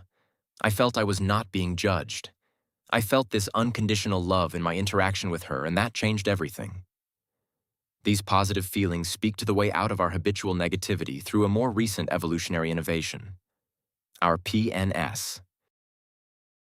Many of our deepest wounds that give rise to the loudest negative commentary in our minds arise from distressing experiences in our earliest stages of bonding with our caregivers. We did not feel secure in their love, attention, and care, and they did not offer a secure base or safe haven from which we could confidently explore. These early disappointments and traumas underlie the very beliefs that have become the obstacles to manifesting our goals. Therefore, if we want to treat the obstacle at its root, we must understand that our job is to offer ourselves a safe haven in which we feel unconditionally valued, loved, and cared for. We must engage the same sensitivity to distress that a parent feels for its infant, and, using the same life-giving pathways in our physiology, turn it toward ourselves through self-compassion. There are times when we cannot remove the obstacles in our minds on our own. We need the compassion of others to give us an embodied experience of what it feels like before we can offer it to ourselves. Help on the path. Sylvia Vasquez Lavado. Never imagined she would be so happy just to see a cigarette butt. It was pitch dark in the middle of the night in the remote jungle of Papua, on the western half of the island of New Guinea, and Sylvia was lost.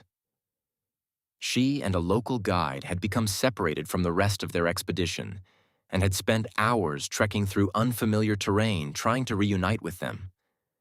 The landscape seemed to be toying with their minds, tricking them into hope, then leaving them stranded. As the sun set, they became more and more uneasy.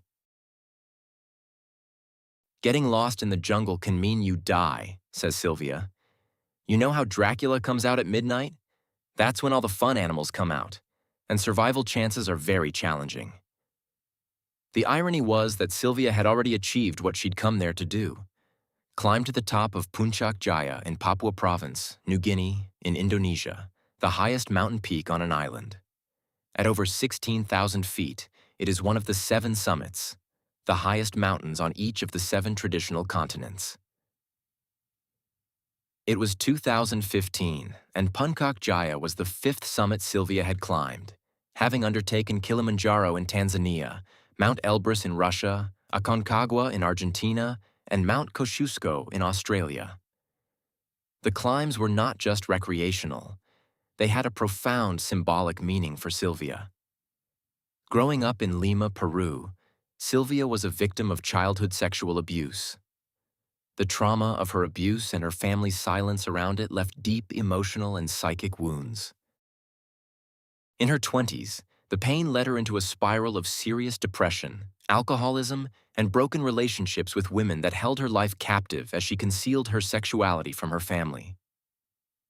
Even though she achieved success amidst the male-dominated posturing of the high-tech Silicon Valley world, she knew the untended wounds of her past were threatening to swallow her up. Finally, out of desperation, she accepted her mother's invitation in 2005 to return to Peru to participate in an ayahuasca ceremony during which she had a transformative vision. Her younger self appeared to her and called to her to walk together in a valley surrounded by mountains. This experience of illumination and reconnection was the start of a newfound sense of purpose. Sylvia would heal herself by climbing the great mountains of the planet. In 2014, she had even started a nonprofit, Courageous Girls, whose purpose was to empower other young survivors of sexual abuse through climbing. Sylvia's calling had brought her to New Guinea with an expedition team of other intrepid mountaineers to ascend the limestone faces of Puncak Jaya. The plan was to travel by helicopter to the base of the mountain, make the ascent, then hike back through the jungle over 7 or 8 days, accompanied by members of the indigenous tribe living at the base of the mountain. The men from the tribe served as porters for the individual and kitchen tents, and the women set up the camp and prepared the food. Living in this way in this remote environment, the indigenous people remained connected to their ancestors through traditions from millennia before, practicing pig husbandry and sweet potato cultivation. The men still walked almost naked, and many of the women hiked the entire way barefoot. The morning after the summit, the locals left first to reach the next destination and set up the spot for that night's camp. Then the rest of Sylvia's team did what ambitious mountaineers often do. Boom. They took off, too, driven to reach the next goal, to achieve the next memorable experience, while forgetting about the human connection. Tired out by the climb and nursing sore feet in her muddy hiking boots that were wrong for the terrain, Sylvia was slow to get started, and the others left her behind with an assistant guide. Sylvia was meant to be right behind her team, but when she and the guide set out, they could not find the group's trail. They hiked and doubled back and scoured the virtually trackless landscape for clues but could find nothing. It was as if the others had just vanished. They began to realize they were lost. They'd tried to use a distinctive tree as a landmark, only to circle back and discover 5 more just like it. The sun was setting, and Sylvia knew they were coming dangerously close to violating the most basic rule of trekking by getting lost in the jungle at night. Were the voices in her head that told her she could never achieve her dream right? Had she come all this way, climbed all these mountains just to be devoured by some terrible night creature and disappear without a trace? Night fell. With only the glow of their headlamps, Sylvia and the guide kept searching. They tried to navigate by sound. Running water? Must be a river. But as they walked toward where they thought the water was, the sound only got farther and farther away. Sylvia pushed aside the fear and despair that were starting to well up in her stomach. She had never experienced darkness so thick, like being inside a black hole. What about the remaining summits, and the other young women she had pledged to help? Sylvia and the guide stumbled their way to what looked like it might have been a path. But was it? After so many false starts and short-lived hopes, it was difficult to trust their instincts. And then she saw a tiny flash of something white. She approached and cast the light of the headlamp over it. A cigarette butt. This little scrap of litter, so unnoticeable in daily life and so out of place among the strange trees of the jungle, was finally a sign they were on the right track. They could expect another butt 5 meters away and follow it like a trail of breadcrumbs. This was the central point they had been lacking. With renewed hope, Sylvia and the guide set off again on the trail. In the meantime, the team had realized Sylvia was missing and formed a search party to retrace their steps. At last, Sylvia saw the light from their flashlights, and she was back in the safety of camp. The next morning, Sylvia was exhausted from the hours of aimless wandering and the adrenaline of believing she might die in the jungle. But the other climbers were packed and ready to go, and instead of taking care to make sure Sylvia was all right, the other climbers took off again, leaving her behind. Sylvia watched them depart with dismay. Then, to Sylvia's surprise, the local women surrounded her. Some stood in front of her, and some stood behind in their multicolored embroidered clothing. Smiling, they made it clear they would be escorting her to the next camp. They would make sure she would not get lost again. Sylvia first came to me as a patient when she was recovering from a traumatic brain injury and wanted advice on how to rehabilitate herself. Since then, we have become good friends, and she told me this story. She remembers how, in their bright eyes and open expressions, she could see the women understood. She needed help, and they were responding with compassion. I felt a sense of true unconditional care and compassion from these total strangers. She says, "They taught me something about love. You don't need a language for it." And so they trekked with her the entire rest of the way out of the jungle, mostly in silence, making sure she reached her destination. Sylvia went on to become the first openly gay woman to climb the 7 summits, carrying with her the sense of being led and held by the indigenous women. Their unconditional love taught her to offer compassion to herself when she faced adversities. Practice. Self-compassion. Many of us are our own worst critics. While this can motivate people to perform and achieve, the cost is very high in regard to self-esteem. This negative sense of self-worth lives with us always and can gravely impact our health and mental well-being. The negative dialogue often causes further damage because when we tell ourselves we are not capable, we are not worthy, we are not loved, and never will be, and that we are an imposter, we limit what is possible for us. The reality is that within each of us there is extraordinary power, but we give that power away by our negative self-talk. Self-compassion has the power to heal the parts of us that feel chronically unsafe and unloved, the basis for our shadow and our resistance to thriving, and transform them into vital sources of wisdom and compassion to share with others. This practice is designed to address feelings of unworthiness at the root. Get yourself ready. Find a time and a place to do this practice so that you will not be interrupted. Do not start this practice if you are stressed, have other matters that are distracting you, have drunk alcohol or used recreational drugs in the last 24 hours, or are tired. Have a pad of paper and a pen near you. Begin to settle. Before we begin, sit in a relaxed position with your eyes closed. Let your mind wander and for a moment listen to all the negative thoughts that go through your head. Don't fixate on a specific image or thought. Just relax your mind, feeling how the negative self-talk lives in your body. Is there a particular place in your body where you feel it? What are the sensations? Reflect on your experience. Sense how this negative self-talk diminishes you and limits you. Think about how you confuse the negative self-talk with reality. B. Sit with these feelings for a few minutes. How do these thoughts make you feel? Do you feel sadness, anger, numbness, restlessness? A. Sit up straight with your eyes still closed and take 3 breaths slowly in through your nostrils and slowly out through your mouth. Repeat until this type of breathing feels comfortable for you and is not distracting. B. Beginning with your toes, start to relax the muscles of your body all the way to the top of your head, feeling more and more at ease as you focus on relaxing your body. You will find that as you do so, there is a sense of calmness that envelops you, and you feel safe. You feel a sense of warmth and a sense of acceptance, and are no longer worrying about people judging you or criticizing your dreams and aspirations as you slowly continue to breathe in and out. You are comfortable and relaxed as you continue to slowly breathe in and out. The negative self-talk may arise, but gently acknowledge it and don't attach to it. Come back to the focus on your breath. Call to mind how it feels to be safe. For many, this elicits thoughts of a mother or a loved one holding them or embracing them.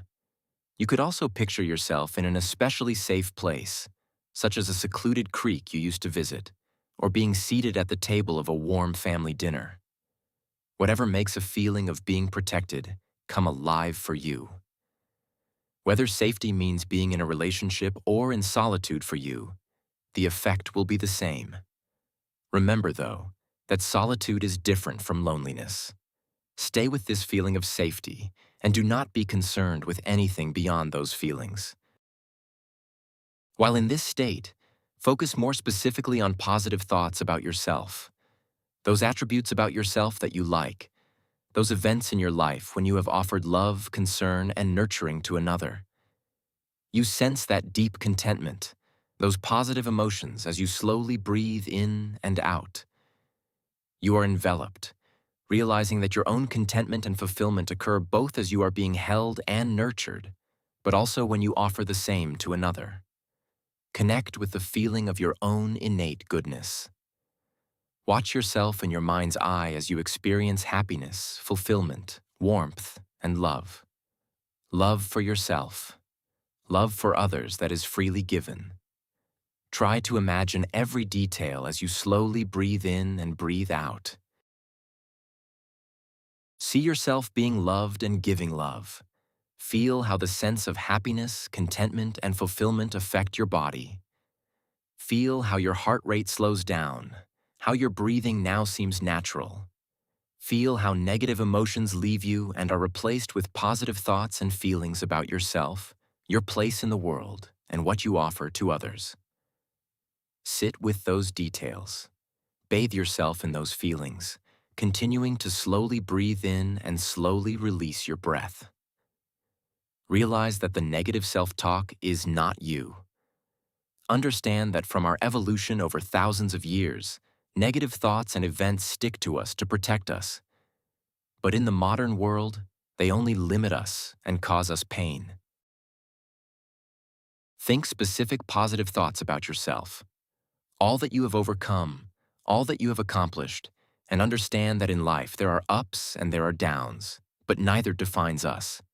Understand that this is the nature of our reality as humans. Repeat to yourself that you are worthy of love, that you can accomplish anything, that you are deserving of success, that you are not an imposter. Some of you may struggle to believe what you are telling yourself, and this is natural. For now, it is enough to act as if you do. With time, a deeper trust will come if you are patient. Sit with this reality and feel how calm and satisfied you feel as you continue to slowly breathe in and breathe out. With this feeling of calmness and satisfaction comes a sense of being enveloped by love. You understand the nurturing effect of love and how it allows you to see your power and your potential. Sit with these feelings and continue to slowly breathe in and breathe out.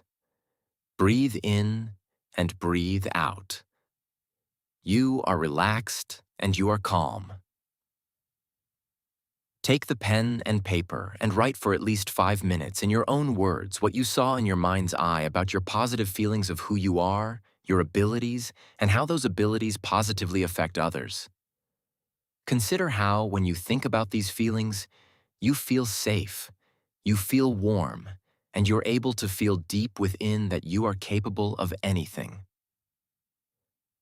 Write as many details as possible. Whether it is a few sentences or a paragraph, it only matters that it defines for you the power within you and the power of caring, of nurturing, and how, when you do so, it affects your body, how by reframing and changing your mindset, it releases you from your self-imposed limitations. Simply sit with your eyes closed, slowly breathing for 3 to 5 breaths in through the nose and out through the mouth. Now open your eyes. First, silently read what you wrote. Then read what you wrote aloud to yourself. Sit with those thoughts of the power you have within yourself and how offering caring and nurturing for yourself affects your mind and your physiology. Sit with these feelings for a few moments with your eyes closed. Now think of how that caring and nurturing makes you feel safe, how that safety has given you permission to own your own power, and how that power allows you to manifest. Feel how relaxed and calm you are with the satisfaction that you are loved, and that you are capable of giving that love to not only yourself but to others, and by doing so create a deep, positive sense of yourself. B. It is being within this state and mindset that creates the environment for you to manifest your greatest desires and wishes. Once we start to loosen the distracting grip of the inner critic and consciously care for our wounds of the heart, we become empowered to teach our salience network what is important to us. We learn to hold our inner compass clearly and constantly in our minds. When we are fully free to visualize and rehearse our dreams, the power of our imagination lets us live in them in the present, and this enables us to be in frequent contact with the elevated positive emotions we need to teach our subconscious to pursue the goals and dreams we envision for our lives. In the next chapter, Step 4, embed the intention in your subconscious. We will learn how to gain access to the filing clerk and the bloodhound of our subconscious mind and give them the scent they need to pursue our intention wholeheartedly and constantly. Embed the intention in your subconscious. Concentrate all your thoughts upon the work at hand. The sun's rays do not burn until brought to a focus. Alexander Graham Bell. Jim Carrey's $10 million check is one of the most famous examples of manifesting in popular culture. But how it came to be is less well known. As Carrey shared on the WTF with Mark Maron podcast, his childhood outside of Toronto was not easy. His mother, Kathleen, suffered from severe depression as well as physical ailments like rheumatoid arthritis and colitis. The child of alcoholics, she became addicted to pain medication and, in Carrey's eyes, emotionally abandoned her children. Carrey's father, Percy, was a gifted professional jazz musician who sold his saxophone to pay his wife's hospital bills. Carrey described his father as an insanely joyful, incredibly funny animated character that didn't just tell a story, he became the characters. Everything I've done in my comedy career can be traced back to that origin. I love that guy so much. In his commencement address at Maharishi International University in 2014, Carrey reflected on how his father could have been a great comedian, but his own lack of belief made it impossible. Instead, he chose safety and stability by getting a job as an accountant. Then, when Carrey was 12, Percy was let go from that job and the family had to scramble to survive. "I learned many great lessons from my father," Carrey said, "not the least of which was that you can fail at what you don't want, so you might as well take a chance on doing what you love." After Percy lost his job at age 51, Carrey's family lived in a Volkswagen camper and in a tent on his sister's lawn in the country. Then they worked, as a family, as janitors at the Titan Wheel tire factory in Scarborough, where his co-workers intentionally defecated in the sinks due to feuds between the families. Carrey's once excellent grades suffered, and he dropped out of high school at age 16 to work full-time. At first, these childhood adversities led Carrey to feel a personal vendetta, to blame the world for his family's financial and emotional woes. He became convinced that life was unfair and unforgiving. Beginning in 3rd grade, Carrey started making faces in the mirror for hours, talking to himself in funny voices, and entertaining his family with impressions of neighbors and popular television stars. When his mother was in pain, he jumped up on her bed in his underwear and imitated a praying mantis until she was laughing so hard her belly hurt. He put on outrageous shows for dinner guests, and at age 15, Percy took him to appear at a hip underground comedy club in Toronto called Yuck Yucks. He bombed, but the experience set him on his path toward comedy stardom, ultimately inspiring him to move to Los Angeles to hone his craft full-time. Carey had a huge vision for himself from the start. "I've always believed in magic," he told Movie Line magazine in 1994. He went on to describe how, before he was well known, he began a ritual of driving up Mulholland Drive every night, parking his car overlooking the city, stretching out his arms and telling himself, "Everybody wants to work with me. I'm a really good actor. I have all kinds of great movie offers." As he repeated these phrases and visualized them coming true in his mind, he started to convince himself he did have a couple of movies lined up, and as he drove down the hill, he affirmed to himself, "Movie offers are out there for me, I just don't hear them yet."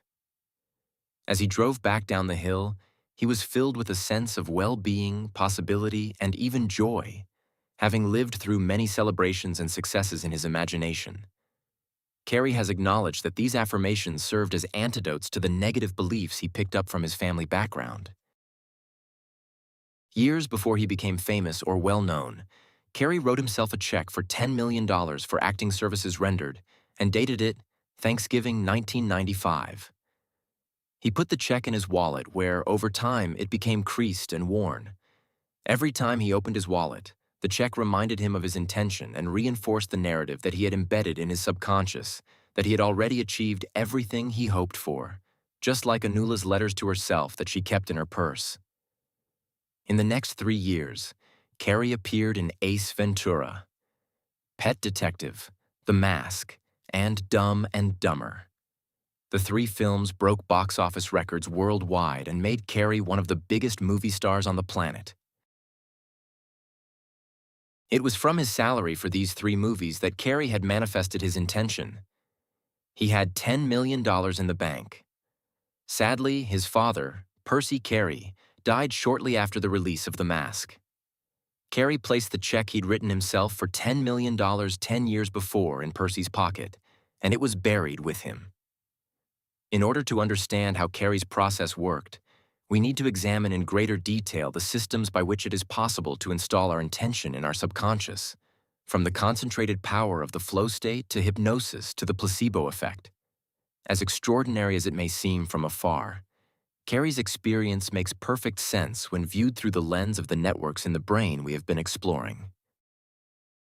There's a maxim that is often repeated among entrepreneurs. People do business with people they know, like, and trust. This is true for small business owners and the ambitious entrepreneurs and CEOs of huge companies. But it is also true of the brain. The brain is constantly blocking stimuli and deliberately filtering out most of our experiences. Like a homebody set in their ways who groans and digs in on the sofa instead of going to the party. The brain resists new experiences that might force it to alter its complex circuitry that has served a purpose, be it healthy or not, over time. The reason for this is that the human brain is designed to be extremely conscientious about its energy use. For all the thinking power, vision, and abstract reasoning the brain provides us with, it is an energy guzzler.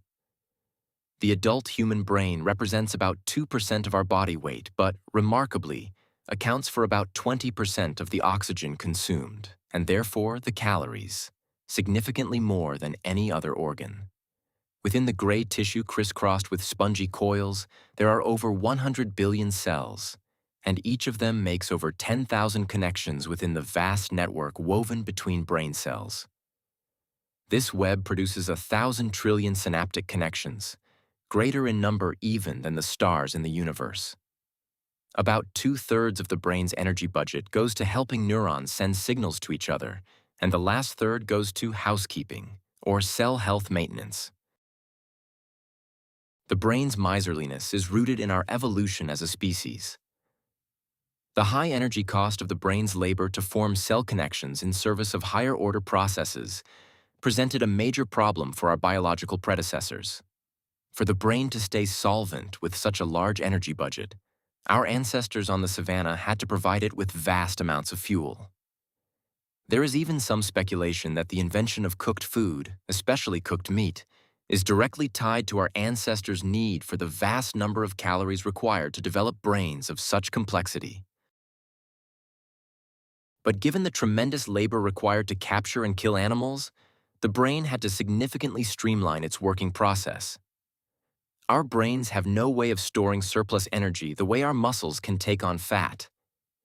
So, when our brains need energy, they must draw on a quick-release fuel source, our blood sugar. Any extra work the brain must do pulls on our glucose levels, which is like the premium unleaded gasoline of the body. Such precious fuel is in short supply, and the body relinquishes it only sparingly.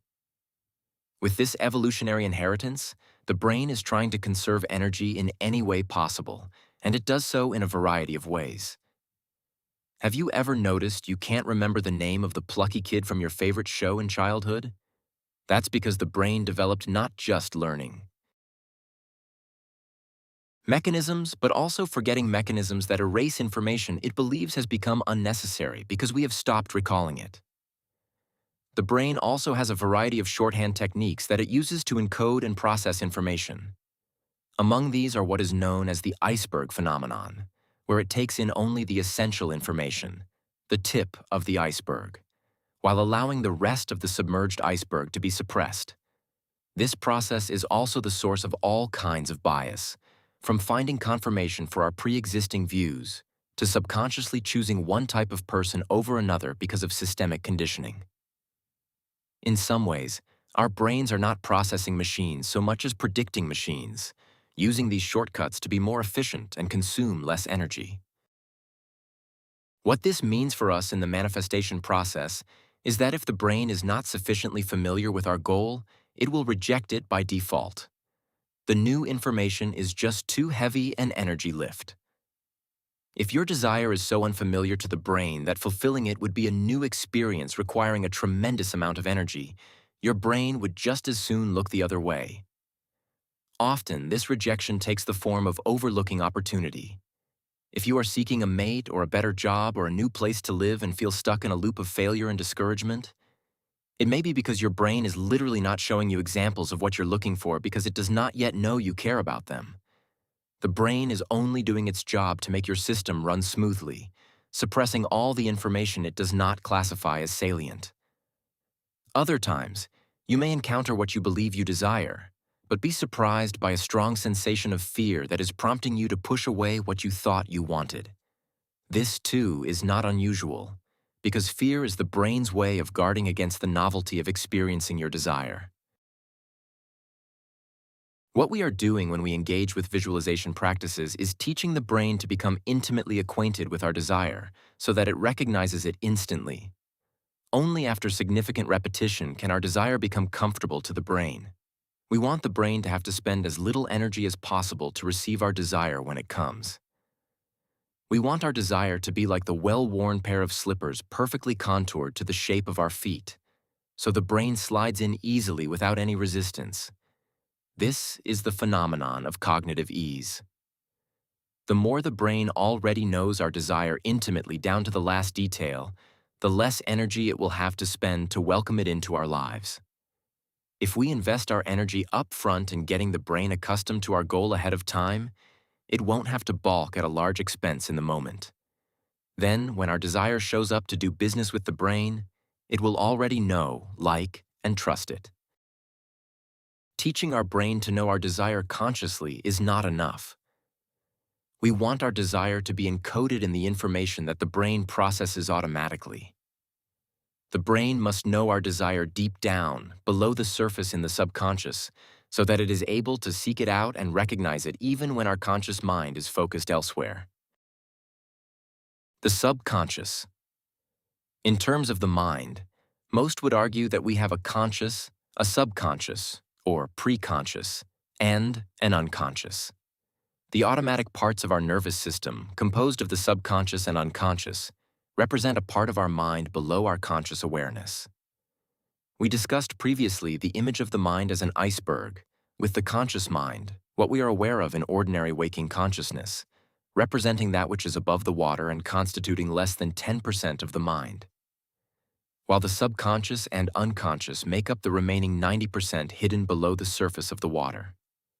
At its simplest, the conscious mind means having awareness of internal and external existence. This awareness is based on the five senses, the qualia, the subjective interpretation of the senses, and the conscious access to memory and prior experience. Today, the definition often includes any kind of feeling, cognition, or perception. On a conscious level, we can sense events around us, interactions with others, sensory input that is necessary to process for survival, events occurring right now. Yet there are myriad events that typically occur automatically and that are not noted on a conscious level, such as control of body temperature, heart rate, release of hormones, or other factors important to maintaining the homeostatic control of the body itself, autonomic processes. These mechanisms have evolved over millions of years. Although we may not be conscious of it, that huge 90% of the iceberg under the water exerts a powerful influence on our behavior. Thus, the subconscious is working around the clock, taking care of us and making many decisions automatically. On some level, we are consciously aware that there are vast and complex processes churning away below the surface. But our experience of it is that we are often surprised by its workings. The subconscious can seem strange, magical, and even frightening because we are not seeing how it is working or what it is doing. We may even feel it is like a shadow government, pulling the strings of our lives behind the scenes. The sources of most of our reactions to people, places, and things are at a subconscious level or just beneath the surface, and we do not realize we have any agency over them. Consequently, we often ignore them, with the result being that they drive our behavior without our knowing it. As we continue in our process of manifesting, part of what we are doing is making friends with our subconscious mind, respecting its wisdom and its power, and coming to feel through practice that it is serving us, even if its workings are obscure. We humbly acknowledge that we depend on it for our waking mind. In time, we learn to recognize our subconscious as the source of our intuition, our inner guidance, our creativity, and our resilience. In fact, it is our subconscious mind that makes it possible for us to pursue our goals without getting in our own way, because it harnesses the power of our agency without being diluted or distracted by our self-consciousness. The subconscious system has the power to separate our deeper intentions from the incessant chatter that makes constant demands on our attention. Because it latches on to the intention without being derailed by the chatter, it is capable of extreme focus on the task while remaining free from distraction. In this way, the subconscious maximizes the meeting between attention and opportunity. The trick in working with the subconscious is to teach it what is important to us by changing where our attention is placed and how we feel about the chosen object of our attention. This is how we bring our subconscious in alignment with the directives of our inner compass. If we are constantly distracted, thinking about our job activities, our to-do list, what others think, or the events of the day, then we can't focus on embedding our conscious intention so that it becomes the inner directive of our minds. We teach our subconscious what is important through repetition and positive emotion.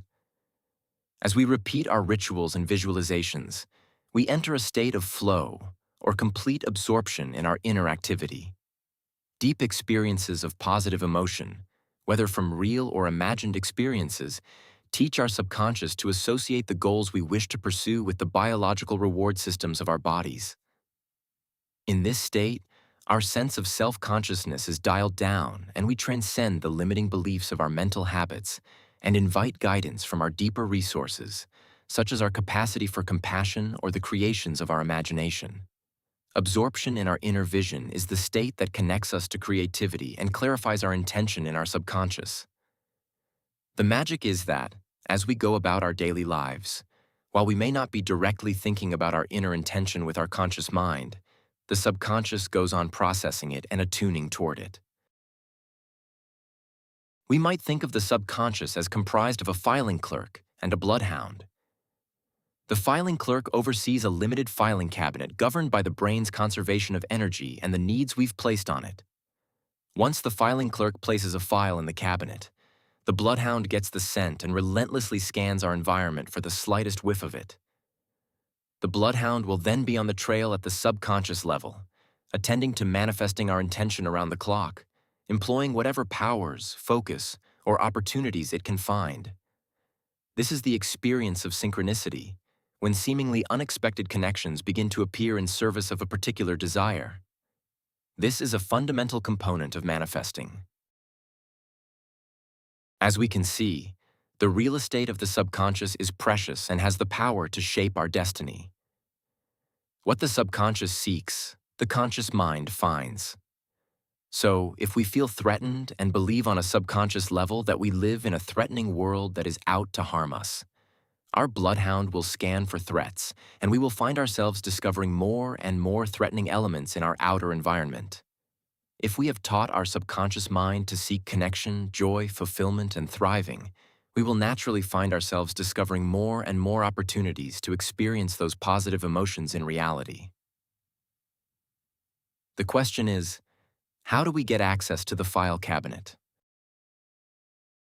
50 bits. The space in our subconscious filing cabinet is not the only limited real estate. Our conscious attention is highly circumscribed as well. Our system is bombarded by about 10 million bits of data per second, the equivalent of 10 HD movies. However, it is able to process only about 50 bits consciously. This means that about 99.9995% of our brain's bandwidth is not available to our conscious mind. As a result of this vast gap in processing, the brain is wired for inattention and inertia, rather than attention and choice. Most of our choices are made from unexamined habits or wired responses associated with threat, so we often don't pause in the moment to ask ourselves what we would decide if we were really considering it. Instead, we just let our subconscious make the call. The result is that there is often a disconnect between what we truly desire and what we actually do. Therefore, we must consciously create healthier habits of attention. The more attention we give a particular intention, the more we teach our filing clerk to prioritize it as an inner directive. This is the truth expressed by the phrase, "Where attention goes, energy flows." This is the reason the cortex is instrumental in manifesting. It has the power to focus our 50 bits of attention where we choose. The important thing to understand about the subconscious is that it responds to repetition. The more we focus on a particular outcome, visualize it, imaginatively experience it with our 5 senses, and repeat the desire to ourselves and to the world, the more the filing clerk will catch on to the salience of our desire, and the more our bloodhound will get to work to have our mind manifest our intention. In order to understand how intentions get embedded in the subconscious, we can use several analogies: flow, hypnotism, and placebo. Recruiting the SNS. The reason negativity and the sense of threat has such power over the subconscious is that, because of the evolutionary structure of the brain, the SNS does not have to go through any neural processing in order to gain access to it. Therefore, the fight, flight, or freeze response to any perceived threat can be triggered with little to no oversight from the conscious mind. As we have considered in previous chapters, the problem is that the SNS is strictly reactive and hijacks everything else to get its agenda going because it is the thing that is protecting us and keeping us alive, at least in its interpretation of its job, shaped by millennia of threat. Unfortunately, many of the things it does are not helping keep us alive at all, and certainly are not helping us to flourish in today's world. As long as the SNS is curating the subconscious, the filing cabinet will be filled with fears, phobias, insecurities, and habitual beliefs that will be skewing our experience of life to the negative, the frightening, and the limited. Before we bring the light of awareness to our subconscious, we must see that it is really the domain of our survival fears and desires, the legacy of our evolutionary inheritance. And so the first step in harnessing the power of our subconscious is to sublimate all the whims and wants of the SNS. In practice, this means recognizing that our tendencies to be stressed and anxious derive from the experiences of evolutionary predecessors that have been embedded in the subconscious and become the default software.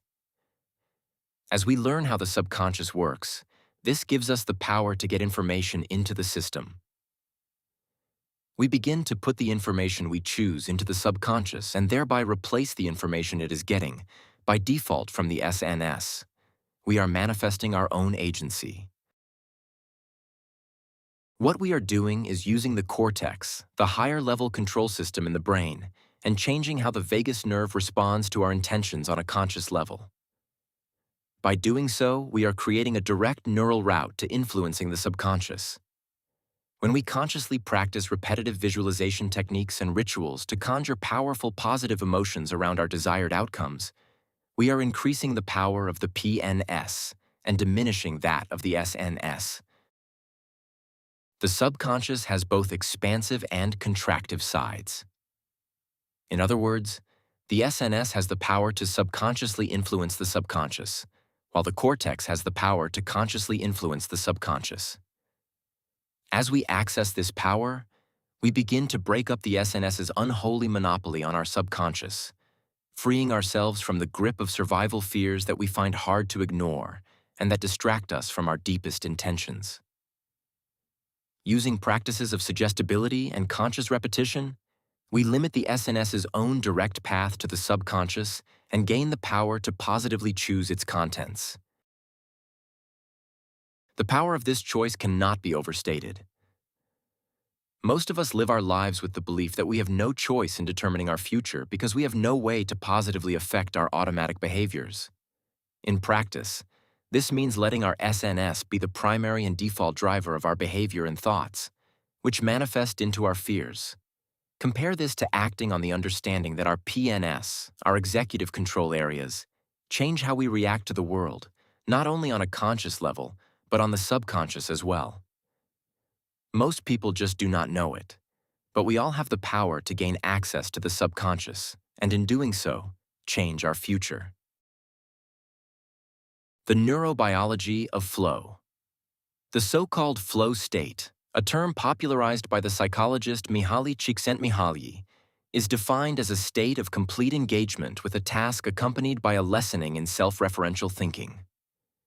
It emerges when we have a clear goal that requires action, and we feel that the skills we possess match the challenge we face. When we are in flow, we often experience a state of self-transcendence. The inner critic's needling voice dies away. Our habitual worries and self-consciousness fade, and we feel at one with the moment, with ourselves, and with our environment. We feel in control, no matter how chaotic the factors may be. Time seems to fly. Space seems to bend to our will. Our actions are guided from a crystalline sense of direction. Artists in the fever of creation, athletes in the zone, a scientist in the process of discovering an innovation. These are our common images of flow. But flow can also arise in more ordinary situations, like completing a task at work or, during leisure time, pulling weeds in the garden. When we are in flow, we can become so lost in a task that we don't notice the day is over. We've eaten nothing, and we're neither tired nor bored. Our work feels effortless when, in reality, the effort we have produced is tremendous. The flow experience often comes with a feeling of healthy achievement, a deepened sense of meaning, and an abiding feeling of joy or rapture that makes life worth living. Researchers continue to study the neural correlates of flow, but there is a general hypothesis that periods of flow are characterized by lowered activity in the frontal lobes that produce the sense of conscious control. Much of the behavior we perform in a flow state seems to be from the bottom up, initiated automatically from the subconscious. This accounts for the experiences of so many high performers who describe practicing their skills for years, only to forget all of their abilities in the moment of performance and just go with the flow. Flow is characterized by a strong sense of focus or absorption. To produce this state, the brain's central executive network actively inhibits our experience of stimuli that are not relevant to our task, as well as any thoughts that might distract us. We also experience lowered activity in the default mode network, the part of our brain that wanders and worries when we are not focused on an external cognitive task. This means that in the flow state, there is a diminishment of self-referential thinking, and therefore our stress levels go down because we are not self-consciously critiquing our every move. Flow also enlists the brain's dopamine reward system, which tends to coincide with feelings of optimism, hope, possibility, and a feeling of being highly motivated, as well as reducing feelings of fatigue and discomfort. Where the slot machine or phone notification provides a hit of dopamine, flow immerses us in a sustained experience of it. The paradox of flow is that you are going toward the goal, but the goal is irrelevant. The promise of rewards inspires the sense of relentless dedication to complete what we need to do, but the satisfaction of one-pointed concentration and the absorption in the process are complete in and of themselves. In flow, we are free from the baggage we habitually carry around, and there is no interference from outside distractions. Neurologically, the cortex is reducing input from the sensory centers, which are responsible for your sense of identity, and the circuits in the parietal lobe that process time. When we practice visualizing our intention with full sensory detail, we strive to enter the flow state in our imagination. We want to be as absorbed in our imagined task as we would be in real life. Studies have shown that when the brain is absorbed in states of deep concentration and focus, as when mentally rehearsing a desired outcome, the mind's perception of time and space is reduced. When our physical environment and its concerns take up less space in our consciousness, we give our imagination free rein to carry us wholly into our inner experience of our intention. It is the very act of paying such careful attention that liberates our mind to inhabit the inner vision, just as it liberates the high performer to respond to their task with grace, coordination, and precision. In a sense, the flow state translates to the complete alignment of our conscious and subconscious minds in service of our intention. In flow, we have a special kind of access to the deeper resources of our subconscious and can draw upon them more directly. We can also seek this kind of VIP access to the subconscious via the techniques of hypnosis, which utilize many of the same regions in the brain. Hypnotizing our way into the subconscious. When we are practicing repetitive visualization, the basic technique of manifesting, we are essentially hypnotizing our minds into recognizing that our intention is important. If we go on YouTube, we can find countless examples of performance hypnotists putting audience members into a trance, then guiding them to forget their names, laugh hysterically, collapse into sleep, or feel completely drunk while remaining absolutely sober. Neuroscientists have measured the effects of hypnosis on the brain and made several telling discoveries. Fundamentally, hypnosis is the practice of changing the way we use our minds to control perception and the body itself. Like flow, it works by a state of complete absorption. Using functional magnetic imaging, which measures brain activity by detecting changes in blood flow, researchers at Stanford University monitored the brains of patients under hypnosis and observed several distinct phenomena. First, a decrease in activity in the dorsal anterior cingulate, part of the brain's salience network, was evident. The reason for this is that in hypnosis, the state of absorption is so thorough that one's attention is focused on the task, with no need to scan the inner and outer environments for further salient stimuli. Further, an increase in connections between two other areas of the brain, the dorsolateral prefrontal cortex and the insula, were noted. These areas working in tandem suggests a connection formed between the brain and body, giving the brain a greater ability to respond to and even exercise some control over the sensations the body is sending it. Finally, reduced connections between the dorsolateral prefrontal cortex and the default mode network were found. This decrease in functional connectivity likely represents a decoupling of the subject's actions from their conscious awareness of those actions. At this point, the subject is no longer thinking about what they are doing. They have entered a state beyond worry or self-conscious commentary, and they are simply doing. During hypnosis, this detachment of action from conscious awareness means the subject is highly susceptible to suggestion from the hypnotist or, in the case of self-hypnosis, from themselves. They can more easily engage in activities that might cause a defensive reaction in ordinary life without the self-consciousness that costs so much brain energy. In other words, hypnosis allows us to be completely absorbed in the object of our attention, gain heightened control over our bodies and feelings, and get out of our own way so that we allow the power of our subconscious to work freely. When we deliberately embed an intention in our minds through repeated visualization, we are making use of the same physiological pathways as hypnosis. Another analogy for the process of manifesting can be found in the phenomenon of the placebo effect. We have all heard incredible stories about patients with chronic illness or pain who were given medicine promising miraculous results. The patients beat their afflictions and healed completely, only to learn they had been taking nothing more than a sugar pill. Simply taking the pill signaled to their bodies a belief in the possibility of healing, which in turn caused their bodies to change on a genetic level, thereby defeating the disease. Similar to the process of hypnosis, the placebo effect arises because the patient's consciousness is communicating with the subconscious and autonomic nervous system and using the mind to reshape their body on a cellular level. The intention of the conscious mind to heal due to the patient's belief in the possibility of healing becomes installed in their subconscious, which can alter the way genes produce cells. Then the patient's body, mind, and heart accept this thought as reality, believe in it emotionally, and eventually come to express it physically by overcoming their symptoms. What all these processes have in common is the ability of the cortex to lower the volume of the outside world, and by doing so diminish incoming distractions from the senses. This includes tuning down false or distorted beliefs that stand as obstacles to healing and realization. There is also a significant reduction in the activity of the default mode network, which is normally responsible for our self-conscious critique of whatever we are doing.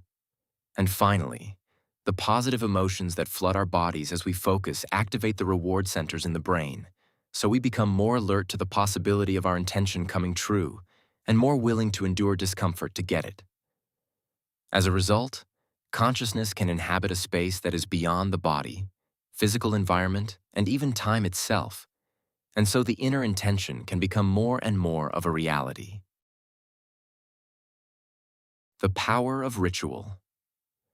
The subconscious responds deeply to strong emotions associated with a particular behavior, which explains why so many manifesting practices revolve around rituals, typically acts that are performed repeatedly in a precise manner. Ritual is one of the most potent ways of aligning our conscious and subconscious minds into focus, allowing us to enter a flow state.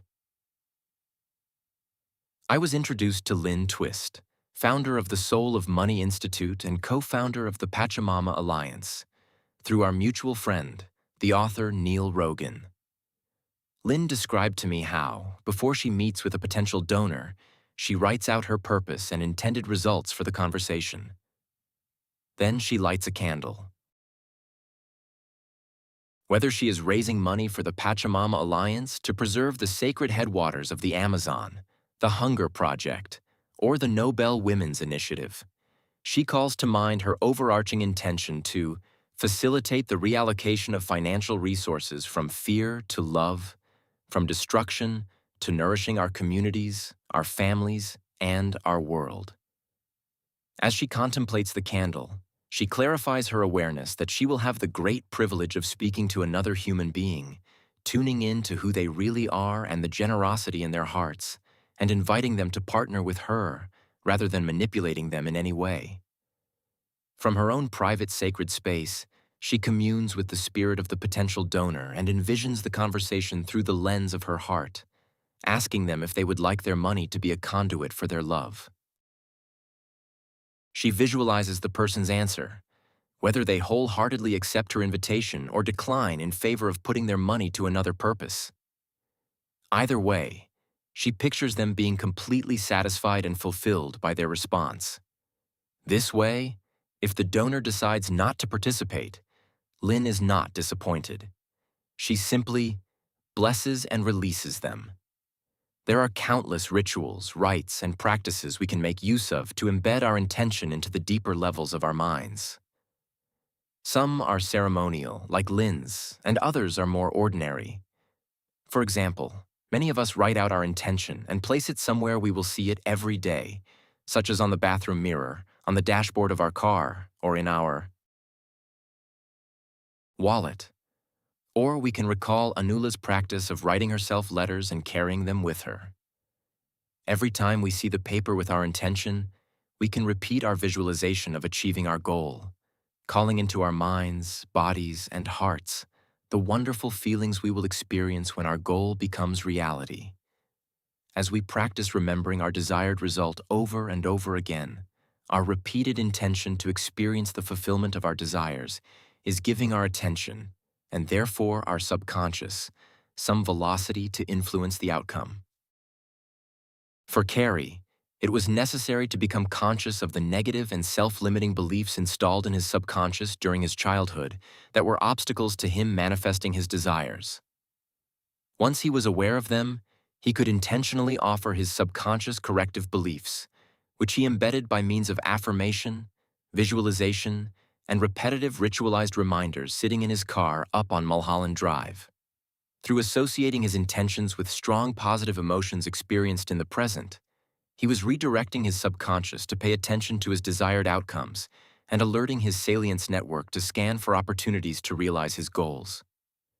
Evidence confirming the cruelty, randomness, and injustice of the world became less relevant to his mind and made way for hopeful indications of success, synchronicities that advanced his professional dreams, and perseverance in the face of inevitable setbacks. Carey combined the sense of empowerment, gratitude, and joy he received from his visualizations and the neurotransmitters released by these experiences of strong positive emotions, with the fierce work ethic he demonstrated in refining his gifts at the comedy clubs. The positive emotions he lived through in his mental rehearsals signaled to his brain that the experiences he desired were worthy of attention and that mental resources should be devoted to pursuing them. In a sense, he was hypnotizing himself out of the grasp his painful childhood experiences exercised over him and into the new reality of his future success. His ritual of looking out over Los Angeles and rehearsing his success affected his brain, the same way the medical ritual of visiting the hospital and being given a pill affects a patient benefiting from the placebo effect. As a result, when success did indeed come, Carey's conscious mind had already lived through it as an experiential reality through mental rehearsal and was primed to receive it without fear or resistance. Practice. Visualizing your intention. For many of us, it is hard to imagine that we have the ability and possess the agency to manifest. It is easy to believe that the drivers of our achievements exist outside of ourselves. But the reality is that within each of us is a superpower that allows us to imagine amazing possibilities for ourselves, and that is the power of visualization. When I first learned these techniques from Ruth in the magic shop, it was before the term visualization was in common practice or the concept of neuroplasticity was understood. What has been learned since that time is how powerful visualization can be when practiced diligently and with an open heart. Get yourself ready. Find a time and a place to do this meditation so that you will not be interrupted. Do not start this meditation if you are stressed, have other matters that are distracting you, have drunk alcohol or used recreational drugs in the last 24 hours, or are tired. Have a pad of paper and a pen near you. Sit in a relaxed position with your eyes closed, thinking of the goal you wish to manifest while also allowing your thoughts to wander. Often a negative thought or image will occur, but you can direct your attention immediately back to what you wish to manifest. Do this for several minutes, and if your mind wanders, as it likely will, immediately bring it back to the thought of what you wish to manifest. As you are thinking, attempt to provide more clarity to the image of yourself having manifested your goal. See yourself in that image, what you look like, how you feel in your body, what you feel in your heart. Sit up straight with your eyes still closed and take 3 breaths slowly in through your nostrils and slowly out through your mouth. Repeat until this type of breathing feels comfortable for you and is not distracting. Beginning with your toes, start to relax the muscles of your body all the way to the top of your head, feeling more and more at ease as you focus on relaxing your body. You will find that as you do so, there is a sense of calmness that envelops you, and you feel safe. You feel a sense of warmth and a sense of acceptance, and are no longer worrying about people judging you or criticizing your dreams and aspirations, as you slowly continue to breathe in and out. You now begin to see more clearly what it is you wish to manifest. You are comfortable and relaxed as you continue to slowly breathe in and out. You are now less distracted and more focused.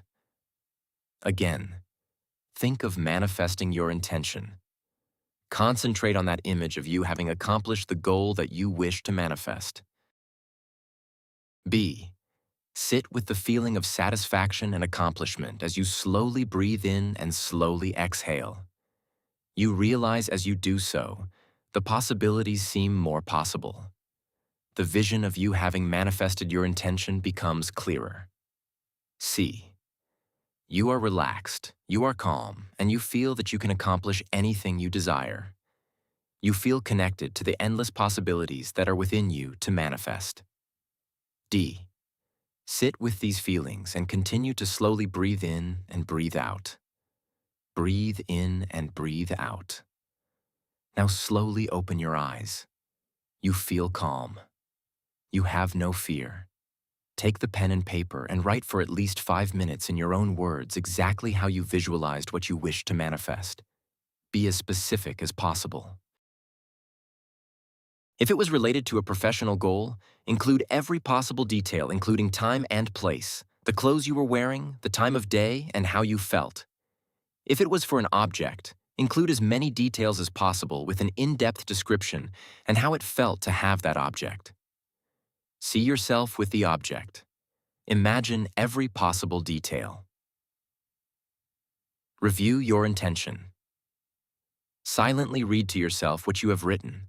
Close your eyes, and again, imagine having manifested it and how it feels for a few minutes. Open your eyes again, and now read what you have written aloud to yourself. Close your eyes, again imagine you having manifested, and how it feels for a few minutes. Repeat this exercise.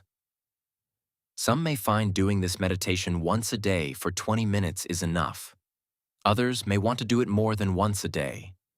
The reality is that the more often one uses this visualization practice, the more likely it is for one's dreams to manifest. Remember, while it is possible to visualize and manifest things that can benefit only yourself, manifesting is much more powerful and likely to occur when you are able to think of how what you wish to manifest is in service of a goal larger than yourself. That is not to say that such manifestation must be absolutely selfless, but it is more powerful when the goal benefits others as well. As can be seen in Carrie's example, manifestation is not a one-and-done activity. It is a conscious practice diligently cultivated with care. Rarely do we get what we want right away. Instead, we must stick with it, often through thick and thin, even when our external circumstances and our own minds seem to be conspiring to keep us from achieving our goals. And there is almost always a moment when we must enlist the support of others to help us get there. For this reason, we turn in our next chapter to Step 5. Pursue your goal passionately, in which we will learn how the rest and digest response lets us connect consciously with others, and how to become the kind of person others want to help through aligning our intention to a higher purpose. Step 5. Pursue your goal passionately. Always go with your passions. Never ask yourself if it's realistic or not. Find the place inside yourself where nothing is impossible. The most treacherous place to sail on Earth is the intertropical convergence zone, known by sailors as the doldrums. Near the thermal equator, the northeast and southeast trade winds converge. And as the northeast winds die off, they are replaced by long periods of calm, followed by severe buffeting squalls and light, baffling winds. It is considered a navigator's nightmare because it is almost impossible to tell which way the current is heading, at what speed, and from what direction the wind blew in the last squall. On his voyage to Tahiti, Nainoa Thompson dreaded entering the doldrums.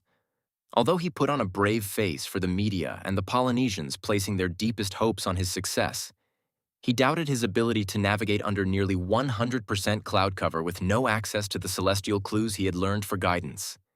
He lacked the confidence to trust his own instincts. He was afraid of sailing blind, and that is exactly what happened. As he describes it, when they arrived in the doldrums, the sky darkened completely. The rain whipped at their eyes. The wind, about 25 knots, was overpowering and kept changing the direction it was coming from. "That's the worst thing that can happen," says Thompson.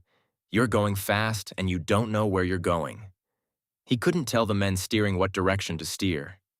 Even though he knew he could not afford to give in to fatigue, his body was shot through with tension. At first, Thompson fought the weather conditions with his mind, straining to grasp some familiar clue in the sky to guide the canoe and the sailors he felt responsible for. Finally, he gave up, so exhausted that he backed up against the rail to rest. He abandoned his mental struggle against the weather and let his mind relax. Then he remembers, something strange happened.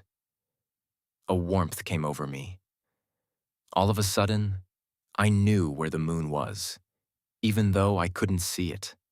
The feeling of warmth and the image of the moon gave me a strong sense of confidence, and I knew where to go, even when I had already convinced myself prior to the voyage that I would have no confidence in knowing where to go.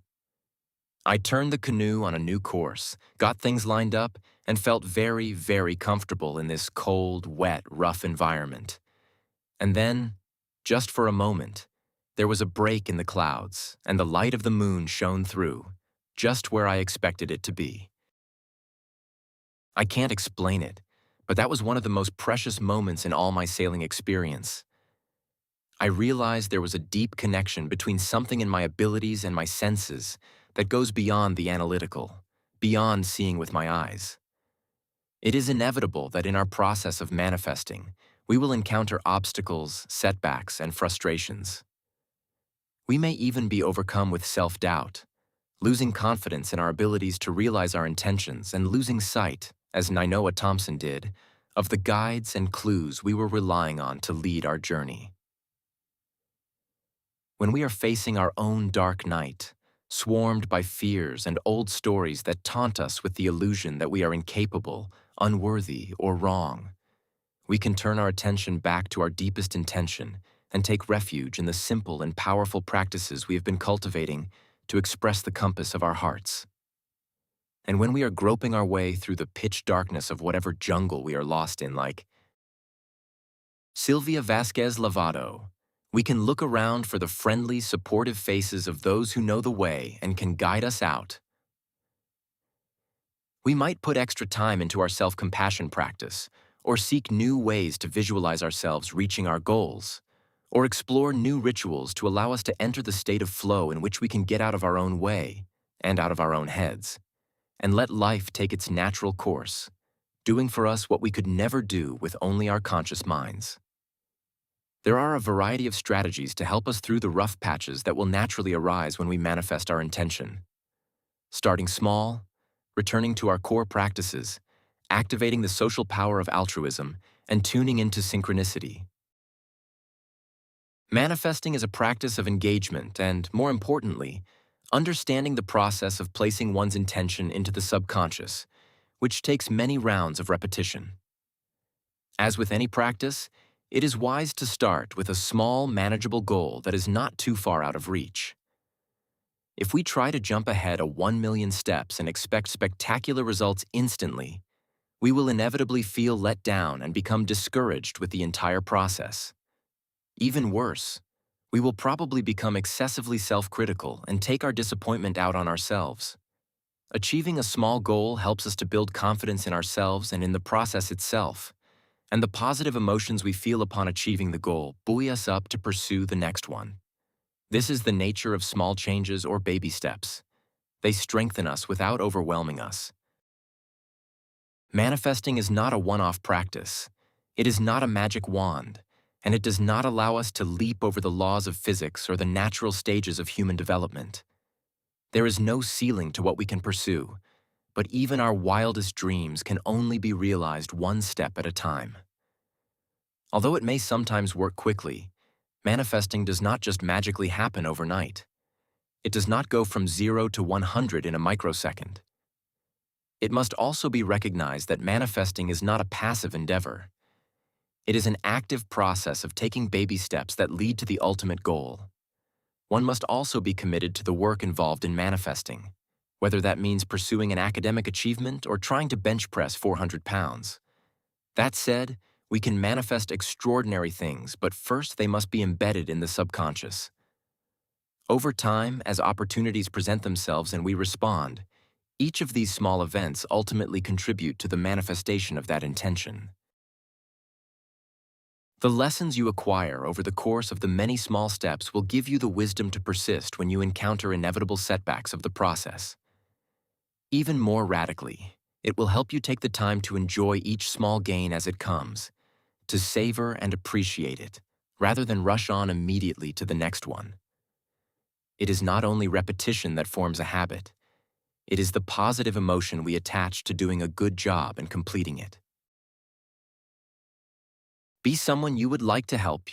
You might think the solution to being stuck is to double down on your hustle, to push yourself harder, to be even more relentless. In fact, I would like to offer an alternative strategy that may seem counterintuitive. Reflect instead on how you see the world, what you believe about your place in it, and most importantly, what effect you have on all the people you encounter. Consciously improving our interactions with those around us may turn out to be the key factor in overcoming our obstacles to manifesting. By doing so, you are creating a team of allies to help you.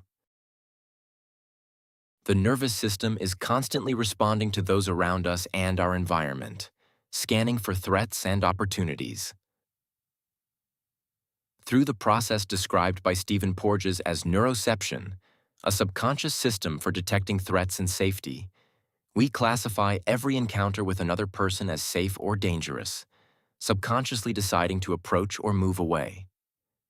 When we are in the rest and digest mode, our bodies express what is known as the social engagement system, accompanied by a series of physiological changes.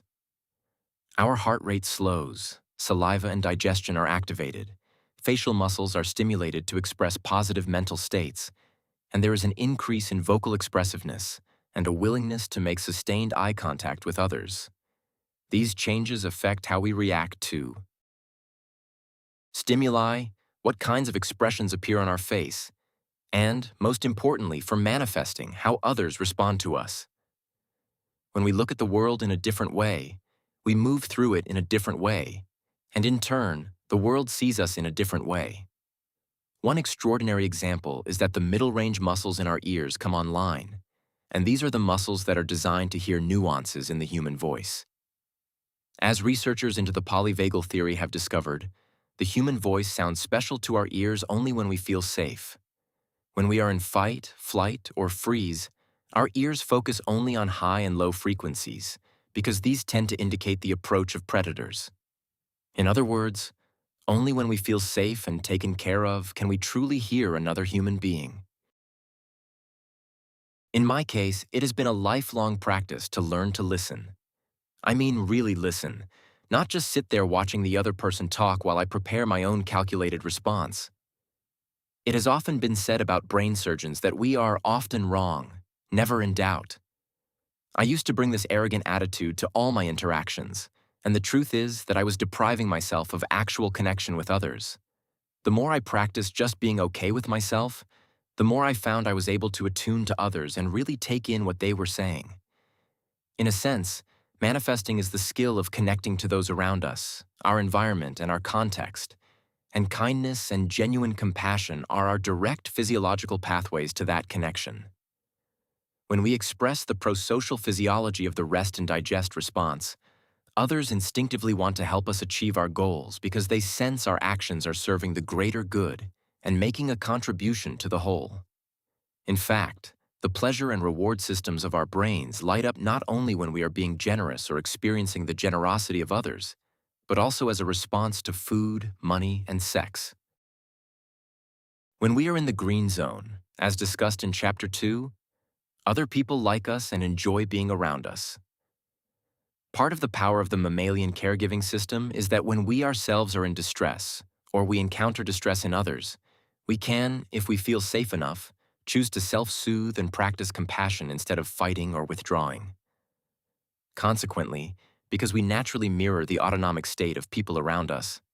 Our green zone state can trigger the green zone state in others because they then feel safe, relaxed, and at ease in our presence.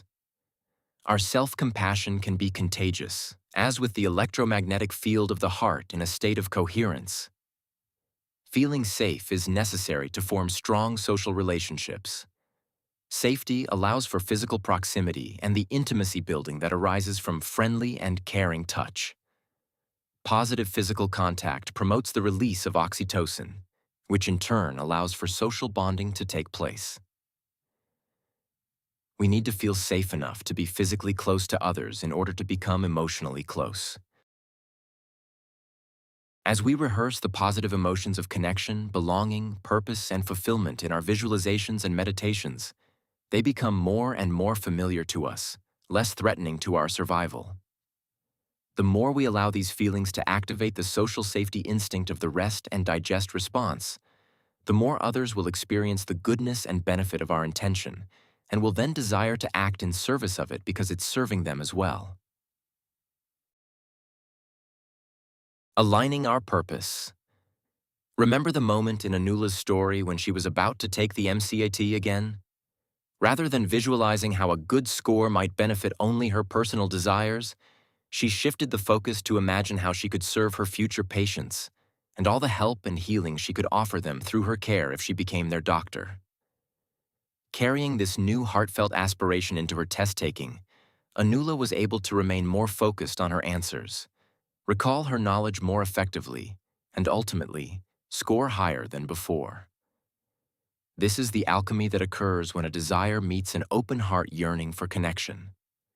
When we reflect on our personal desires, we discover beneath them a deeper longing to contribute to our world. In the manifesting process, this is not just a heartwarming side effect. It is a full-on strategic asset. The world responds favorably and generously to a purpose that heals and invites life to flow. By tuning into how our intention can serve others, we invite benefactors and assistance we could never have imagined if we had pursued our goal only for our own self-interest. Interestingly, the turning point in Jim Carrey's career also came through a revelation about the greater purpose of his comedy. He describes how, although he was already a popular and successful impressionist, the man of 1,000 faces, imitating Elvis Presley for Johnny Carson on The Tonight Show, he decided to strip away his crowd-pleasing persona and go out on stage night after night without any prepared act or jokes, and simply improvise to discover his deeper motivation.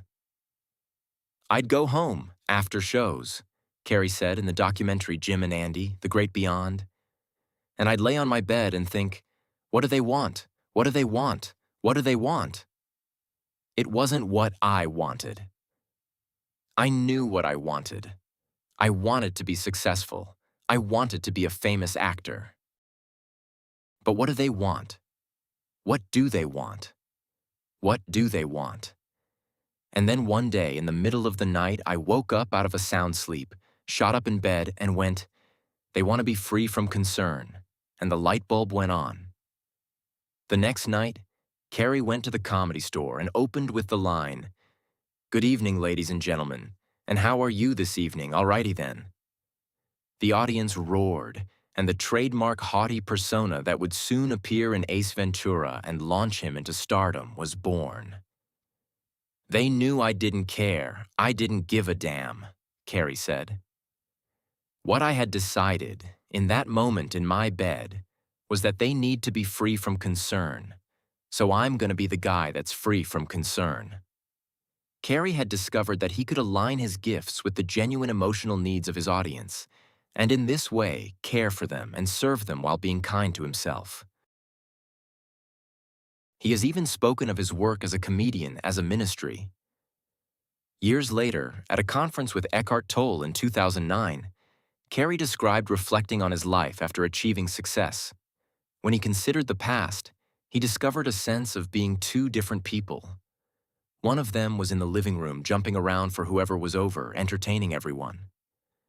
The other was trying to relieve the suffering of his mother. He wanted her to feel a sense of freedom and a sense that, Her life was worth something because she gave birth to someone who was worth something. And then he would retreat to his room and sit with a legal pad on his lap and ask the big questions, even as a small child. Why are we here? What is this? Later, he read a quotation from the Buddha that said the purpose of all spirituality is to relieve suffering. And he had the sudden realization, that's what I'm doing in the other room. I'm aligned. My purpose is aligned with this. In other words, once Carey aligned his comedic gifts with his higher purpose of relieving suffering through freeing people from concern, he started to become the person everyone wanted to work with, just as he had imagined up on top of Mulholland Drive. As he inhabited his new role of ministering to his audience more fully, his dreams began to manifest at an incredible level.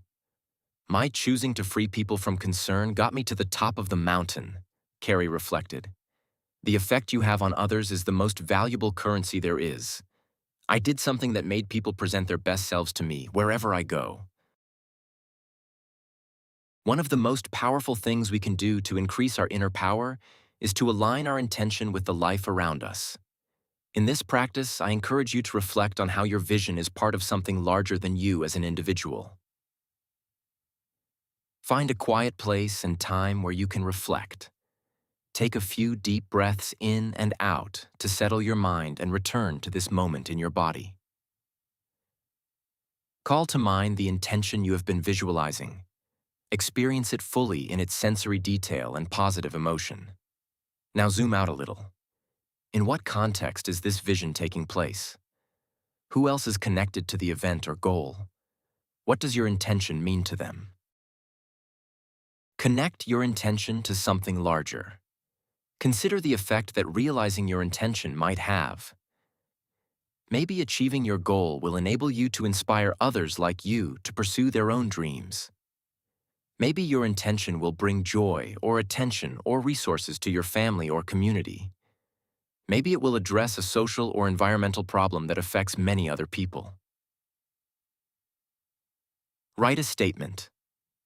Write a statement of intention or a mission statement on how your intention will serve the life around you. This could be in the form of a letter to yourself or to a loved one or to the world, or a personal statement as in a job application, or a series of principles you intend to follow. When you are facing increased doubts or resistance or lethargy, return to this statement for support and inspiration. Remember that what you are manifesting is part of the larger fabric of life. You may read or share your statement with people you encounter to enlist their support for your intention.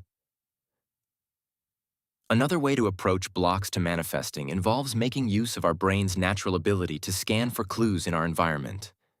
In the previous chapter, we learned about the filing clerk and the bloodhound in our subconscious. Once the filing clerk has classified our intention as salient and given its scent to the bloodhound, the hound will begin to hunt for any trace of opportunity to fulfill our intention. This is the origin of the phenomenon of synchronicity, the sudden, often surprising appearance of meaningful coincidences in our lives that we did not notice before. If we are stuck in our manifesting process, we can practice paying careful attention to the subtle hints and unexpected connections we may have dismissed as accidental or irrelevant. Often these strange confluences can be subtle signposts that guide us enigmatically on our path. Only when we look back and reflect on the string of connections do we realize their internal logic. Consider anything that has happened to you recently that struck you as weird. Maybe 3 different people with no relationship to one another have recommended the same book to you, or you have had a recurring dream about a particular landscape that feels full of meaning, or you casually mentioned your intention to someone at a dinner party or work event, and they happen to know someone whose help would have a great impact on your project. Maybe a phrase keeps popping into your head and you can't remember the source, or you feel drawn for no rational reason to a particular neighborhood. Or you have a sudden inspiration to contact an old friend you haven't seen in years. With its narrow focus on short-term goals, our conscious mind is not always the most reliable judge of what is truly important for us to know and recognize.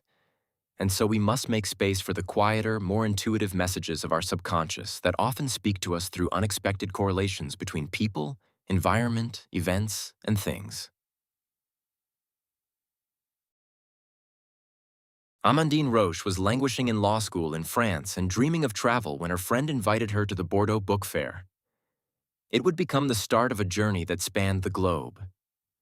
Amandine told me her story when we first met in 2014 at an event I was hosting for the spiritual figure Amma, known as the Hugging Saint. It turned out that her friend's aunt would be at the book festival, and the aunt was best friends with Ella Maillard. Maillard was a renowned Swiss adventurer and photographer who had undertaken the kinds of extraordinary journeys that Amandine's heart longed to experience.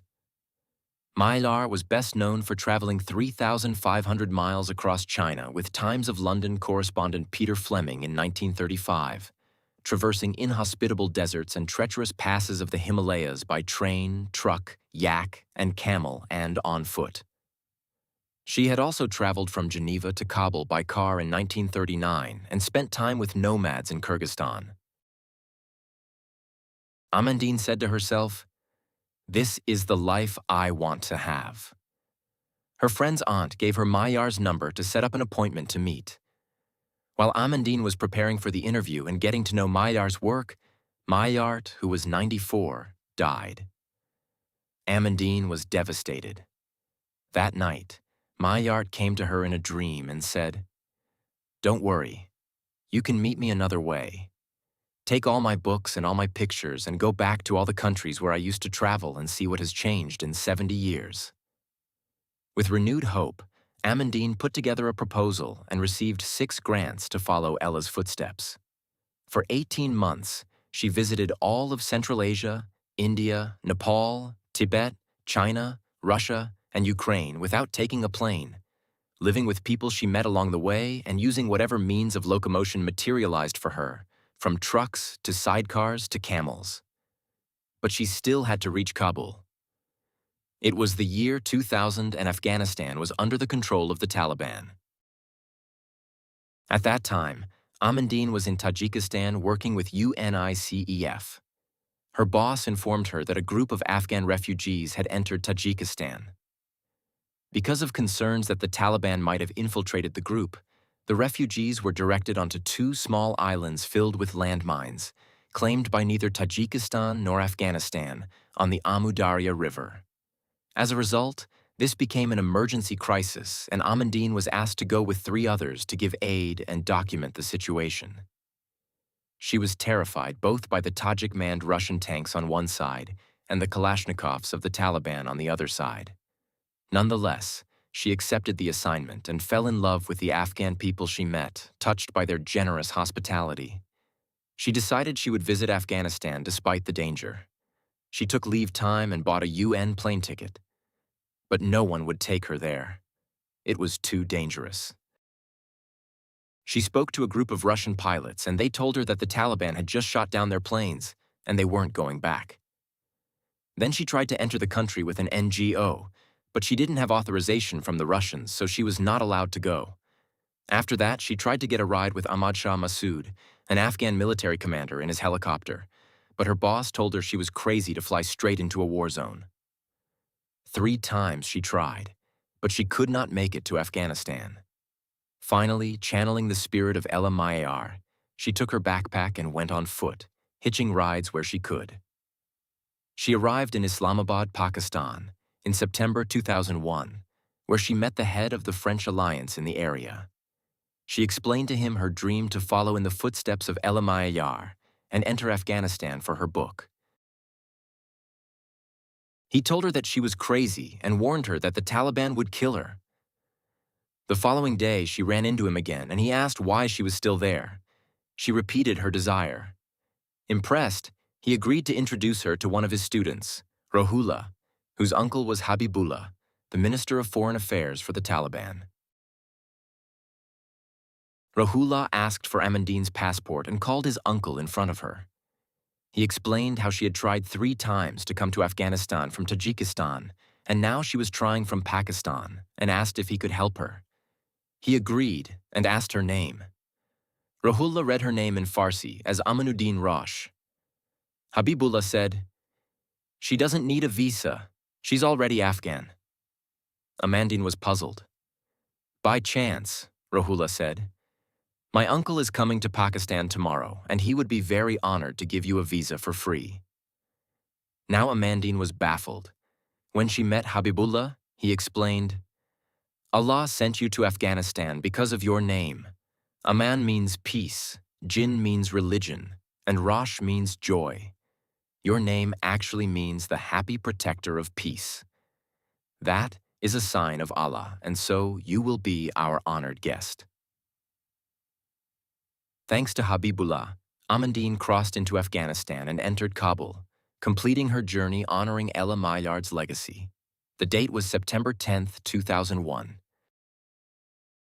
In the chaos that ensued following the attacks on the World Trade Center, Amandine lost track of Rahula, but she dreamed of reuniting with the person who had allowed her to complete her quest and repay him. More than 10 years later, in 2012, a friend of Amandine called her from France. By this time, Amandine had been living in Afghanistan on and off for the last decade in service to the Afghan people. The friend was writing a book on a famous Pashtun woman and asked if Amandine could invite the woman to her house to assist her with the book contract. Amandine agreed, and her friend sent a translator who turned out to be a translator for the Taliban. "Really?" asked Amandine. "Do you know Habibullah?" The man laughed. "Why are you laughing?" she asked. "Because you are his neighbor. He lives on the corner of your street." Amandine had been in Afghanistan for 10 years and had no idea if Habibullah was even still alive, and in fact, he was living just down the street. The translator called Habibullah and said, "Habibullah, salam alaikum. I have a surprise for you." And Habibullah answered, "Is it Amanuddin?" Habibullah, it turned out, had been searching for Amandine in the aftermath of the military conflict. She went directly to his house and asked about Rahula. Habibullah revealed that Rahullah's father had just died, and he was finally back in Afghanistan after years in Norway obtaining a master's degree in peace studies. Habibullah called Rahullah and said, "I have a surprise for you." And Rahullah answered, "Is it Amanuddin?" They met again and felt the beauty and incredible fortune of reconnecting. Rahullah was building the Torch of Light School for the children of the Taliban, and Amandine was working to create the Amanuddin Foundation to promote peace and nonviolence and to cultivate yoga and meditation practices for local Afghans. They decided to work together. 3 years later, Amandine was in Haiti when she got a call from Rahullah. "Please help me," he said. Because he had been working on women's empowerment with the United Nations, the Taliban wanted Rahullah killed.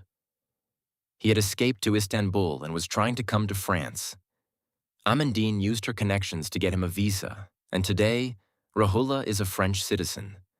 Finally, Amandine was able to offer help in return for his great kindness. Amandine explains the twists and turns of her story like this. "It's like you are fully connected with your soul. Coincidences appear, and everything aligns with your intention. You need to keep your vibration high and put intention on where you want to go, and tune into your intuition. Meeting Rahullah and Habibullah was a manifestation of my intention and had a big impact on my destiny." Practice. Scanning for synchronicity. Making the most of synchronicity is a habit we can practice. As our subconscious begins tuning in to our environment for opportunities to realize our intention, it is as if we put on night vision goggles. Whereas before, we were working blind in the middle of the night, unable to see anything around us. But with the goggles on, all kinds of new, unnoticed movements become visible, and suddenly opportunities are everywhere. We are no longer in the dark.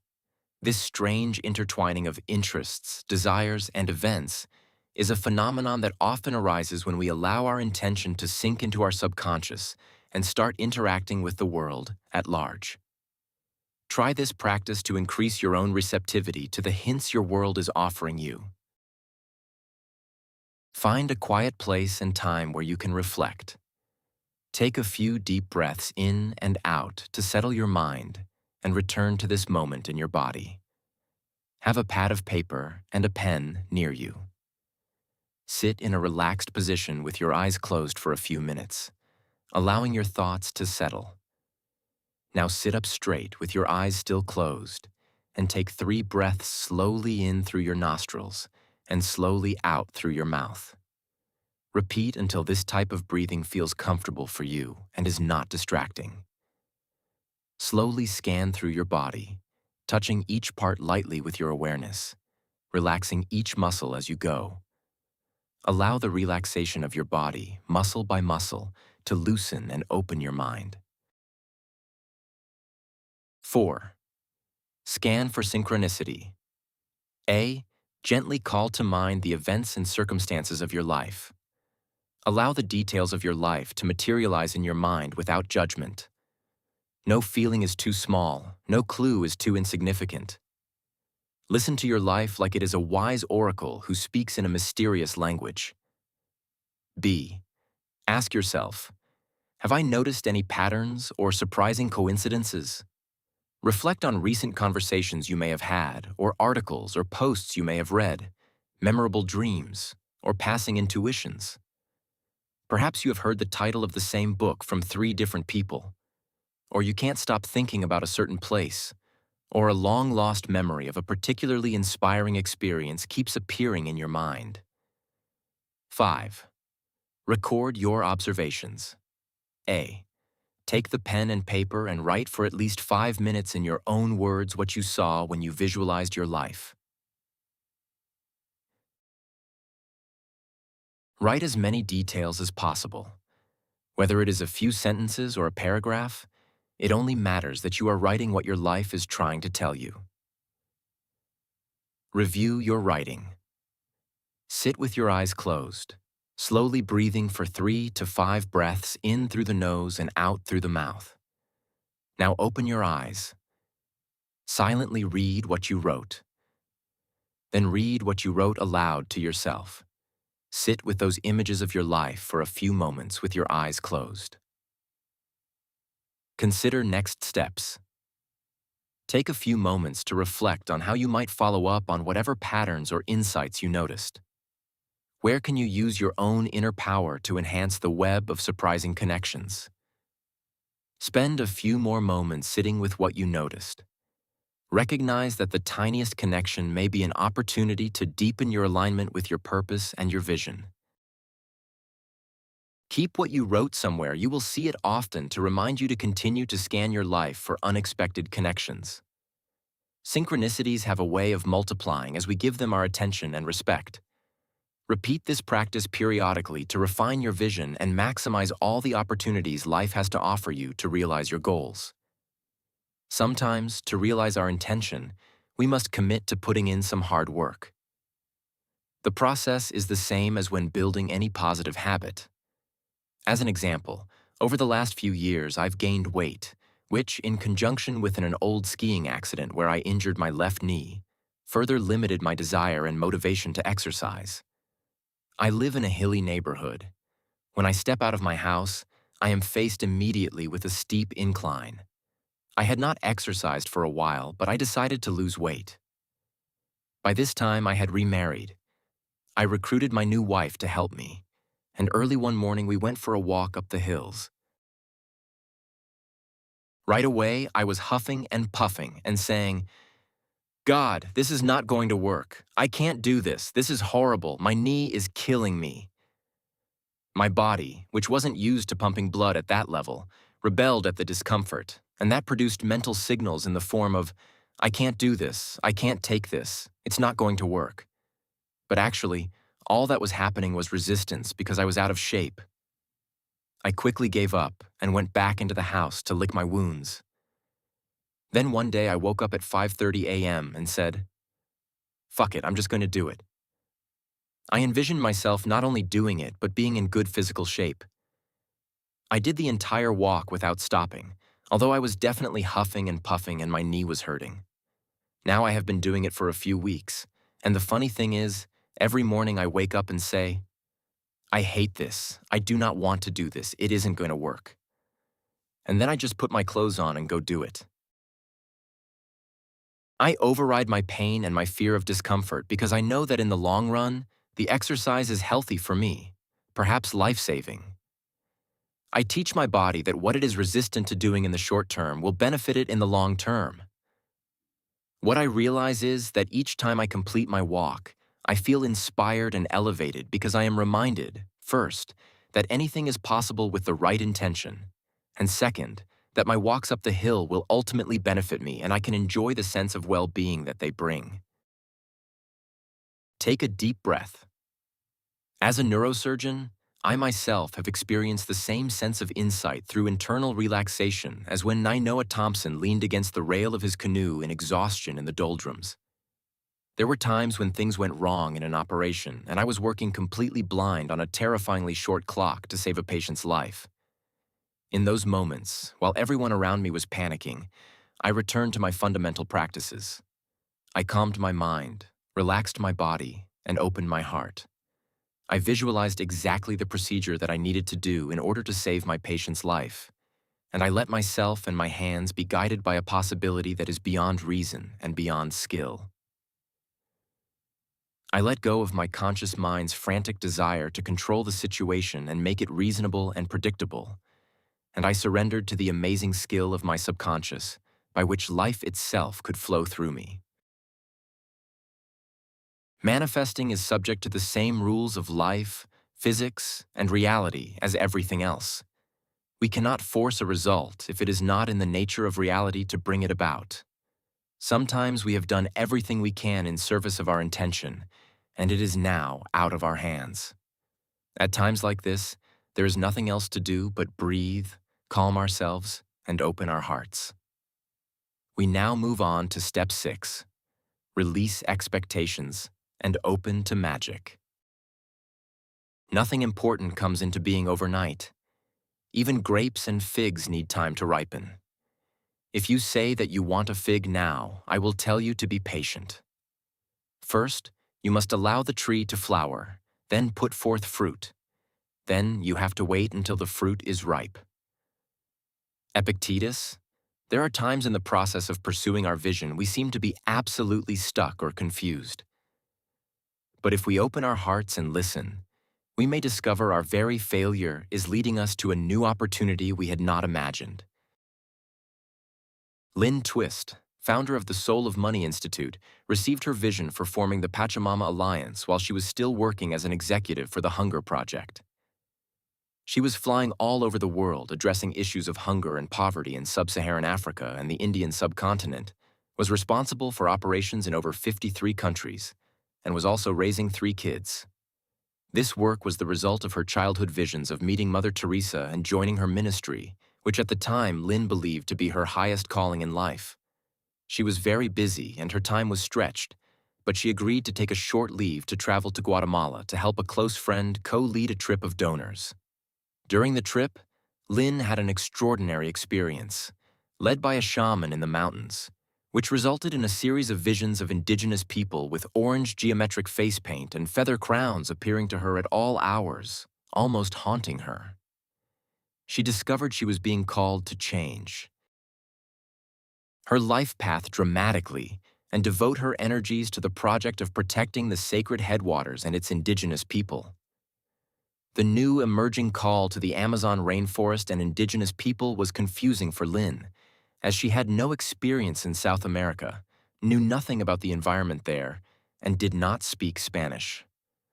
Nonetheless, she began to realize, this is where my life is going. It's going in this direction. However, she was in great conflict about the Hunger Project, where she had huge responsibilities and a lot of passion and commitment. She did not know how to get out of her obligations to the Hunger Project and change course, but was haunted day and night by the faces calling her to the Amazon. Then she received a gift. It sounds terrible, she says, but the gift I received from the universe was malaria. In fact, there were 2 strains of it at once, one from India and the other from Ethiopia. And so I had 2 strains of malaria at the same time, she says, and I was completely flattened. I could not work for anybody. I could not be on conference calls. I could not think about anything. I could not even sit up. At first, she believed she only had the flu, and her condition was misdiagnosed several times and not treated properly. Only on the seventh test did her doctors recognize her condition as malaria. Her illness lasted around 8 months, and during that time, the Hunger Project had to reorganize to go on without her. She had managed hundreds of thousands of volunteers as well as a significant staff, and then suddenly, she was gone. At that time, it was a blessing, she remembers, because first of all, I couldn't work, I couldn't think, I couldn't read, I couldn't watch TV. I was super compromised, so I only had time to be me and think and to reflect. They scrambled to reorganize, and after 8 or 9 months when I thought, oh, now I've got to go back, I didn't really need to go back at all. As Lynn describes it, the mystical power of the rainforest and the power of the indigenous people's voices drew her toward them, and the seduction of the natural world became almost an obsession. Throughout the months of her illness, she imagined herself in the forest, taking people there, sitting in council circles, keeping oil companies and mining companies out, and having the most pristine and biodiverse rainforest on Earth protected forever. Up to that point, she had focused on preventing people from starving to death, but now she had visions of being in the forest again and creating something magical that would prevent South America from ending up like Africa and India, which also used to be rainforests. I realized that the poverty and hunger I had been working on was actually the effect of 200 years of massive deforestation. But we still have the Amazon, and I realized I was moving from treatment to prevention, in a way. I'm so grateful that I didn't get diagnosed right away because I would have gotten well too fast. I believe the circumstances of my illness arranged themselves to ensure this huge life pivot or reallocation of who I am and what I was about. The illness took me down and gave me the time I needed to reflect, which I had never given myself because I was so stretched, to actually embrace the new mission. As counterintuitive as it sounds, part of the manifesting process is the necessity of letting go of our expectations. One of the pitfalls we can easily fall into when we are manifesting is to become overly attached to the outcome of our actions. Attachment to outcome, and the suffering that arises when we are overly attached, takes many forms. We may be attached to a particular timeline, a particular how, or a particular goal only to discover along the way that life has something different in store for us that we never imagined. In each case, if we remain attached to our preconception of how the outcome should happen, rather than responding to what is changing and evolving and alive for us in the present, we close off possibilities rather than finding our way by living through the experience. If we persist in our grasping at one particular outcome, we are likely to suffer rope burn, and we must practice letting go. This is indeed a subtle practice, because part of the power of the manifesting techniques is to ground our intention in highly specific and emotionally coded visualizations. However, we have to remember that the high level of detail in our visualizations is for classifying our intention as important within the subconscious, not for actually exerting influence on our external world. In other words, holding a powerfully imagined and emotionally resonant vision of our intention in our minds allows our subconscious to guide our activity, but the results of that activity come from the world around us and what it needs. Frequently, we cannot see far enough ahead to know all the twists and turns of the journey. But if we are willing to attend carefully to the feedback that comes from our environment and the people around us as we pursue our goal, we often discover our inner compass has already plotted the next step on our course, whether we expected it or not.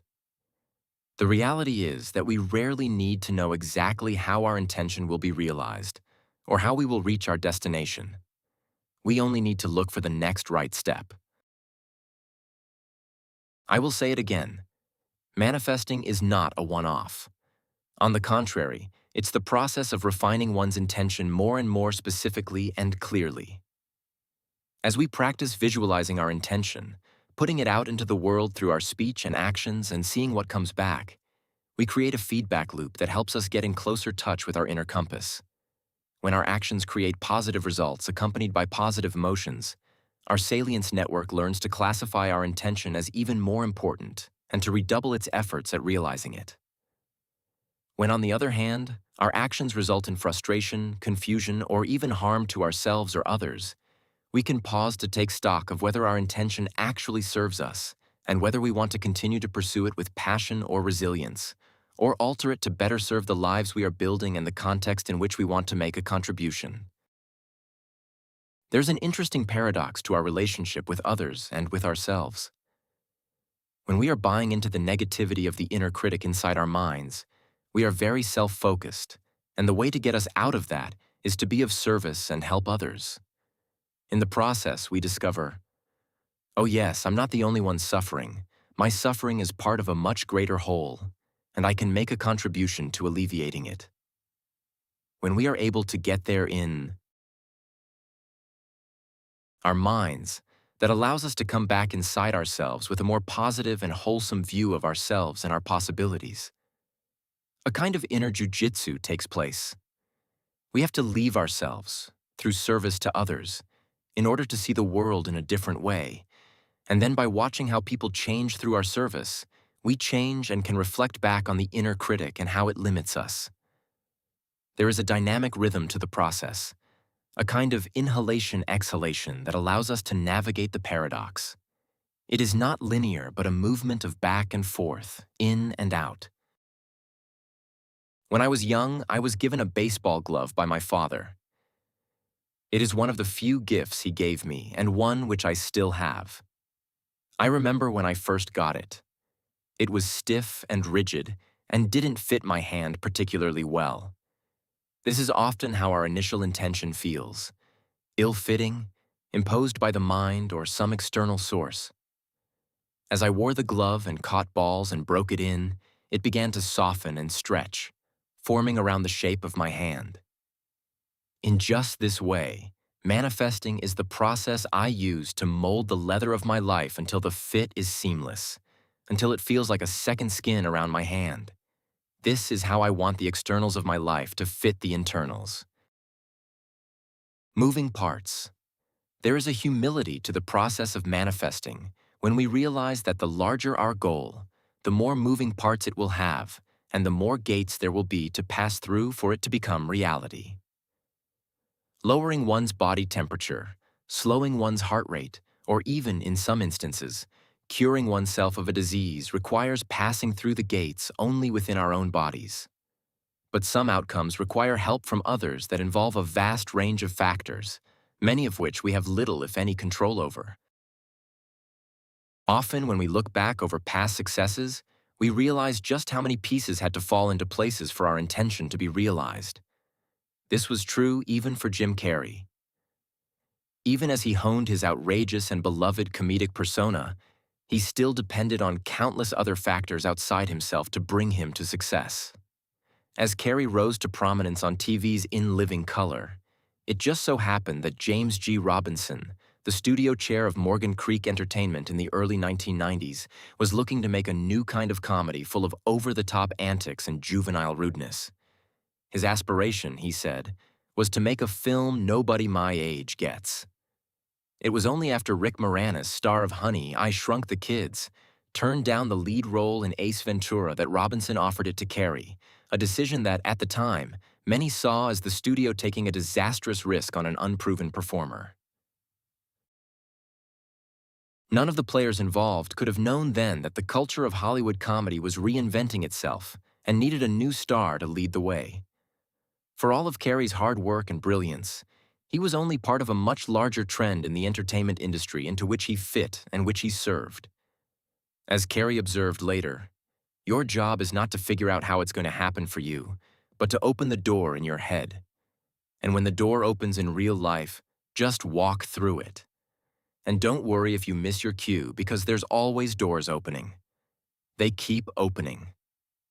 Diversify your opportunities. Several strategies can help us let go of clinging to a particular outcome for our intention. The first is that we have not put all our eggs in one basket, and the second is that our intention is aligned with something larger than ourselves. At this moment, I am working with friends and colleagues on a number of initiatives that reflect my research and work on the science of compassion at Stanford's Center for Compassion and Altruism Research and Education, CCRE.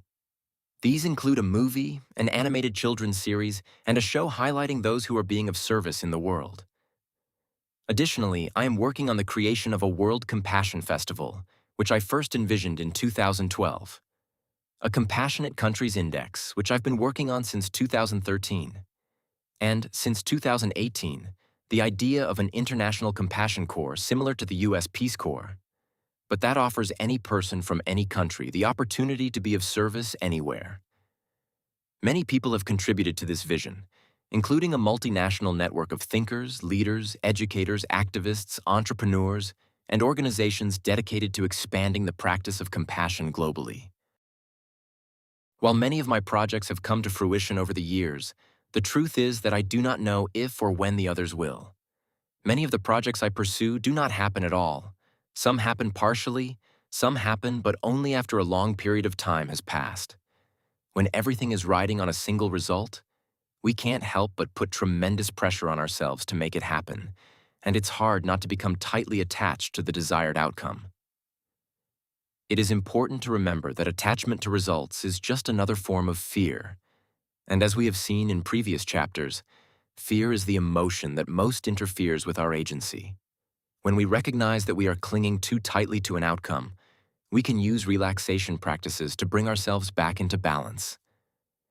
When we acknowledge and work with our fear, we can access the natural patience and equanimity that come from being on the right track.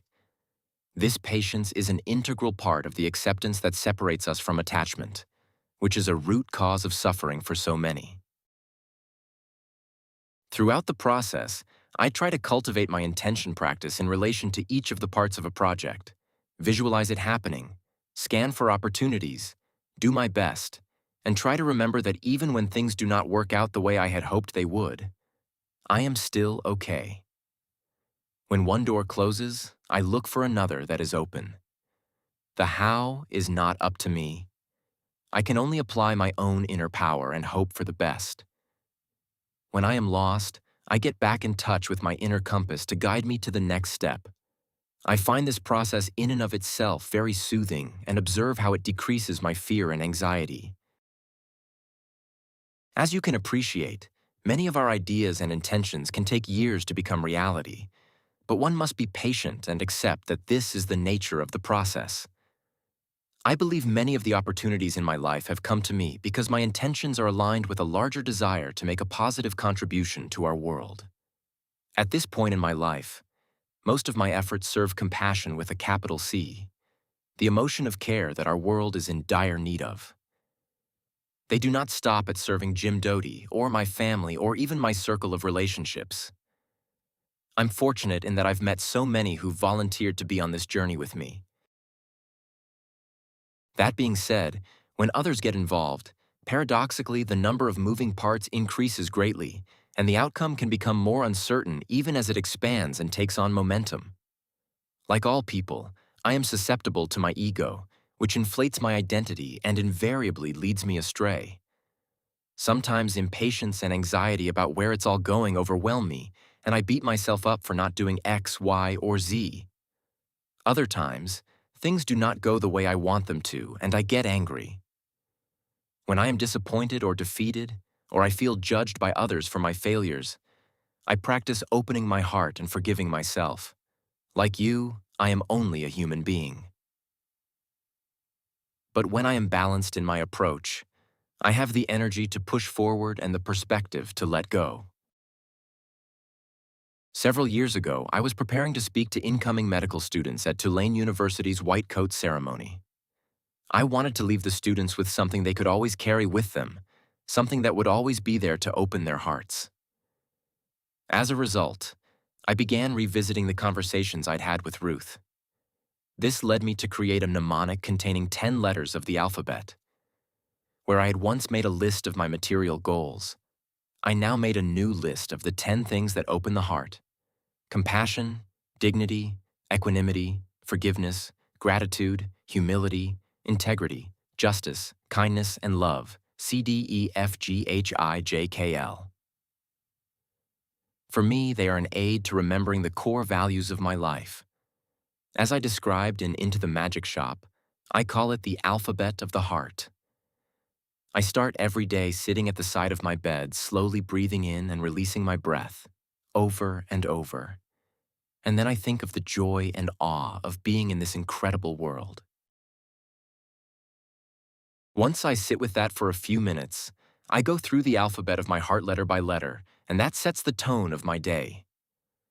When I get frustrated or overwhelmed, I stop, breathe, and then focus on one of the letters and what it means, and it calms me down and resets my intention.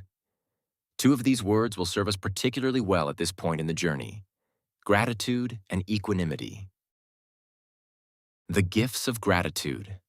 If we find ourselves clinging too tightly to a particular outcome, we may notice that we have lost sight of the good that is already right there in front of us. Significant aspects of our intention may already be materializing in our experience, but we fail to recognize them because they don't fit our exact expectation, or our minds are completely focused on other aspects that have not yet come to fruition. Cultivating gratitude is a simple and effective means to shift our focus from what we still lack to what is already working and energizing in our lives.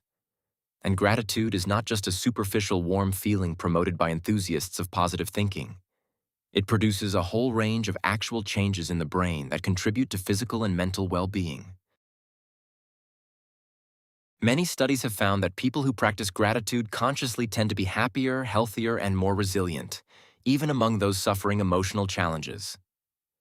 One study set out to measure the effects of a gratitude practice among nearly 300 college students seeking mental health counseling at their university. These students were recruited before they began their first counseling session, and many of them were struggling with depression and anxiety that had dropped their mental health to clinically low levels.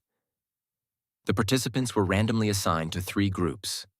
All groups received counseling services, but the first group was given an additional instruction: write 1 letter of gratitude each week to another person who had helped them in some way for 3 weeks.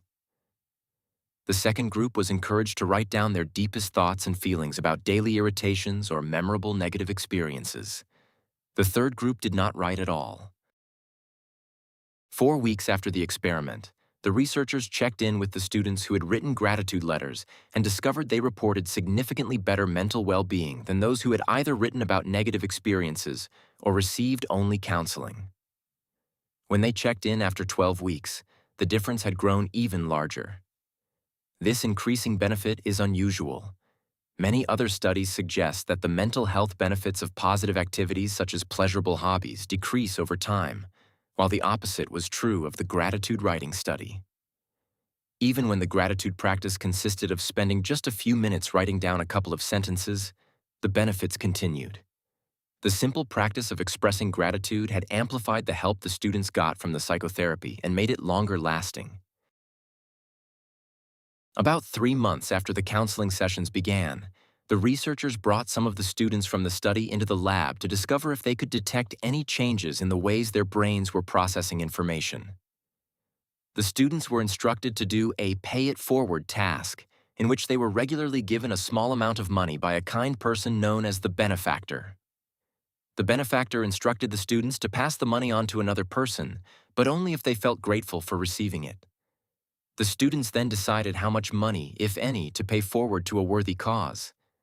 They were also asked if their donations were motivated by gratitude or by feelings of guilt and obligation, and how grateful they felt in general. As the students engaged in this experience, the researchers measured their brain activity using an fMRI scanner.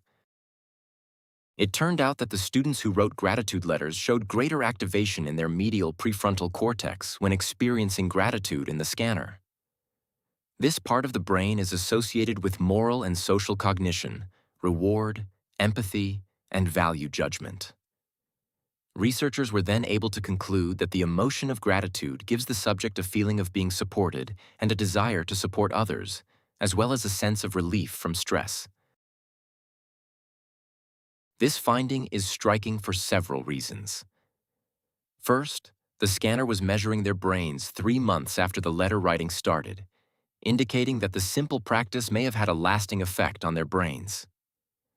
And more importantly, The finding suggests that practicing gratitude had sensitized their brains to look out for gratitude down the line and experience it more readily when an opportunity to feel it happened again.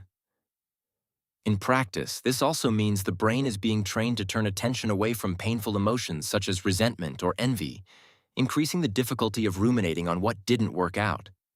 The lasting sensitization that gratitude offers has wide-ranging benefits, including psychological protection. Another study found that among adolescents, feelings of gratitude show an inverse correlation with the feeling of victimization from bullying and the accompanying suicide risk. The support we get from feeling gratitude can strengthen us when we face adversity and sweeten our experience of being helped along the way. Sometimes we need to practice sensitivity to the good in our lives to notice it at all.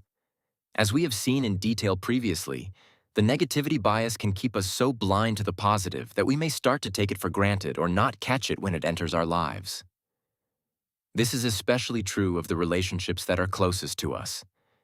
If we are pursuing what feels like a great purpose or passionately chasing a dream, we might lose sight of the ones who quietly support us on the path. When we open to magic, it may involve seeing what is familiar in a new light. Gratitude is a very powerful practice because it requires us to see how we've been supported and affirmed by others. One researcher considers the social dimension of gratitude to be especially important and calls it a relationship-strengthening emotion. Some studies even link the origin of gratitude among our primate ancestors with the strengthening of bonds between members of the same species who mutually helped and repaid each other's gifts. With its pro-social reminder that the sources of goodness in our lives are outside of ourselves, gratitude helps us to let our intention be part of the vast web of others like us following their visions. No matter how far along we are, recognizing and appreciating the gifts we've been given naturally inspires us to repay them or find opportunities to pay them forward, which in turn helps others open to the magic in their own lives. One of the greatest challenges for each of us is to be present with the ups and downs of our circumstances, or at least as present as we can be. No matter how skilled a person is at meditation or other techniques, there will always remain a human instinct to minimize suffering and maximize pleasure. This was an area that I had difficulty understanding and am still struggling to overcome. For many of us, nothing feels better than receiving accolades, being acknowledged, or accomplishing a goal. In fact, there is a term, completion bias, that describes the powerful motivation to finish a task that comes from the release of dopamine stimulating our reward centers. The downside of this incentive is that when we do not complete the task, our critical inner voice flares up and leads to rumination, worry, and suffering. These thoughts interrupt our ability to keep our attention focused on our intention and can make it impossible to manifest effectively. Equanimity is the ability to maintain an evenness of temperament in the face of both the good and the bad that occur in our lives. Whether we get what we want, don't get what we want, or get what we do not want. Equanimity is the quality of the mind that lets us be even-minded in our reactions toward all experiences or objects, whether they are pleasant, unpleasant, or neutral. In terms of neuroscience, equanimity is associated with a critical change in relation to how we perceive and interpret our own experience. In practice, equanimity is what allows us to pursue our intentions without being the victim of every single tiny vacillation in how things are going. We let experience unfold and do not become overly caught up in our expectations. At its core, equanimity is the realization of transience or impermanence.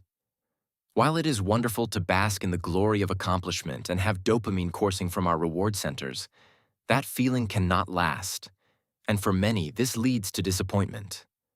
Attachment to a positive outcome also leads to not being present as you repeatedly focus on accomplishing a goal to get another reward and feel good again. The flip side is that life naturally contains disappointments, and when we become fixated on our perceived failures, rumination reinforces feelings of discouragement and can lead to depression and further suffering. What we must learn is to appreciate and enjoy our accomplishments and the associated feelings while understanding that those feelings are transitory. Just as for most of us, the feelings that arise when we are disappointed or feel we have failed are transitory as well. Therefore, having an evenness of temperament is critically important. Equanimity is the embodiment of balance and non-reactivity, and it allows us our freedom. It is freedom from attachment that releases the magic within us. Normally, the way emotional experiences take place in the mind is that an event we consider negative triggers a domino effect of secondary reactions. We want to push the negative away or reach tightly to grasp something more positive. The problem is that these secondary reactions cause more reactions like themselves, which in turn provide the basis for further suffering, which in turn, you can see where this is going. But it turns out that if we consciously block the secondary reactions, we can avoid the entire cascading activation. A group of researchers examined the way long-term meditators reported the pain and intensity of unpleasant experiences compared with novice practitioners. Neuroimaging revealed that the reduction in the unpleasantness of pain while in a meditative state was accompanied by increased brain activation in sensory areas, the posterior insula shark secondary somatosensory cortex, and decreased activation in an area associated with executive control, the lateral prefrontal cortex. What this suggests is that the experienced meditators weren't resisting the pain as the novices were, and therefore, the pain was significantly less unpleasant for them. Similar findings were discovered in studies in which experienced meditators were explicitly told not to meditate while experiencing pain from heat stimulation. The experienced practitioners had less sensitivity to the pain while experiencing greater activation in the brain regions that primarily process pain. What this means is that they were feeling their experience more deeply on a sensory level, but resisting it with their minds much less. We can see equanimity as the practice of balancing and rebalancing physiological and emotional responses to events that cause us stress. Those with an even-minded attitude toward uncomfortable experiences are able to recover more quickly afterward and regain homeostasis. Equanimity is a key skill when we are pursuing any difficult goal. It lets us focus on our task fully, then helps us let go of our attachment to the result. It is the stance toward life that enables us to feel our experiences fully and with an open heart, but take a lighter and more accepting attitude when things do not go our way.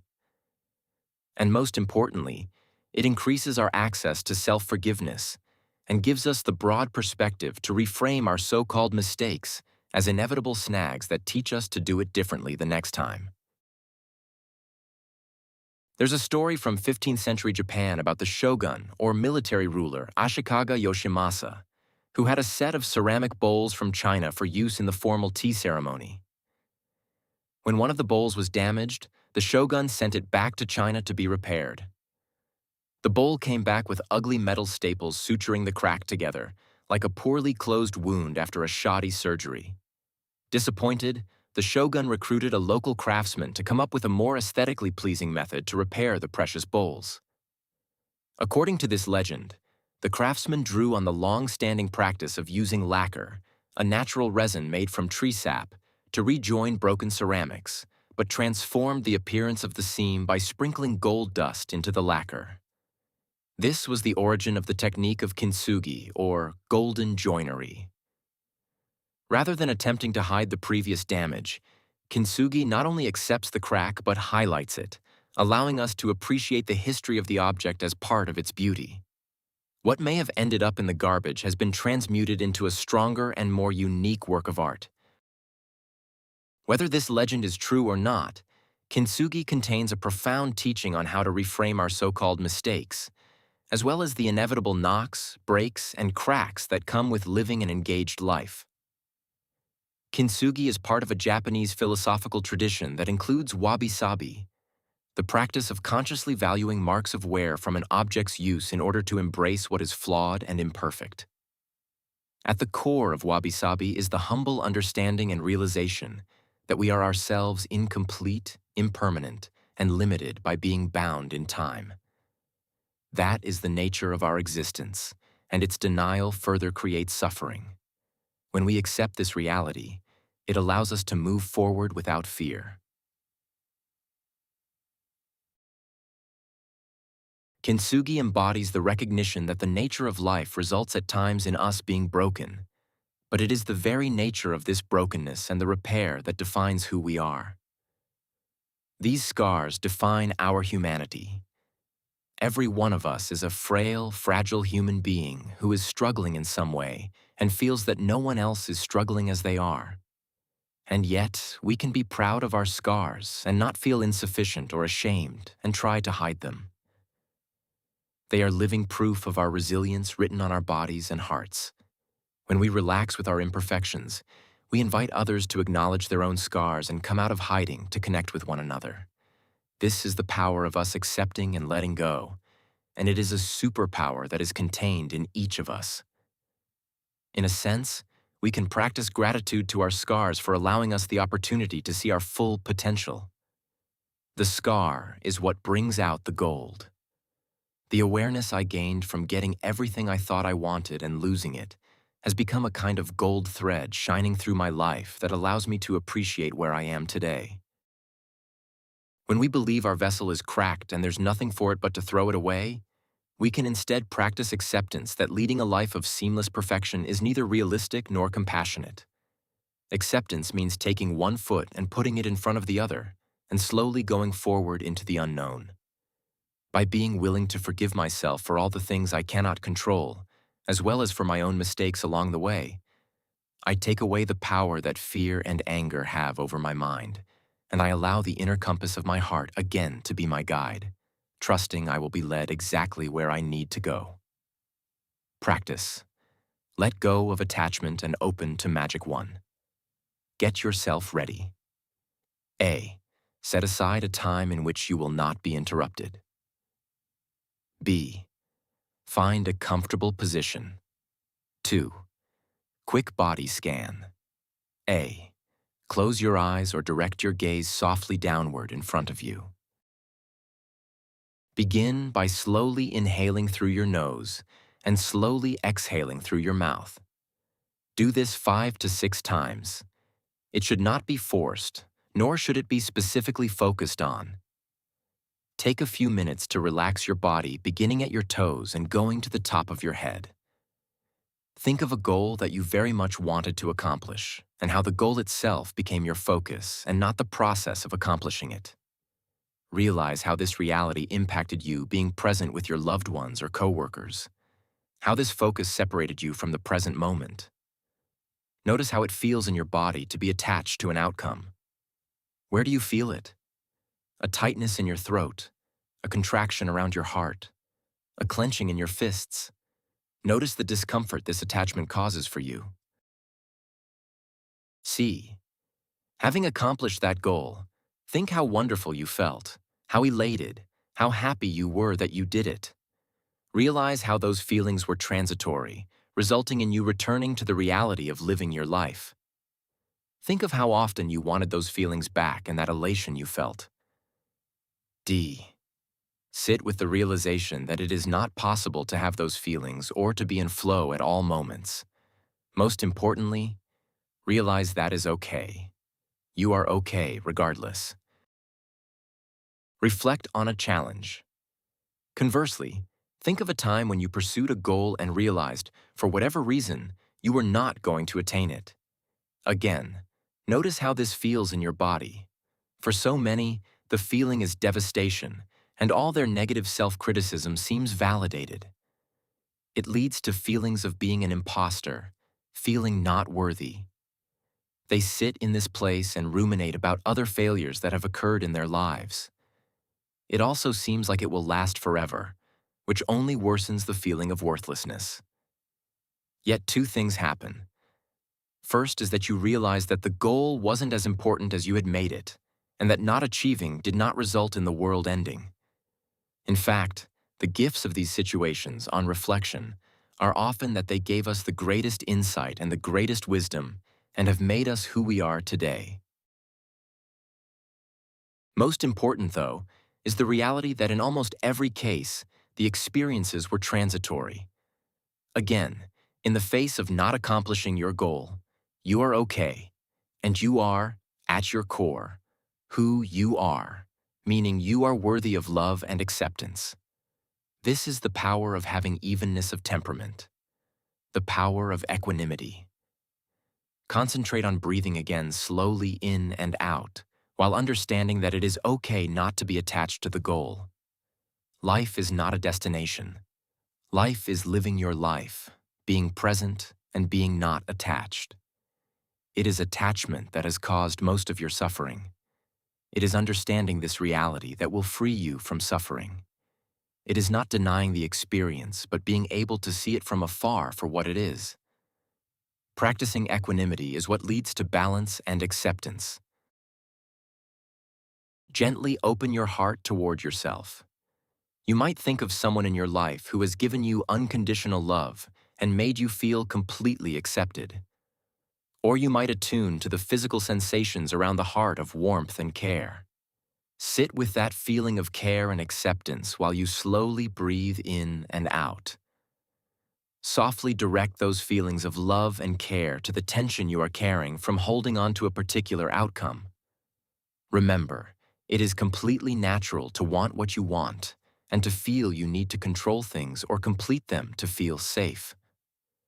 As you reflect on the feelings of being cared for, protected, and loved, notice how these feelings apply and endure regardless of whether plans are going the way you hoped or not. These are feelings that speak to your innate being, who you are in all your imperfections, complexity, and humanness. Sit with yourself in stillness and bathe in the feeling that with your successes and your failures, you are worthy of love, you are okay. You are a frail and fragile human being who is doing the best they can. Also know that those who are close to you love you as you are. Who you are is not defined by an event. As you surrender to the feeling of being cared for, notice if it is possible for your attachment to a particular outcome to loosen, your burden to lighten. Can you detach your ideas of okayness and worth and safety from external circumstances going only one way? Is there a deeper okayness that can suffuse your life, regardless of outcome? Recognizing the transitory nature of success and failure allows you to no longer be their prisoner. Now take a few more breaths slowly and feel the amazing power of equanimity and of being present. Install positive feelings. Spend a few minutes bathing in these positive feelings. The sense of attachment and the need to control may return, and that is fine. Simply come back to the feeling of being cared for no matter what, protected unconditionally, again and again. As you close this practice and return slowly to your life, notice if the sense of attachment has shifted or transformed in any way. Perhaps you have access now to a new and creative possibility you didn't notice before. Perhaps the stakes don't seem quite so high as they did. Perhaps it feels a little safer to allow events to take their course and meet the magic they have to offer with equanimity. It is the end of the day on a Friday, and I drive up the tree-lined drive to my home in Los Altos Hills, California. Even as I approach where I live, I begin to be suffused with a feeling of warmth, safety, and peace. Looking over the familiar scene and being greeted by my wife and sons, my heart resonates with the images I pictured for so long in my mind, and I know I belong here. Where the garden at my former mansion was left to languish and wither, today I am surrounded by living growth. Cherry, peach, olive, and pear trees, 3 varieties of apple trees, lemon trees, and an orange tree, all generously bearing flowers and fruit. Flanking the front of the house are the 3 parotia, or Persian ironwood, trees that I had imported for their singular shape and color. I am also struck by the oak tree in the front yard that traveled from San Diego to be part of my home. At the time it was planted, it was 10 feet high. It has now grown to over 25 feet, and like the parotias, embraces my home with its branches. As I walk toward the front door, I am greeted by the soothing sound of water flowing over the ancient boulders into the small pond by my house, which tells me I can relax. I am safe. As I do almost every day, I pass by the chicken coop, the beehives, and the treehouse on stilts that I had built for my sons. It is connected to the living trees with a zip line stretched out from the roof across the back of the yard. I survey the beautiful house we live in, built in a contemporary Asian style according to inspiration from my travels and reading, crafted to provide a soothing atmosphere of tranquility. This house, too, I designed myself and envisioned over and over in great detail before it was constructed. When I first pictured the house, I knew there would be a dramatic centerpiece drawing the eye through the space all the way from the doorway out past the pool. Today, I see the modern cast bronze statue of a headless Buddha holding a persimmon that I bought at an auction for the Dalai Lama Foundation, seated and presiding over the backyard in serenity. The truth is, staying on course is a daily struggle. I knew I would need a lot of help to continue listening to my own inner compass and not go off track again, and so my home is full of guideposts for myself. The headless bronze Buddha reminds me not to get lost in my head and to always go back to my heart. And the persimmon the Buddha holds has a powerful symbolic meaning too. Persimmons start out as bitter and hard, but if you are patient, they ripen to become soft and intensely sweet. This image inspires me to stick with the hard, resistant, pinched parts of myself and give them care until they soften and reveal their tenderness. Of course, I still go off track, forget to listen to my heart, and act selfishly, but now I know where to come back to, where I am loved and forgiven and where I can forgive myself. I look at the beautiful stone around the base of my home that is comprised of 5 different types of granite from different parts of the world and was placed by expert stonemasons in squares and rectangles to form a specific color pattern. I never stopped reading Architectural Digest since I first found it among my brother's pile of treasures, and the image of that multicolored granite wall came from there. Long before I oversaw its construction, I held the picture in my mind and taught my subconscious to look for a way to make it a reality. Whereas the mansion I had lived in was cold and empty of light and joy, my home today is just that, a home. My wife's parents, immigrants from Russia, live with us in a guest house on our property. Although more often than not, they appear in our home unannounced, even when I'm in my underwear. Where I never had the chance to meet any of my grandparents, my sons have lived near theirs for their entire lives. Today, my father-in-law, a former engineer who oversaw the power system in the nation of Georgia, helps my older son with his physics homework, and my mother-in-law helps him with his advanced math. These are 2 subjects with which I struggled greatly in my own childhood because I had no one to help me. I know that tonight we will all sit in the outdoor cabana with the barbecue grill and pizza oven, enjoying a meal and appreciating the time we spend together. My sons may even take charge and be the pizza cooks for the evening. After dinner, we might play our favorite game, Telestrations, a kind of visual game of telephone where different pictures go through hilarious and unexpected transformations. Often, my daughter and her husband will visit and share a meal. In those moments, we will all laugh together and enjoy each other and our surroundings, and I will take in my joy at finding myself in the midst of the warm and loving family I dreamed about. In my library, I see the framed photograph of myself, my brother and sister, and my parents all sitting together on the couch. It is one of only 2 photographs from my childhood. Everyone in the photo except me has passed away, and yet, I feel I have finally been able to give us all the home we wanted so badly. Like Jim Carrey burying his $10 million check with his father. When I look at the photo, I remember where I came from and the love that we all felt for each other. I remember how we tried to express that love, but our circumstances made it hard to do so. Outside of our bedroom, there is a painting in brown hues done by my brother of a man lying back against a tree while playing a flute and looking out over a lake. No matter how often I straighten it, the painting always gets crooked in the same way. Although I am probably the least superstitious person I know, I have the sense it is my brother making it crooked each time, letting me know he is with me. And while I know on one level it is ridiculous to think that way, on another it warms my heart and reminds me our loved ones are alive for us through our memories of them. Sitting in the wreckage of my life in the empty mansion, I realized I had accomplished what I viewed as success, but the manifestation of that success was emptiness, and it caused so much pain to those I loved. I still carried the shame of my childhood trauma that drove me to prove myself and to show others I was worthy. Nothing I did was enough, for me or for them. Today, I feel overcome by gratitude for the good things in my life. I am thankful to have been given a second chance at happiness and the tools to apply what I learned from my mistakes to building a new life.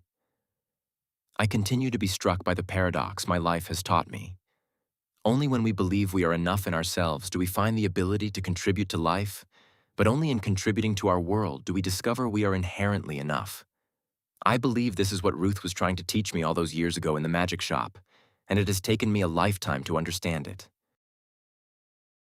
In my life, I have experienced the power of manifesting in ways that I cannot explain. When I first began the practice, I devoted all my energy and attention and heart to making sure my family's rent was paid so that we would not be evicted from our apartment.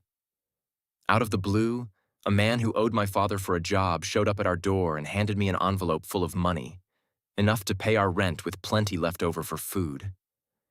I remember the excitement and joy I felt as I rushed as fast as I could on my bike, with tears in my eyes, to share the news with Ruth. That was my first taste of the true power of the practice. From a neuroscience point of view, I cannot say how I influenced the situation, but the wonder I felt laid the foundation for my belief in manifesting. Since then, I have had countless similar experiences that may defy scientific logic, but nonetheless speak to the inner power of setting an intention in the heart and mind. It is time to break free from the illusion that keeps us from believing in the power of our own possibilities and the extraordinary strength we hold within ourselves, individually and especially together. Waiting for an external force to transform our lives will only distract our attention, drain our energy, and discourage our spirits. For many of us, the path is challenging, and it can take years, if not decades, to gain the insights to know the difference between what we want and what we need. The techniques contained in this book were the path I took to find the answer. As I look out into my backyard at the headless Buddha and the persimmon he holds, I am again reminded to lead with my heart, and to understand that with time, those things that caused us pain will give us wisdom and insight. Lying back and taking in the beauty, abundance, and connection in my life, I remember the good news. It is the realization that the universe isn't separate from you, but that you are the universe, and it is only you who can give a fuck. It is only you that can harness the power within yourself, and that is the real magic. Mind Magic, a 6-week program to master manifestation. As I noted in the introduction, I have placed this final section about the practices I set out previously into a step-by-step program. It is designed to guide you through the manifesting process. As you proceed, I suggest you keep a specific journal to record your observations, frustrations, progress, doubts, and insights. If it is possible for you in your life circumstances, you may also benefit from setting aside a room or a particular area of your home where you can explore these techniques in peace and without disturbance. You might put up quotations that inspire you or images that remind you of your goals, or create a personal altar to focus your mind and give you a sense of support. Or you can set aside a specific time each day, say first thing in the morning, and do your practice at that time. This will prime your brain to be responsive to the practices. If you already have a meditation practice, the techniques I am suggesting can fit right into it. You might try incorporating one of the visualizations as you sit, or meditating before you do a writing practice. If you don't already meditate, There are countless resources available for cultivating a practice, including many free guided sessions available online.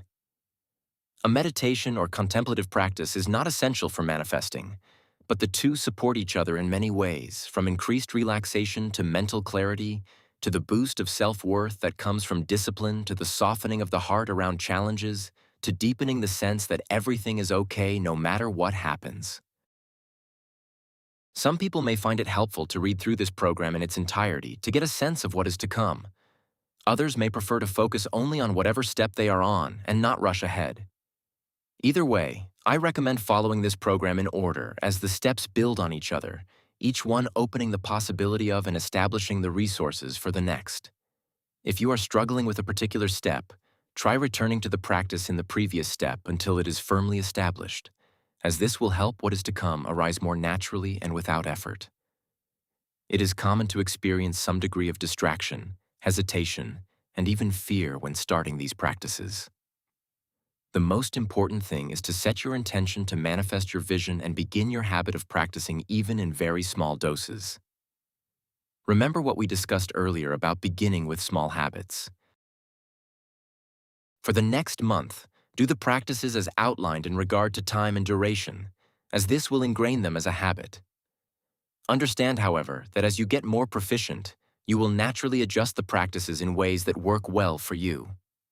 And that's okay. Week 1. Before you embark on manifesting your intention, I recommend you take a moment to examine your life as it is today, in all its imperfection, and maybe glory. Appreciate that you have already been manifesting your intention in some form, however imperfectly. Understand that you now have the tools and insights that will allow you to increase the likelihood of manifesting things that will improve your life and the lives of others around you. Also appreciate that you now understand that you have the power to purposefully influence the circumstances of your life, down to the minute details. It may be humbling or discouraging to take a clear-eyed account of the life you have made, but the information you collect will be invaluable when you start to reflect on what you would like to manifest. Trust that you can start exactly where you are. Practice. What am I already manifesting? In this practice, I invite you to assess your current situation with clarity and compassion. The intention here is to be as objective as possible about your circumstances, without any judgment. As you uncover the aspects of your life you are already manifesting, you will discover the places from which you may be withholding your inner power. Don't worry about changing anything right now. All you need to do is offer a kind and clear awareness. 1. Get yourself ready. A. Find a time and a place to do this practice so that you will not be interrupted. B. Do not start this practice if you are stressed, have other matters that are distracting you, have drunk alcohol or used recreational drugs in the last 24 hours, or are tired. Have a pad of paper and a pen near you. Start to relax. Sit in a relaxed position with your eyes closed for a few minutes, allowing your thoughts to settle. Now sit up straight with your eyes still closed, and take 3 breaths slowly in through your nostrils and slowly out through your mouth. Repeat until this type of breathing feels comfortable for you and is not distracting. Beginning with your toes, start to relax the muscles of your body all the way to the top of your head, feeling more and more at ease as you focus on relaxing your body. You will find that as you do so, there is a sense of calmness that envelops you, and you feel safe. You are no longer worrying about people judging you or criticizing your dreams and aspirations as you slowly continue to breathe in and out. You are comfortable and relaxed as you continue to slowly breathe in and out. Gently call to mind your life in its broad strokes. What are your primary relationships? What is your work? What are the locations where your life takes place? Notice the emotions that arise as you consider these questions. Don't specifically fixate on one image or thought, but let your thoughts loosely touch on the major elements that make up your life today for a few minutes. Allow any emotions that come up to run their course naturally. You may notice a range of feelings: joy, contentment, sadness, frustration, boredom, anger. Just be with them and the details of your life for a few more moments. Continue to move through the images of your life. You might reflect on these questions. Who are the people who are important to you? Who matter? Do you feel truly connected with them? What is your work? Does it provide you with what you need to live? If you have others who depend on you, does your work provide for them? Does how you spend your day feel meaningful and fulfilling to you? What about the locations in which your life takes place? How does it feel for you to be in those places? Visualize yourself within your life and note whatever these images evoke. Watch your life in your mind's eye. Try to imagine every detail as you slowly breathe in and breathe out. Slowly breathe in and breathe out. Now that you can see every detail, slowly open your eyes and continue to slowly breathe in and out, in and out. You are relaxed and you are calm. 5. Record your observations. A. Take the pen and paper and write for at least 5 minutes in your own words about what you saw and felt when you visualized your life. Write as many details as possible. Whether it is a few sentences or a paragraph, it only matters that you are writing your life as it is for you and how you feel about it. B. Now simply sit with your eyes closed, slowly breathing for 3 to 5 breaths in through the nose and out through the mouth, and then open your eyes. 6. Review your writing. A. First, silently read what you wrote. B. Then read what you wrote aloud to yourself. C. Sit with those images of your life for a few moments with your eyes closed. 7. Reflect on your life. A. Take a few moments to reflect on how your own choices have brought about the life you are living. Where have you made conscious decisions? Where have you allowed others to choose for you or just taken the path of least resistance? If your life is not how you once expected and imagined it would be, what was your role in how it actually turned out? There is no need to be afraid or condemn yourself for any part of your life today. This is simply a fact-finding practice. It may not feel like it, but you are taking the first step to reclaim your own inner power to shape your life. Feel the empowerment and agency that come with examining your life truthfully. Your life is already starting to transform. What did you notice? Are there areas of your life that elicited a strong emotion when you reflected on them? If an area is painful to contemplate, you may want to make it the focus of your manifesting.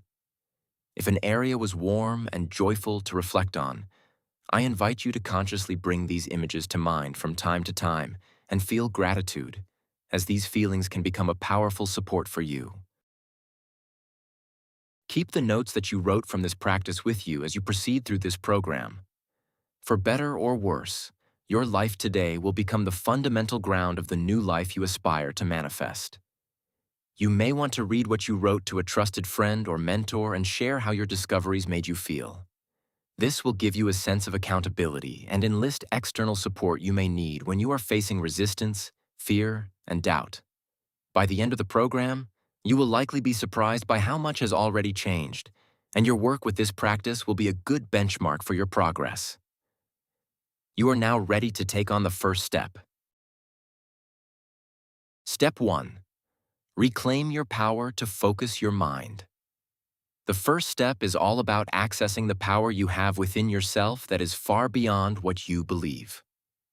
Many people limit their power by believing in an entity outside of themselves that controls their lives. Many people repeatedly beat themselves up, telling themselves that they can't do even a simple task. The first step is to disavow yourself of this belief and realize that even small actions can begin rewiring your brain and creating habits that result in long-term change. If you are feeling stressed and distracted, it is crucial to make the switch from fight, flight, or freeze to rest and digest. The most effective way to do so is by consciously relaxing the body. Practice. Relaxing the body. 1. Get yourself ready. A. Find a time and a place to do this practice so that you will not be interrupted.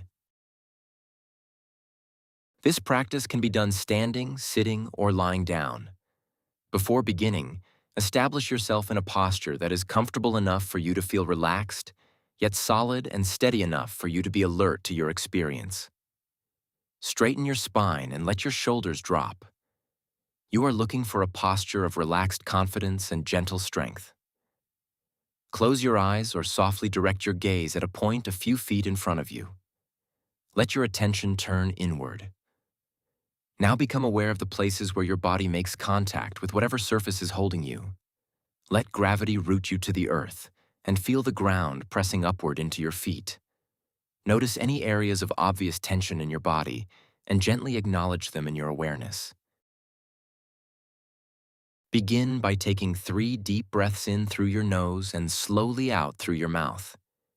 If you like, you can sigh loudly as you breathe out. Repeat these deep breaths until you get used to this type of breathing so that the breathing itself is not distracting to you. Once you feel comfortable breathing in this manner, specifically notice how you are sitting or lying and imagine you are looking at yourself positioned in that way. Start the body scan. Begin focusing on your toes and invite them to relax. Invite any tension in them to let go. Now focus on your feet, relaxing all the small muscles inside. Imagine the muscles in your feet almost melting away as you continue to breathe in and out. Focus only on your toes and feet. When you begin, your thoughts will naturally wander off and you will become distracted. Don't worry, this is completely natural. When you notice that your mind has wandered, simply begin again, bringing your focus back to the muscles of your toes and feet and relaxing them. Once you have been able to relax your toes and feet and they feel soft, light, and at ease, extend the practice upward, focusing on your calves and thighs. Sense the larger muscles of your legs and invite them each to relax until you feel they have almost melted away as you breathe in and out. Follow the same process with the muscles of your abdomen and chest. Next, focus on your spine and relax the muscles all along your back and up to your shoulders and neck. Remember, the goal is to be both relaxed and alert. If there are any places of obvious or heightened tension, you might experiment with sending your breath directly into those places, inviting them to loosen and let go. Finally, focus on the muscles of your face and scalp and invite them to relax and lighten, releasing any tension they have been holding. Bring awareness to relaxation. As you extend the relaxation of your muscles all over your body, notice that there is a calmness coming over your entire body. Notice how this calmness in your body calms your mind. Notice the pleasure and good feelings of being calm in body and mind. At this point, you may feel sleepy or even fall asleep. That's okay. You may continue to feel tense and struggle to connect with any feelings of calm. That's okay, too. It may take multiple attempts to relax the body fully while remaining awake and alert. Be patient. Be kind to yourself, remembering that with every attempt, you are rewiring your nervous system, teaching it to experience a state of peace and regulation. When you have relaxed your whole body to the best of your ability, focus on your heart. Think of your heart as a muscle that you are relaxing as you slowly breathe in and out. You may notice that your heartbeat is slowing down as your body relaxes and your breath slows. 7. Deepen the relaxation. Imagine your body in a state of complete relaxation. See if you can bring your awareness to a sense of simply being as you slowly breathe in and out. Nothing to do, nowhere to go, no one to be. Do you feel a sense of warmth or stillness or contentment? You might feel as if you are floating and be overcome with a sense of calmness. B. Use your intention to take in the feelings of pleasure and peace and install them in your nervous system so you can recall these feelings in the future. Let your nervous system know that this state of relaxation is possible, desirable, and accessible when you need it. C. On your next exhale, slowly open your eyes. Allow yourself to sit for a few minutes in this state of relaxation with your eyes open, just resting in your experience of being completely at peace. Begin this practice initially by yourself. Try it for at least 1 week, even for 5 minutes at a time. As you find yourself getting rooted in the practice, increase the time to 10, then 20 or 30 minutes. You may discover you actually desire a longer practice. Listen to that inner longing. If you found this practice particularly challenging or you struggled to feel a sense of safety and relaxation, you may find it helpful to seek out a group to practice with. You might join a meditation community at a local yoga studio, or gather a group of like-minded friends to explore these practices together. As you will see as this process unfolds, enlisting the support you need from others is a crucial skill to cultivate to help you achieve your goals. When you feel your body is somewhat more relaxed, reflect on a simple activity that you've wanted to do, but for whatever reason you have not done. An example would be to get up early and walk for 15 minutes, or commit to not drinking soft drinks or alcohol. Before you go to sleep, sit in a comfortable position in a chair, close your eyes, and focus on relaxing every muscle in your body. Begin at your toes and go all the way to the top of your head while you are slowly breathing in through the nose and out through the mouth. Once you are relaxed, focus on your breath, slowly breathing in through your nostrils, holding it for 5 seconds, and then slowly releasing your breath through your mouth. After you have done this for 5 minutes, think of yourself doing that simple activity. Don't just think of yourself doing the activity, but also see yourself doing it. Record your intention. Once you have done this, open your eyes and write on a piece of paper your goal or the activity and lay the paper on your nightstand. Install your intention.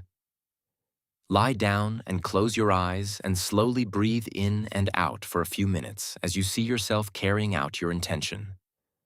Let this breathing lead you into sleep. Review your intention. When you wake up, sit up and read the paper. Embed the thought of your goal and proceed with your day. If you've committed to walking in the morning, proceed to do so. If you're not drinking soft drinks, every time there is a choice, pause and choose not to do so. Each time you have done or not done the activity you've chosen, congratulate yourself and then write on a piece of paper, "I congratulate myself for completing this task." By doing this daily, you demonstrate to yourself that you have the agency to complete a task that you've chosen to focus on. While the task may be simple, the activity of doing so engages those brain processes that are associated with embedding intention into the brain. Continue this task until you no longer think about the process and that it comes automatically. This is the power of tiny habits. Try this practice every day for 1 week. At the end of 7 days, check in with yourself. What did you notice? What part of this step was easy for you? What was most difficult? What would it be like to try bringing what you learned from this practice into your daily life? Ask yourself, is it becoming a little more automatic? If you feel you still need time to reclaim your sense of agency, repeat this practice for another week and reassess. When you are ready and connecting with a sense of inner power that feels natural for you, move on to the next step. Week 2. Step 2. Clarify what you truly want. Now that the body is relaxed and you have an inkling of the power you possess within yourself to change your circumstances according to your intention, you can focus on accessing and calibrating your inner compass. When you start to reflect on what you would most like to manifest, you may discover your head is full of a howling chorus of desires. Loudest of all might be what your family, friends, or the media considers to be of value. But underneath the noise, other quieter voices are murmuring. And that is where you can listen for the sound of your heart's deepest longings. It may take some time to sort through the countless wants, impulses, and cravings to identify what you need most and what will be most fulfilling for you to manifest. As a way of starting to make sense of the sometimes tangled mass of wants and hopes, dreams, and aspirations, it is useful to reflect on your vision of success. What does success really mean to you? How would it look and feel? The following practice gives you the opportunity to examine and explore for yourself the deeper meaning of the success you are seeking. Practice. What does success look like for you? 1. Get yourself ready. A. Find a time and a place to do this practice so that you will not be interrupted. B. Do not start this practice if you are stressed, have other matters that are distracting you, have drunk alcohol or used recreational drugs in the last 24 hours, or are tired. C. Have a pad of paper and a pen near you. 2. Begin to settle. A. Sit in a relaxed position with your eyes closed and take 3 deep breaths.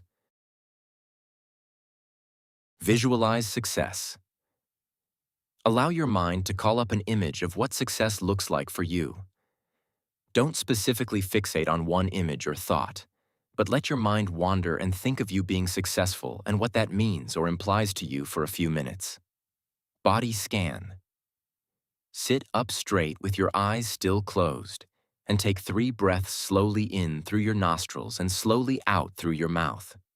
Repeat until this type of breathing feels comfortable for you and is not distracting. Beginning with your toes, start to relax the muscles of your body all the way to the top of your head, feeling more and more at ease as you focus on relaxing your body. You will find that as you do, there is a sense of calmness that envelops you, and you feel safe. You are no longer worrying about people judging you or criticizing your dreams and aspirations as you slowly continue to breathe in and out. You are comfortable and relaxed as you continue to slowly breathe in and out. 5. Visualize success more fully. A.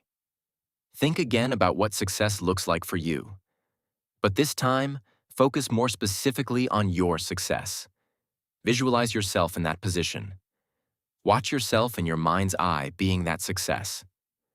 Try to imagine every detail as you slowly breathe in and breathe out. Explore your 5 senses.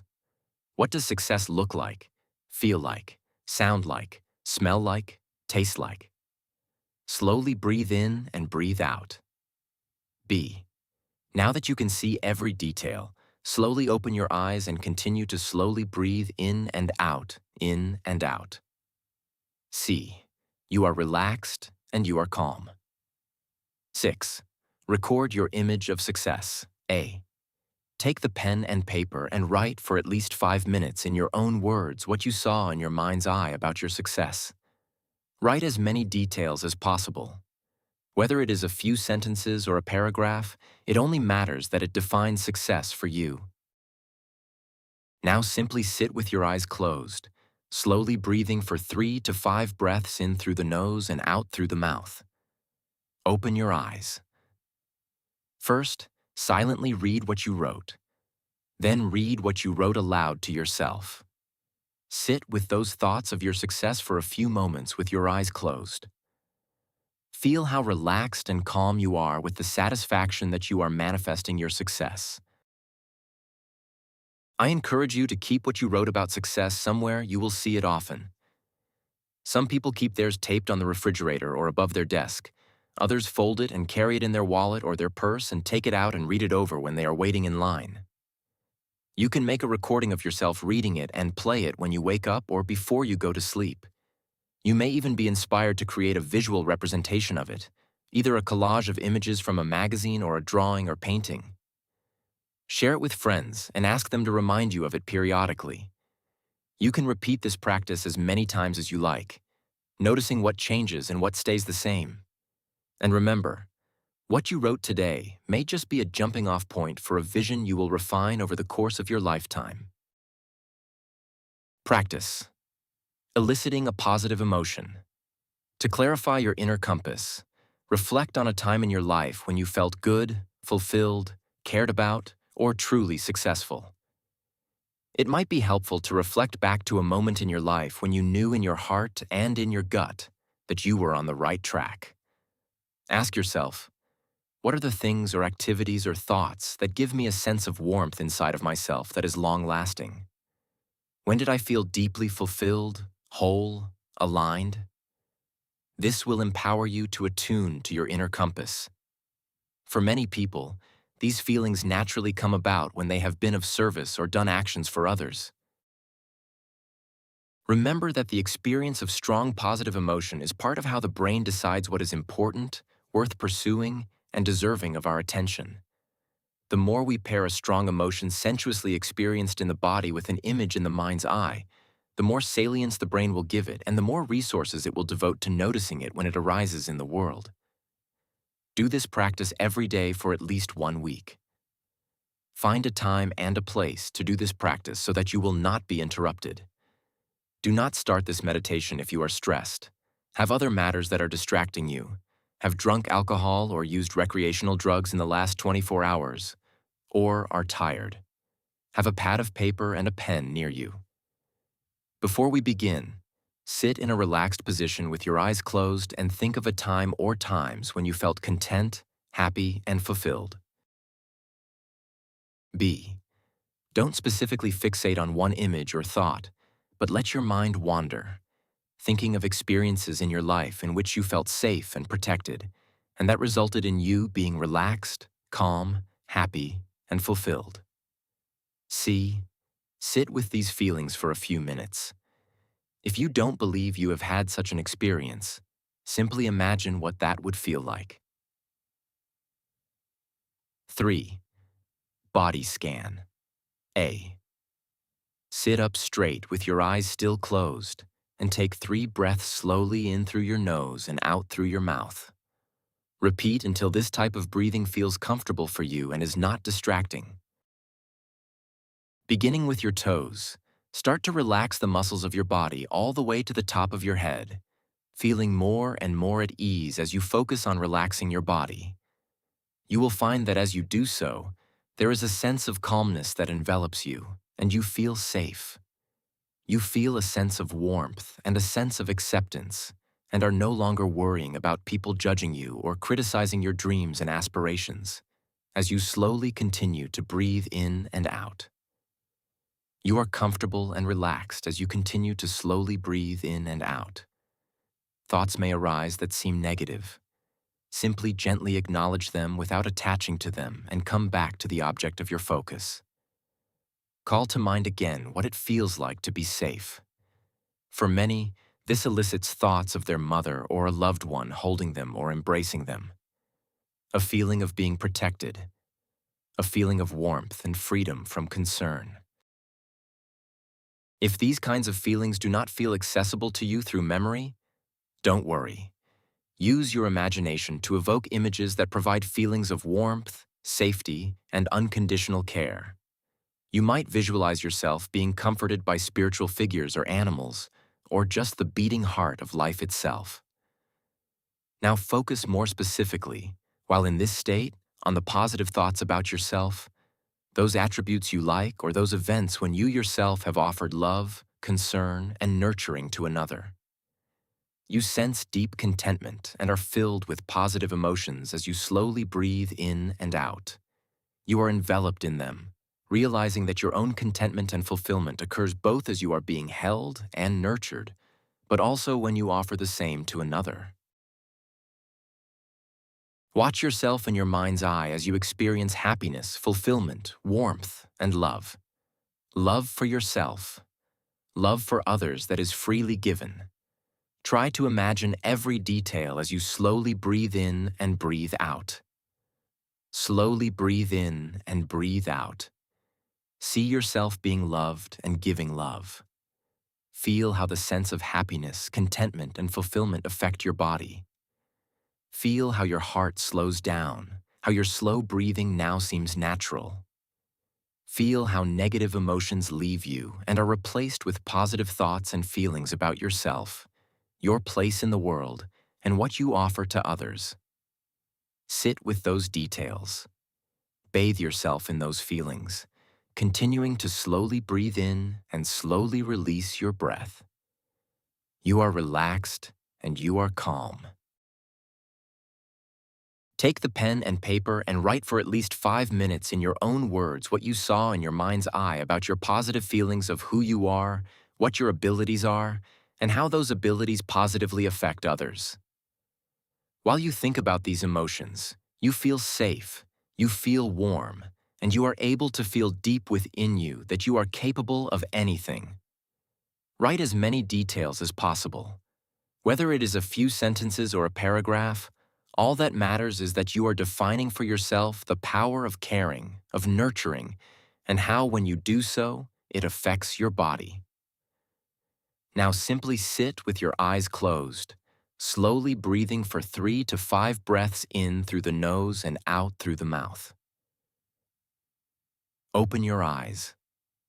First, silently read what you wrote. Then read what you wrote aloud to yourself.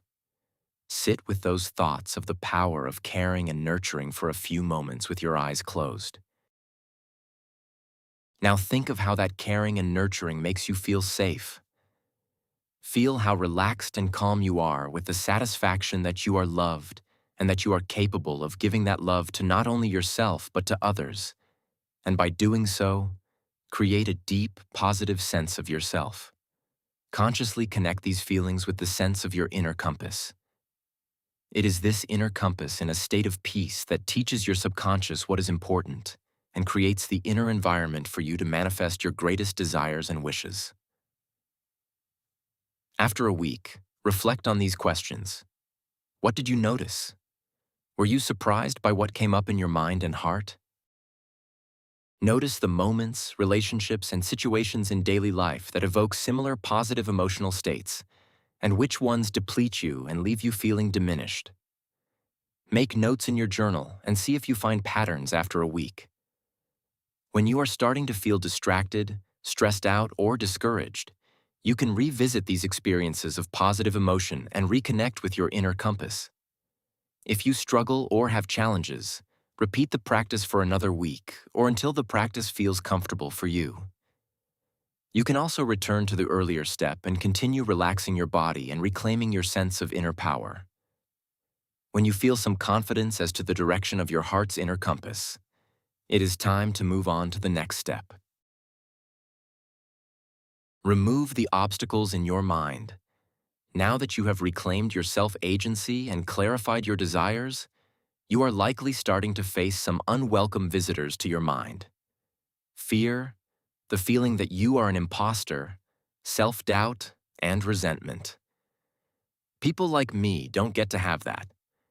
Who do I think I am? They were right. It's too late. This will never work. And so on. This is the mind's natural response to any encounter with the unknown. Remember that the brain is designed to keep you alive, not keep you happy. Any new direction, no matter how inspiring or enlivening or potent or heartfelt, will inevitably evoke the nervous system's resistance. Your job is not to fight this resistance, but to soothe it, coexist with it, and even collaborate with it. The most effective way to respond is to cultivate a sense of self-compassion. Although it may feel buried and inaccessible, the ability to relate to suffering with kindness is a natural capacity installed in us biologically. With practice, you will learn to open your heart to your own experience, no matter the content. In time, resistance will diminish and enthusiasm will increase.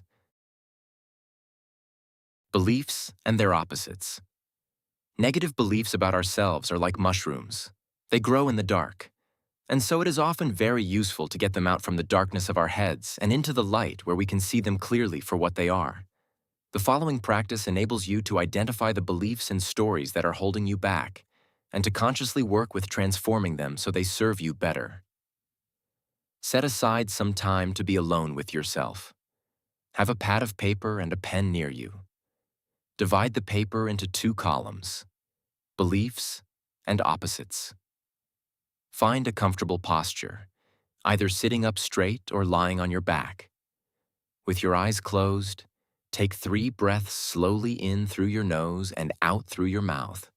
Repeat until this type of breathing feels comfortable for you and is not distracting. C. Beginning with your toes, start to relax the muscles of your body all the way to the top of your head, feeling more and more at ease as you focus on letting go of tension. You will find that as you do, there is a sense of peace that envelops you, and you feel safe. 3. Reflect on a good feeling A. Start to evoke a memory or image of feeling cared for and valued unconditionally. Let the positive feelings suffuse your experience, flowing out from your heart to your organs and all your limbs. 4. Reflect on negative beliefs A. Gently invite some of the beliefs about yourself and your life that have caused you difficulty into your mind. B. You can imagine you are safely perched at the top of a tree or on a high cliff or balcony, and these beliefs are gathering below. C. See if you can recognize some of the usual suspects. I'm not good enough. I got a raw deal. I'm too damaged, and others. Without judging, try to simply see these beliefs clearly. Witness them in your mind. You may sense the pain they have caused you. Let it happen. When you are ready, gently open your eyes and begin writing down the beliefs in the beliefs column. Write freely and do not censor yourself. Don't worry about spelling, punctuation, or whether they are the right ones or not. Read the list of beliefs out loud. Notice your emotions and physical sensations as you read. Do you feel a contraction in your heart, a knot in your throat, a sense of disappointment, a wave of anger? If you need to revisit the good feeling you reflected on for support, feel free to do so. Record the opposites. A. When you are ready, turn to the opposites column. For each belief you wrote, write the opposite. I am good enough. I have the inner power to change my circumstances. I have all the time, love, and support to pursue my goals. B. Explore what language feels accurate and alive for you, and remember you do not need to get it perfectly correct right away. Reflect on your practice. A. Take a few moments to consider the page. Notice how the two columns resonate with each other. B. Acknowledge that you have begun to transform the beliefs into their opposites simply by becoming aware of them. Practice. Self-compassion. Many of us are our own worst critics. While this can motivate people to perform and achieve, the cost is very high in regard to self-esteem. This negative sense of self-worth lives with us always and can gravely impact our health and mental well-being.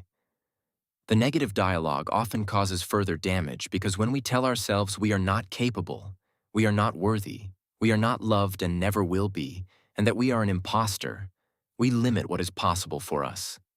The reality is that within each of us there is extraordinary power, but we give that power away by our negative self-talk. Self-compassion has the power to heal the parts of us that feel chronically unsafe and unloved, the basis for our shadow and our resistance to thriving, and transform them into vital sources of wisdom and compassion to share with others. This practice is designed to address feelings of unworthiness at the root. Find a time and a place to do this practice so that you will not be interrupted. Do not start this practice if you are stressed, have other matters that are distracting you, have drunk alcohol or used recreational drugs in the last 24 hours, or are tired. Have a pad of paper and a pen near you. Before we begin, sit in a relaxed position with your eyes closed. Let your mind wander, and for a moment, listen to all the negative thoughts that go through your head. Don't fixate on a specific image or thought. Just relax your mind, feeling how the negative self-talk lives in your body. Is there a particular place in your body where you feel it? What are the sensations? Sense how this negative self-talk diminishes you and limits you. Think about how you confuse the negative self-talk with reality. B. Sit with these feelings for a few minutes. How do these thoughts make you feel? Do you feel sadness, anger, numbness, restlessness? 4. Body scan. A. Sit up straight with your eyes still closed and take 3 breaths slowly in through your nostrils and slowly out through your mouth. Repeat until this type of breathing feels comfortable for you and is not distracting. B. Beginning with your toes. Start to relax the muscles of your body all the way to the top of your head, feeling more and more at ease as you focus on relaxing your body. You will find that as you do so, there is a sense of calmness that envelops you, and you feel safe. You feel a sense of warmth and a sense of acceptance, and are no longer worrying about people judging you or criticizing your dreams and aspirations as you slowly continue to breathe in and out. You are comfortable and relaxed as you continue to slowly breathe in and out. The negative self-talk may arise, but gently acknowledge it and don't attach. Come back to the focus on your breath. Call to mind how it feels to be safe. For many, this elicits thoughts of a mother or a loved one holding them or embracing them. You could also picture yourself in an especially safe place, such as a secluded creek you used to visit or being seated at the table of a warm family dinner. Whatever makes a feeling of being protected come alive for you. Whether safety means being in a relationship or in solitude for you, the effect will be the same. Remember, though, that solitude is different from loneliness. Stay with this feeling of safety and do not be concerned with anything beyond those feelings. 6. Deepen the good feelings, A. While in this state, focus more specifically on positive thoughts about yourself, those attributes about yourself that you like, those events in your life when you have offered love, concern, and nurturing to another. You sense that deep contentment, those positive emotions as you slowly breathe in and out. B.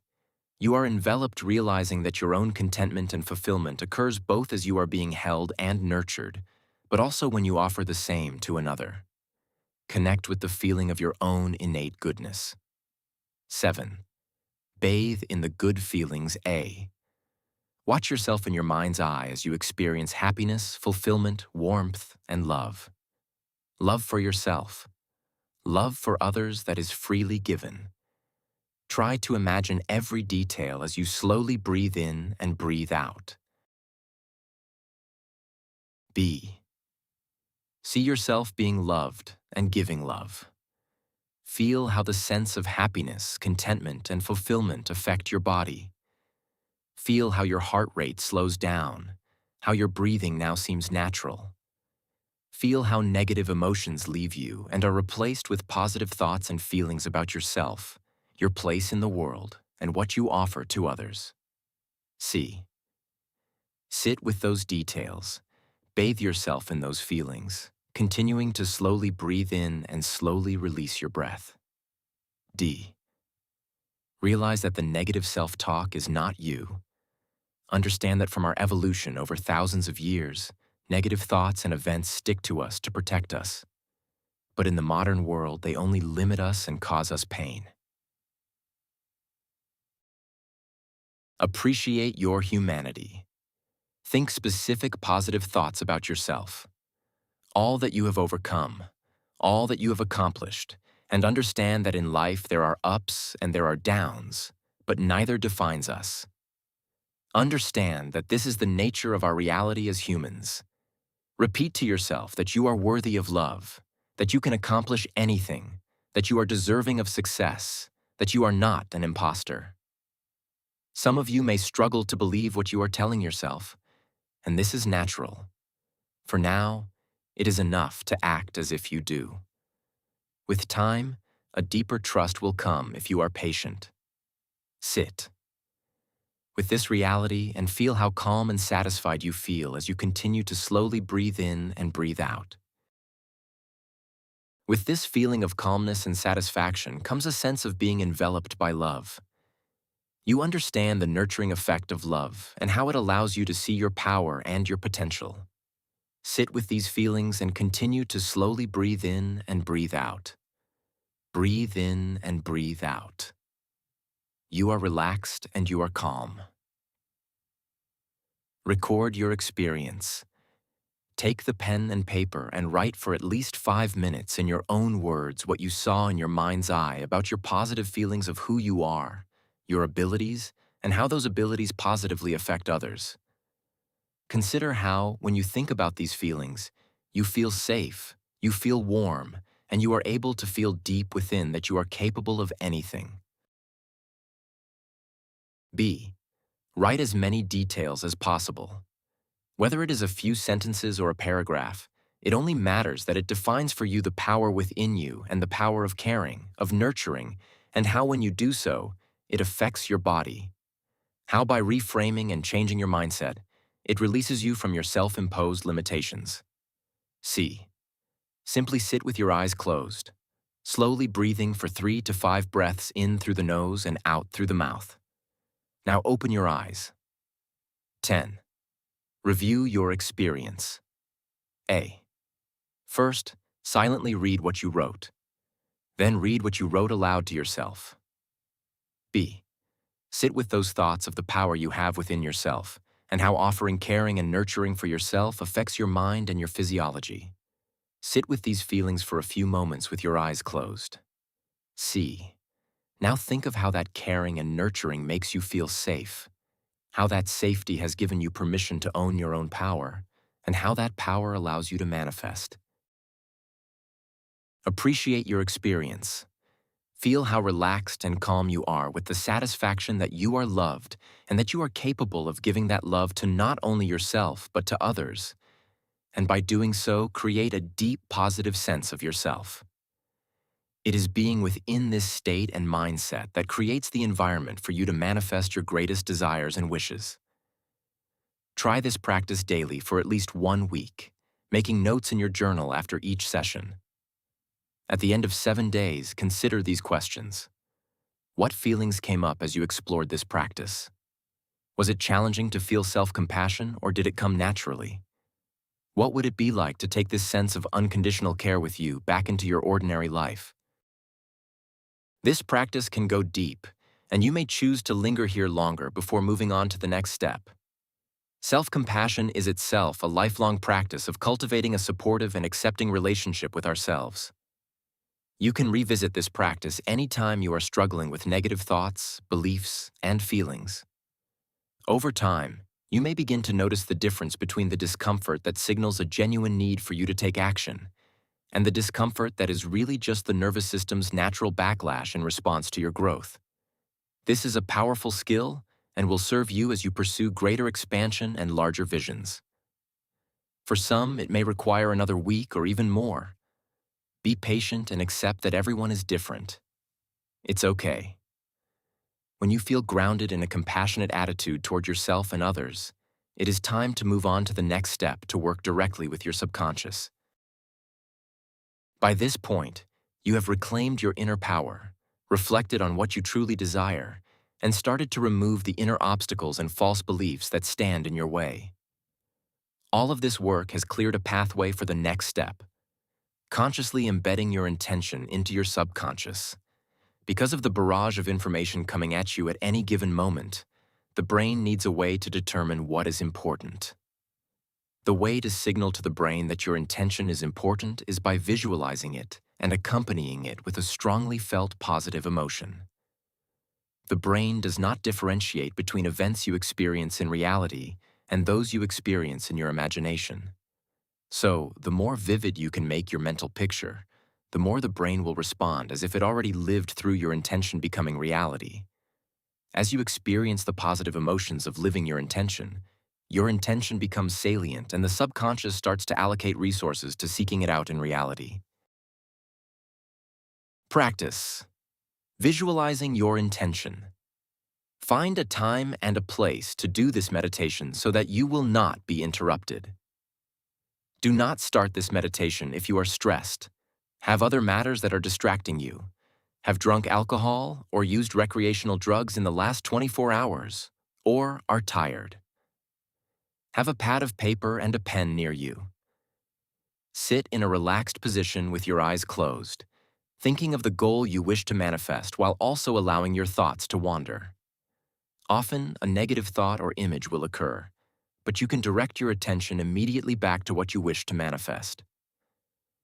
Do this for several minutes, and if your mind wanders, as it likely will, immediately bring it back to the thought of what you wish to manifest.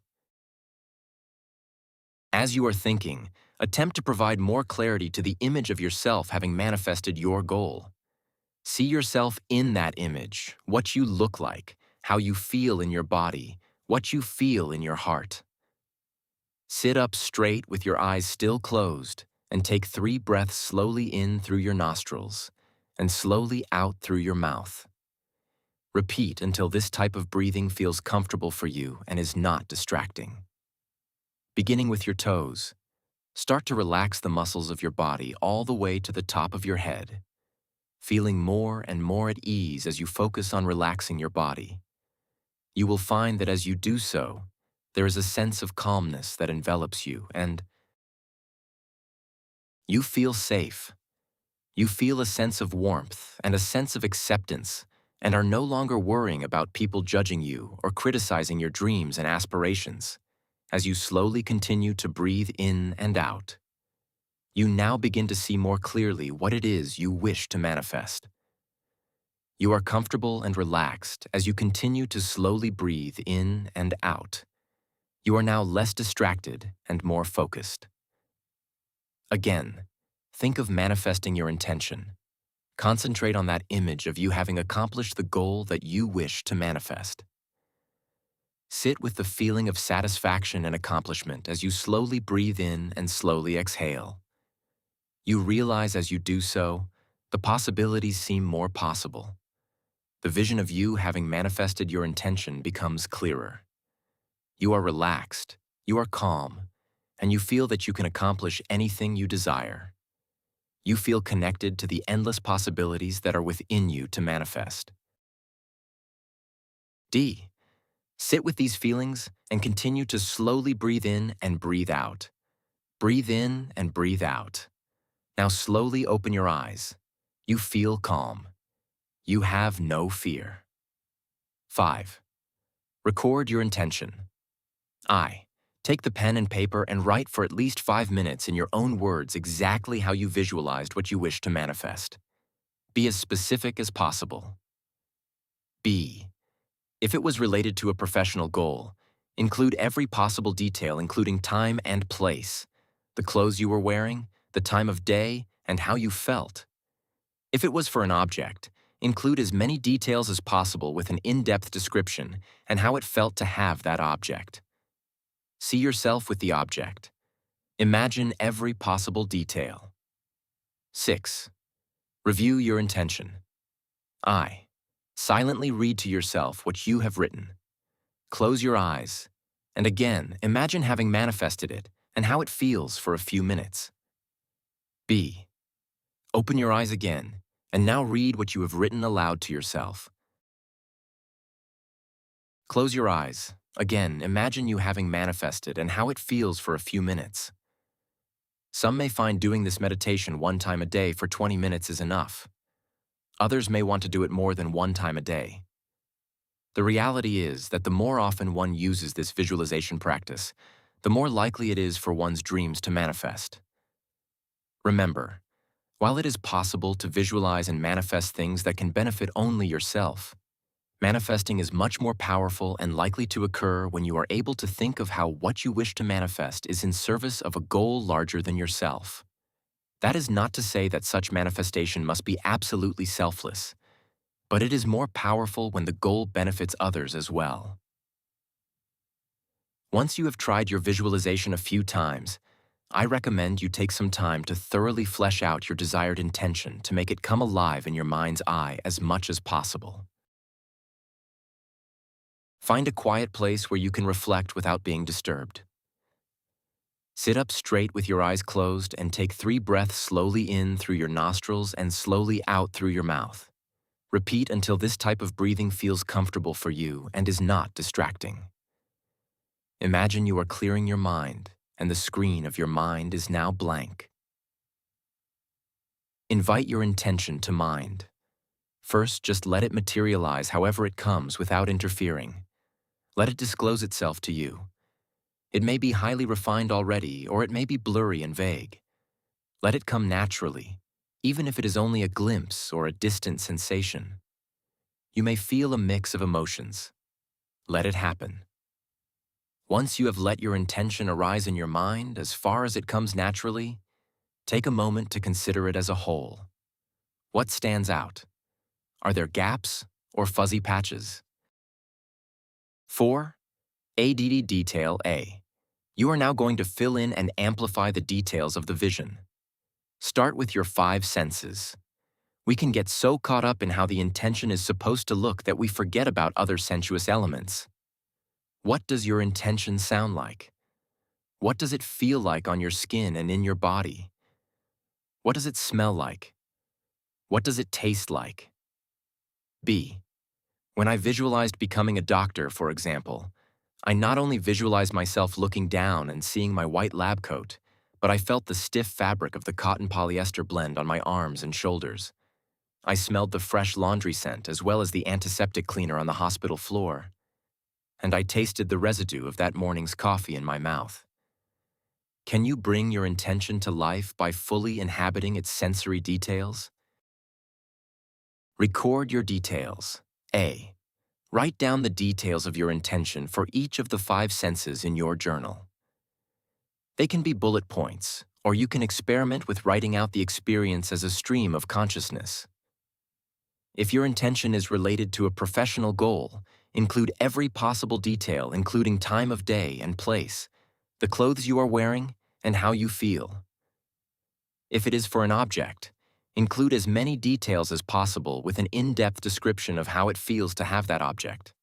See yourself with the object. Imagine every possible detail. Return to your intention and focus on the emotions. When I pictured myself as a doctor, I focused on how I would feel on my first day on the job, zeroing in on feelings of pride, excitement, and compassionate service. I rehearsed the sensation of having an open heart full of gratitude for getting this far. All the people who had helped me, and the enlivening clamor of activity and decisions buzzing all around me. I pictured my first patient and how my heart filled with compassion for them and their unique struggles, how I wanted to move into action to help them get well again. Ask yourself, what are the primary 2 or 3 positive emotions I want my intention to elicit in me? Be as specific as possible. Naming the emotions will help you evoke them when you need to.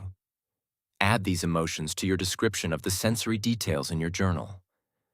As you practice, you will be linking the details with the emotions so they become a single powerful and vivid memory that unites the brain, heart, and body.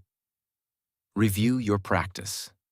Return to the sensory and emotional details in your journal periodically to keep your intention fully alive. You may want to make a recording of your intention in your own voice and listen to it often. Or you might try sharing your intention with a trusted friend and encouraging them to ask you questions about it. As new details come to you, add them in. Try this practice for at least 1 week. How does it feel to start visualizing and refining your intention? Do the details come easily, or do you have to work for them? Do you notice how the intention comes to life in your mind over time? It is natural for obstacles to return at this point. They may be telling you that you will never realize your intention or that you do not deserve it. As painful as these voices might be, they are a sign you are moving forward with your intention. It is useful during these times to return to the previous steps. Consult your opposites list and practice self-compassion. Practicing self-compassion before and after your visualization can provide a powerful support for your intention and give you the feelings of safety and confidence you need to let yourself become immersed in it. You can return to self-compassion for as long as you need to. When you feel you are ready to move on, be it after 1 week or more, we will practice sticking with what you've begun and pursuing it with passion. Pursue your goal passionately. Manifestation is not a one-and-done process. Although it sometimes produces overnight success, more often than not, it involves many rounds of practice. Now is the time to mobilize your passion and resilience. This step is also about working with others and relating to your environment with harmony. If you know other people who are manifesting their own intentions, start a practice group or find an accountability buddy. Join a chat on social media and share your discoveries. Other people might have tips you had not thought of, and your insights may help others on their way. Practice. How does my intention benefit life? One of the most powerful things we can do to increase our inner power is to align our intention with the life around us. In this practice, I encourage you to reflect on how your vision is part of something larger than you as an individual. Find a quiet place and time where you can reflect. Take a few deep breaths in and out to settle your mind and return to this moment in your body. Reflect on your intention. Call to mind the intention you have been visualizing.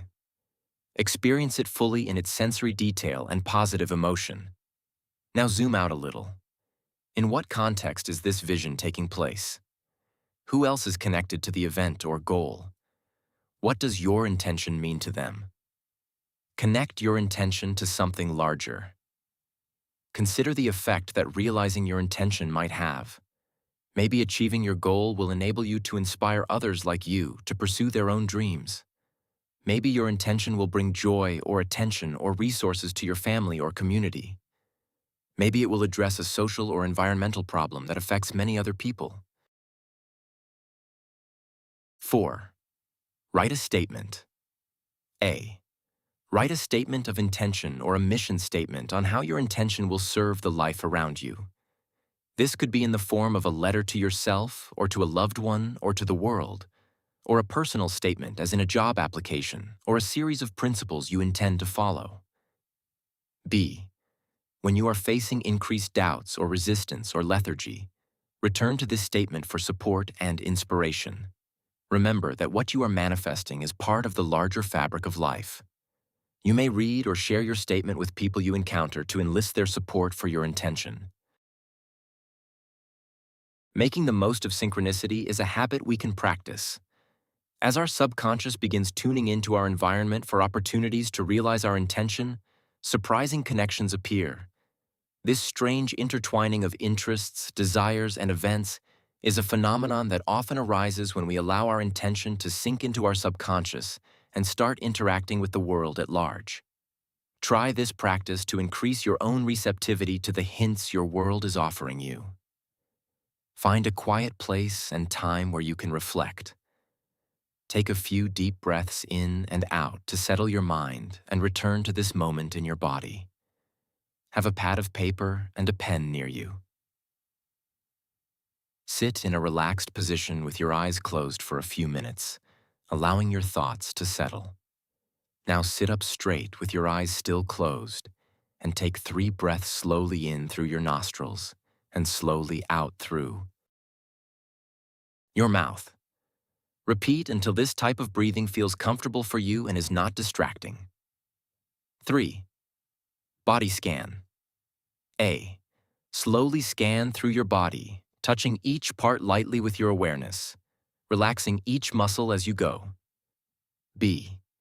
Allow the relaxation of your body, muscle by muscle, to loosen and open your mind.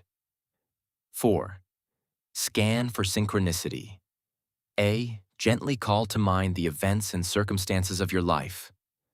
Allow the details of your life to materialize in your mind without judgment. No feeling is too small, no clue is too insignificant. Listen to your life like it is a wise oracle who speaks in a mysterious language. Ask yourself, have I noticed any patterns or surprising coincidences? Reflect on recent conversations you may have had or articles or posts you may have read, memorable dreams or passing intuitions. Perhaps you have heard the title of the same book from 3 different people, or you can't stop thinking about a certain place, or a long-lost memory of a particularly inspiring experience keeps appearing in your mind. Take the pen and paper and write for at least 5 minutes in your own words what you saw when you visualized your life. Write as many details as possible. Whether it is a few sentences or a paragraph, it only matters that you are writing what your life is trying to tell you. Sit with your eyes closed. slowly breathing for 3 to 5 breaths in through the nose and out through the mouth. Now open your eyes. Silently read what you wrote. Then read what you wrote aloud to yourself. Sit with those images of your life for a few moments with your eyes closed. Consider next steps. Take a few moments to reflect on how you might follow up on whatever patterns or insights you noticed. Where can you use your own inner power to enhance the web of surprising connections? Spend a few more moments sitting with what you noticed. Recognize that the tiniest connection may be an opportunity to deepen your alignment with your purpose and your vision. Keep what you wrote somewhere you will see it often to remind you to continue to scan your life for unexpected connections. Synchronicities have a way of multiplying as we give them our attention and respect. Repeat this practice periodically to refine your vision and maximize all the opportunities life has to offer you to realize your goals. This week is all about repetition, so the discipline is to return to the practice in the previous step and spend 7 more days visualizing your intention in detail. Let yourself take advantage of the momentum you created by starting. The more you visualize your intention and install it in the filing cabinet of your subconscious, the stronger your inner bloodhound. If your intention starts to materialize, let yourself be excited, but do not stop the practice. It is important to follow through fully and demonstrate your commitment to seeing the process to the end. Once again, if you are struggling with this step, I suggest you return to the self-compassion practice. You may even want to go back to the beginning and focus on relaxing your body and clarifying your desire. The best chance you can give yourself to achieve your intention is by providing it with a solid foundation in the basics. Stay on this step for at least 1 week. When you sense your passion for your intention in your daily activities and that it has started to firmly take root in your subconscious, you are ready to move on to the next and last step. Release expectations and open to magic. You are almost done. Take a moment to honor your resolution to get this far. Reflect on how much progress you've made and what you've learned. What feels easier? What still feels difficult? Go back to the early pages in your journal. What has changed? Does success still look the same? What about the obstacles?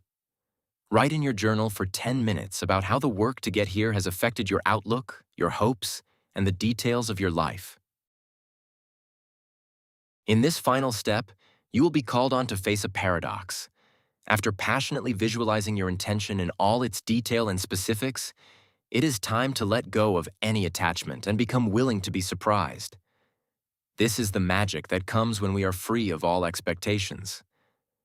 Whether your goal feels near or still far off in the distance, just outside your grasp or impossibly unachievable, you can benefit from taking stock of what you already have and what is working. Gratitude brightens the mind, attunes to the good, and softens frustration and disappointment. It increases our generosity and makes us appreciate the help we have gotten along the way, thereby strengthening the relationships we have in our lives. When we call to mind and savor the warmth, beauty, kindness, and abundance we already have, it is easier to let go of our attachment to a particular outcome occurring at a particular time. We are free to sit back and simply experience without creating suffering for ourselves. 1. Set aside time to reflect in a quiet place with a pen and paper. 2. Relax your body by taking 3 deep breaths and letting the exhale guide you to settle more deeply in this place and time. 3. Now call to mind someone who has helped you on your journey so far.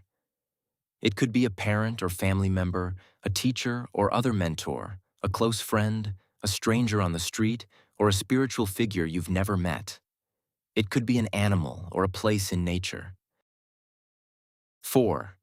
Just as you have practiced visualizing your intention, now see this being in your mind's eye. What qualities of theirs stand out? Their smile, the kindness in their eyes, the warmth of their touch, their laugh, their fierceness? 5. Think of a moment when they helped you and allow yourself to fully re-experience it in your mind. How did it feel to receive their help, care, and support? How does gratitude feel in your body? Stay with the images and feelings for a few minutes. 6. Now take 10 minutes to write them a letter expressing gratitude for their help. Be as specific as possible. Feel your own generosity to this being and to yourself for making this act of expression. Let it fill your heart. 7. Reread the letter and let it deepen your gratitude. It is completely up to you whether you want to give them the letter or not. You may want to share your appreciation with them or keep it to yourself. Either way, the benefit of the practice comes from writing the letter itself. When you are feeling lost or alone or hopeless in your manifesting process, take out the letter and read it again. Consider writing a fresh gratitude letter every couple of weeks going forward to keep the positive feelings alive and close to you. Practice. Let go of attachment and open to magic. One of the greatest challenges for each of us is to be present with the ups and downs of our circumstances, or at least as present as we can be. No matter how skilled a person is at meditation or other techniques, there will always remain a human instinct to minimize suffering and maximize pleasure. Equanimity is the ability to maintain an evenness of temperament in the face of both the good and the bad that occur in our lives. Whether we get what we want, don't get what we want, or get what we do not want. Equanimity is the embodiment of balance and non-reactivity, and it allows us our freedom. It is freedom from attachment that releases the magic within us. Set aside a time in which you will not be interrupted. Find a comfortable position. Close your eyes or direct your gaze softly downward in front of you. Begin by slowly inhaling through your nose and slowly exhaling through your mouth. Do this 5 to 6 times. It should not be forced, nor should it be specifically focused on. Take a few minutes to relax your body, beginning at your toes and going to the top of your head. 3. Reflect on pursuing a goal. A. Think of a goal that you very much wanted to accomplish, and how the goal itself became your focus and not the process of accomplishing it. Realize how this reality impacted you being present with your loved ones or coworkers, and how this focus separated you from the present moment. B. Notice how it feels in your body to be attached to an outcome. Where do you feel it? A tightness in your throat, a contraction around your heart, a clenching in your fists. Notice the discomfort this attachment causes for you. C. Having accomplished that goal, think how wonderful you felt, how elated, how happy you were that you did it. Realize how those feelings were transitory, resulting in you returning to the reality of living your life. Think of how often you wanted those feelings back and that elation you felt. Sit with the realization that it is not possible to have those feelings or to be in flow at all moments. Most importantly, realize that is okay. You are okay regardless. Conversely, think of a time when you pursued a goal and realized, for whatever reason, you were not going to attain it. Again, notice how this feels in your body. For so many, the feeling is devastation, and all their negative self-criticism seems validated. It leads to feelings of being an imposter, feeling not worthy. They sit in this place and ruminate about other failures that have occurred in their lives. It also seems like it will last forever, which only worsens the feeling of worthlessness. B.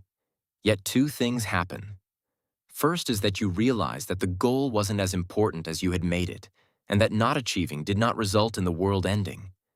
In fact, the gifts of these situations on reflection are often that they gave us the greatest insight and the greatest wisdom and have made us who we are today.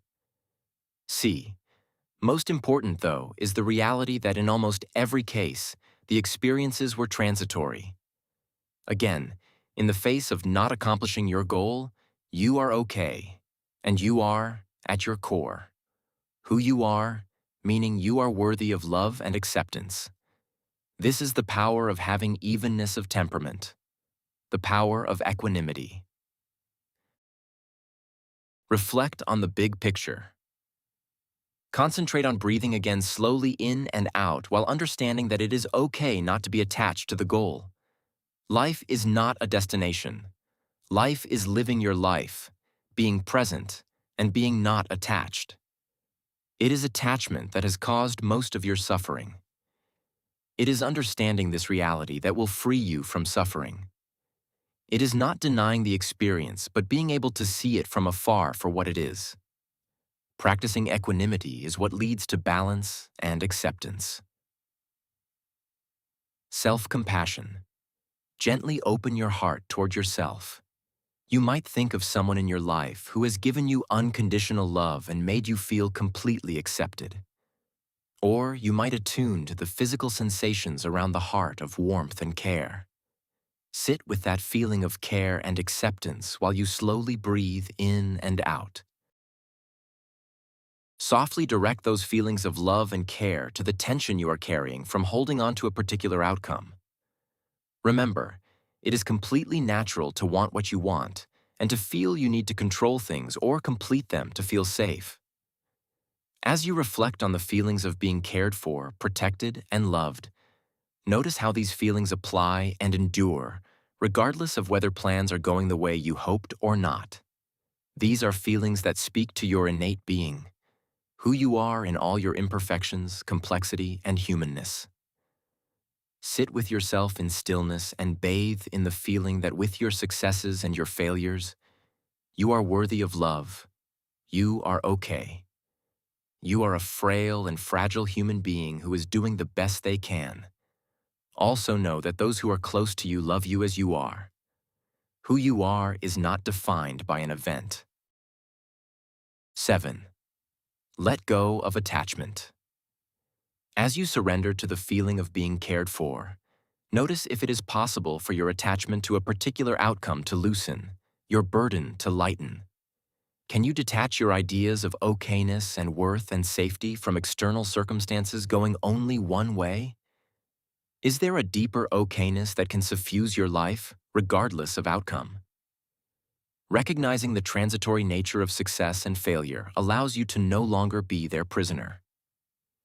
Now take a few more breaths slowly and feel the amazing power of equanimity and of being present. 8. Install positive feelings. Spend a few minutes bathing in these positive feelings. The sense of attachment and the need to control may return, and that is fine. Simply come back to the feeling of being cared for no matter what, protected unconditionally, again and again. As you close this practice and return slowly to your life, notice if the sense of attachment has shifted or transformed in any way. Perhaps you have access now to a new and creative possibility you didn't notice before. Perhaps the stakes don't seem quite so high as they did. Perhaps it feels a little safer to allow events to take their course and meet the magic they have to offer with equanimity. You have now reached the end of this program. Do you see changes in yourself and your life? Do you feel more confident about using your inner power to focus your mind? Are you clearer on what you want? Do the obstacles feel less intimidating? Has your ability to seize opportunity become more automatic? Do you have more access to your passion? Are you more able to let go of expectations that things happen in a particular way? Use your journal for at least 10 minutes to explore the changes you observe. As I have said before, manifesting is an ongoing process. The 6 steps inform each other and flow into each other. They are more like a wheel than a straight line. Opening your mind to the magic of your ability to manifest naturally leads us back to the inner power we started by reclaiming. At its heart, manifesting is a practice of well-being for orienting harmoniously with life. There is no end. As long as we are breathing, hoping, struggling, and persisting, we are manifesting our lives. You may want to go back to the beginning of this program and start again, or focus on a particular step that felt rewarding or challenging. You may want to take a break and just let life happen for a period. Whatever you choose, I hope that these techniques that have helped me so much are of benefit to you, and that they bring you the safety, peace, connection, and resources you need to take care of yourself, to open your heart, and to allow your own mind to manifest its magic. While writing my first book, Into the Magic Shop, a neurosurgeon's quest to discover the mysteries of the brain and the secrets of the heart, it became evident that an important theme was the reality that one could manifest one's intentions. I realized this concept was critically important, as so many readers commented on it and wanted to learn more. Yet there seemed to be confusion as to exactly what manifestation was, and many connected it with the idea that somehow the universe or some external force would grant them their wishes, which often related to obtaining wealth, power, or position, and by doing so, they would be happy. This idea has been promulgated by many who have promoted the concept of the law of attraction and the notion that if I just got more for myself, then I would be happy. Nothing could be further from the truth, and sadly, this idea reinforces a narrative that leads to emptiness and unhappiness, which is the opposite of creating a life of meaning, purpose, and ultimately happiness. As a scientist, the other aspect that I wanted to explore was the neural basis of how one's able to embed one's intentions into the brain to actually allow for manifestation to occur. This took me on a long trek involving history, philosophy, psychology, and neuroscience. But even beyond this, it resulted in me exploring in depth the concept of self-agency and the power each of us has within us to change our brains, which led me back to many of the things I discussed in my first book. So it seems that I have come full circle. When I first came up with the idea for this book, I discussed it with my literary agent, Doug Abrams at Idea Architects, who was enthusiastically supportive. We created a proposal that we presented to the amazing Caroline Sutton, editor-in-chief of Avery, an imprint of Penguin Random House, the publisher of my first book. She was immediately on board. Her support, encouragement, and guidance has been greatly appreciated. Of course, translating a concept into a narrative is not simple or straightforward. One of the first things I did was a deep dive into the science behind the topic, reading many books and hundreds of articles. My dear friend Monica Bucci, MD, kindly offered to read through the books and articles as well, and helped me by organizing and summarizing the literature and giving me much appreciated input and advice as the project progressed. Next, Idea Architects was kind enough to recommend Alexander Nemser to collaborate with me, not only in regard to organizing my thoughts, but also to assist in turning what could have been a somewhat dry topic into a compelling narrative, intertwining the science with stories that I had shared with him. In the process, Alexander has become a close friend. I would also like to thank my extraordinary wife and life partner Masha, whose support I try not to take for granted. My wife has always remained supportive of my endeavors in promoting the power of compassion to change lives. For this, I am forever grateful.